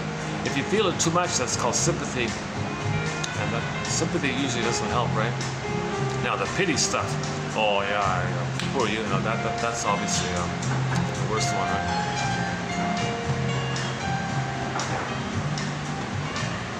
So yeah, I'll be curious to know what if really that book is what that book's about. It's called The Genius of Healing by Judith Orloff. She's a medical doctor, right? Who on the side writes self-help books for people, for the public.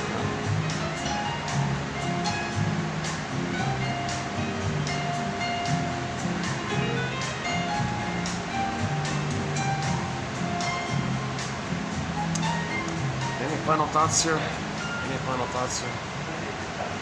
Let's see what the next song is.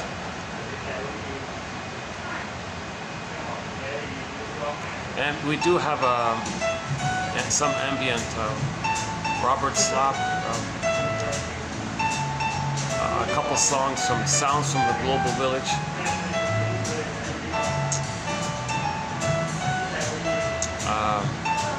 The kora player from Ghana, what's her name again? Sona Jabarte, a song called Reflections, that's on her soundtrack, Reflections. Yeah, Sona Jabarte, is that right? The famous kora player.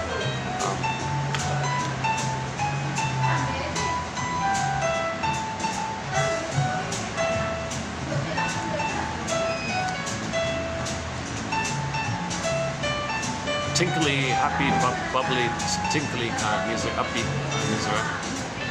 Dancing. This is dance music, right?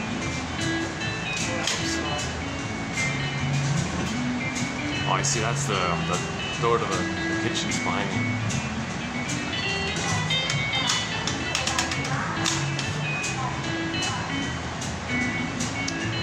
Julia, yeah, from Pavlov's Dog. We've got 4 songs.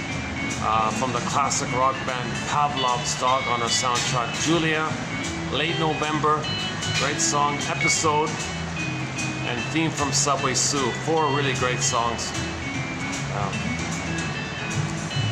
We mentioned Carry On Wayward Son is a newly added song.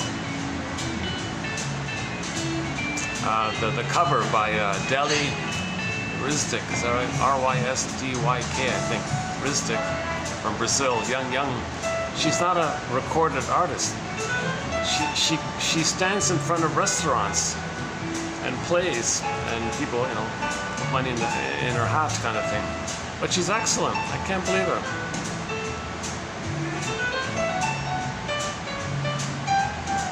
And she's got like a fun, bubbly kind of, cute personality.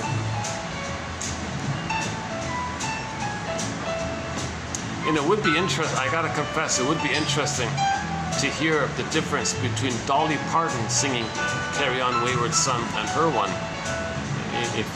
How would that be?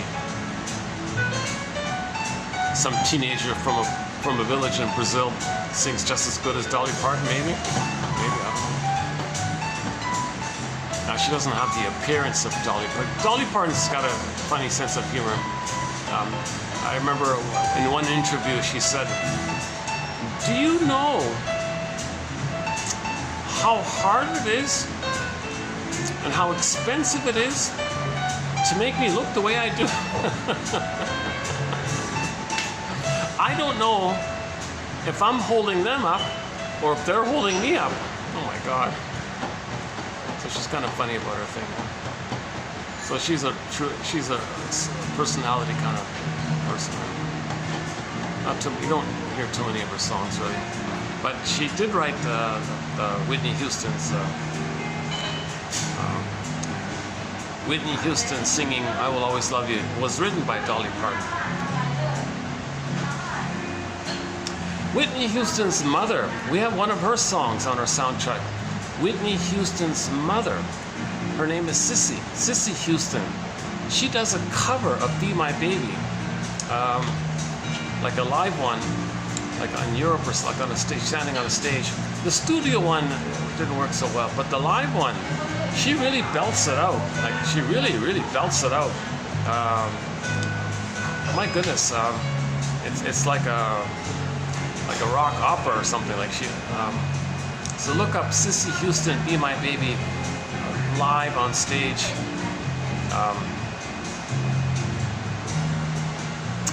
She's got like the 3 background singers there with her. Not the studio one, but the live one.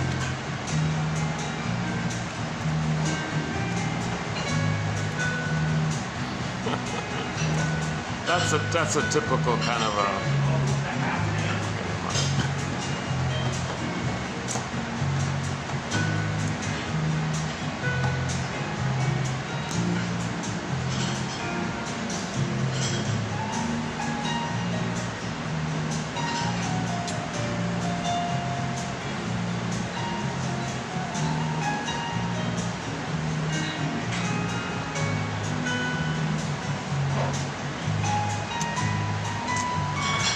So why don't we wrap it up with Julia by Pavlov's Dog. So look it up, Julia, the name of the song, Julia, by the band Pavlov's Dog. And why don't we wind up with that song. And I'll see you in the next video.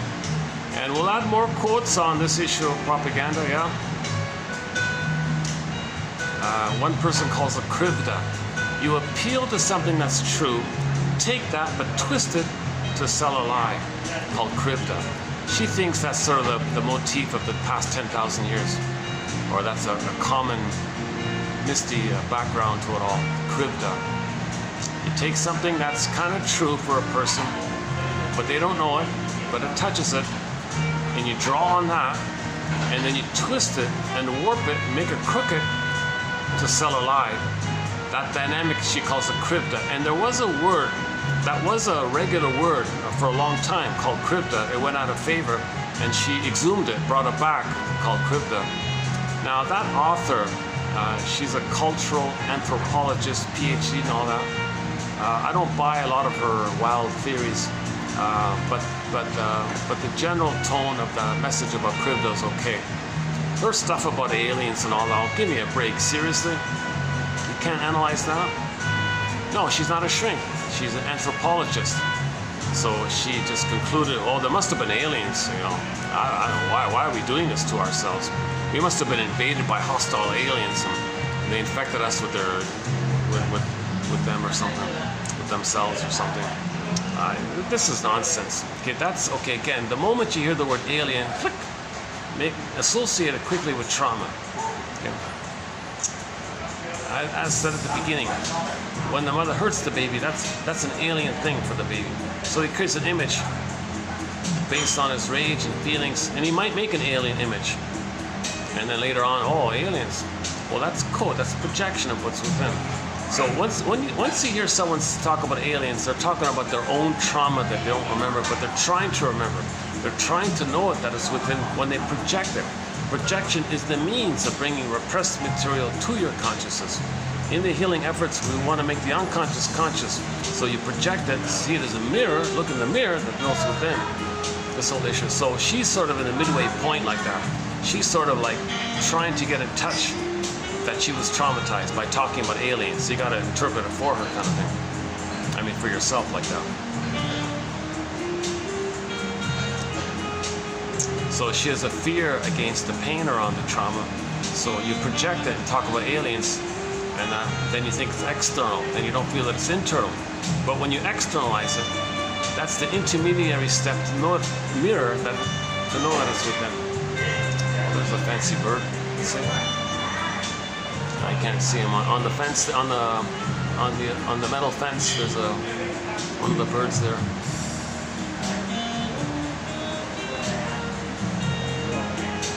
This music's pretty loud. You might not be hearing me too well, right? It's pretty loud, this music. And this camera really picks up the overhead music. It's almost like it's double or something. Okay, I think my noodles are getting cold here. My dish is getting a little cold here, so why don't I wrap it up here? Yeah, I'll revisit this. This is not a bad little spot. See, I could even sit back there too, right? So I could even sit back there, right? The lighting would be okay, right? If I sat over there, the lighting would still be okay, right?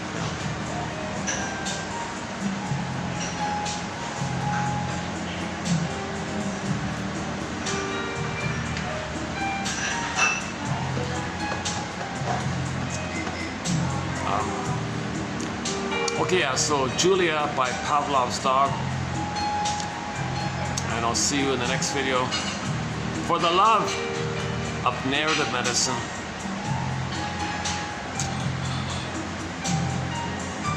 for this appreciation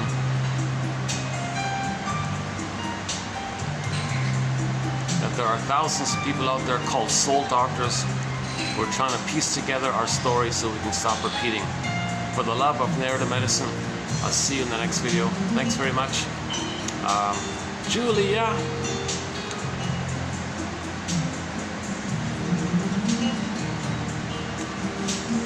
It opens up with the piano, the nice piano opening. And then David Surkamp is the lead singer. If you like Julia, then follow that up with episode, theme from Subway Sue, late November, and a fun conclusion might be song dance. Basically the first album. They're basically a one album hit wonder, like a one album wonder band. But he's still around. He's actually still around. Sings with his family on stage. Julia. How does it go again? I forgot the lyrics. Sorry. Oh, you'll hear the lyrics when you hear them. Oh, I forgot.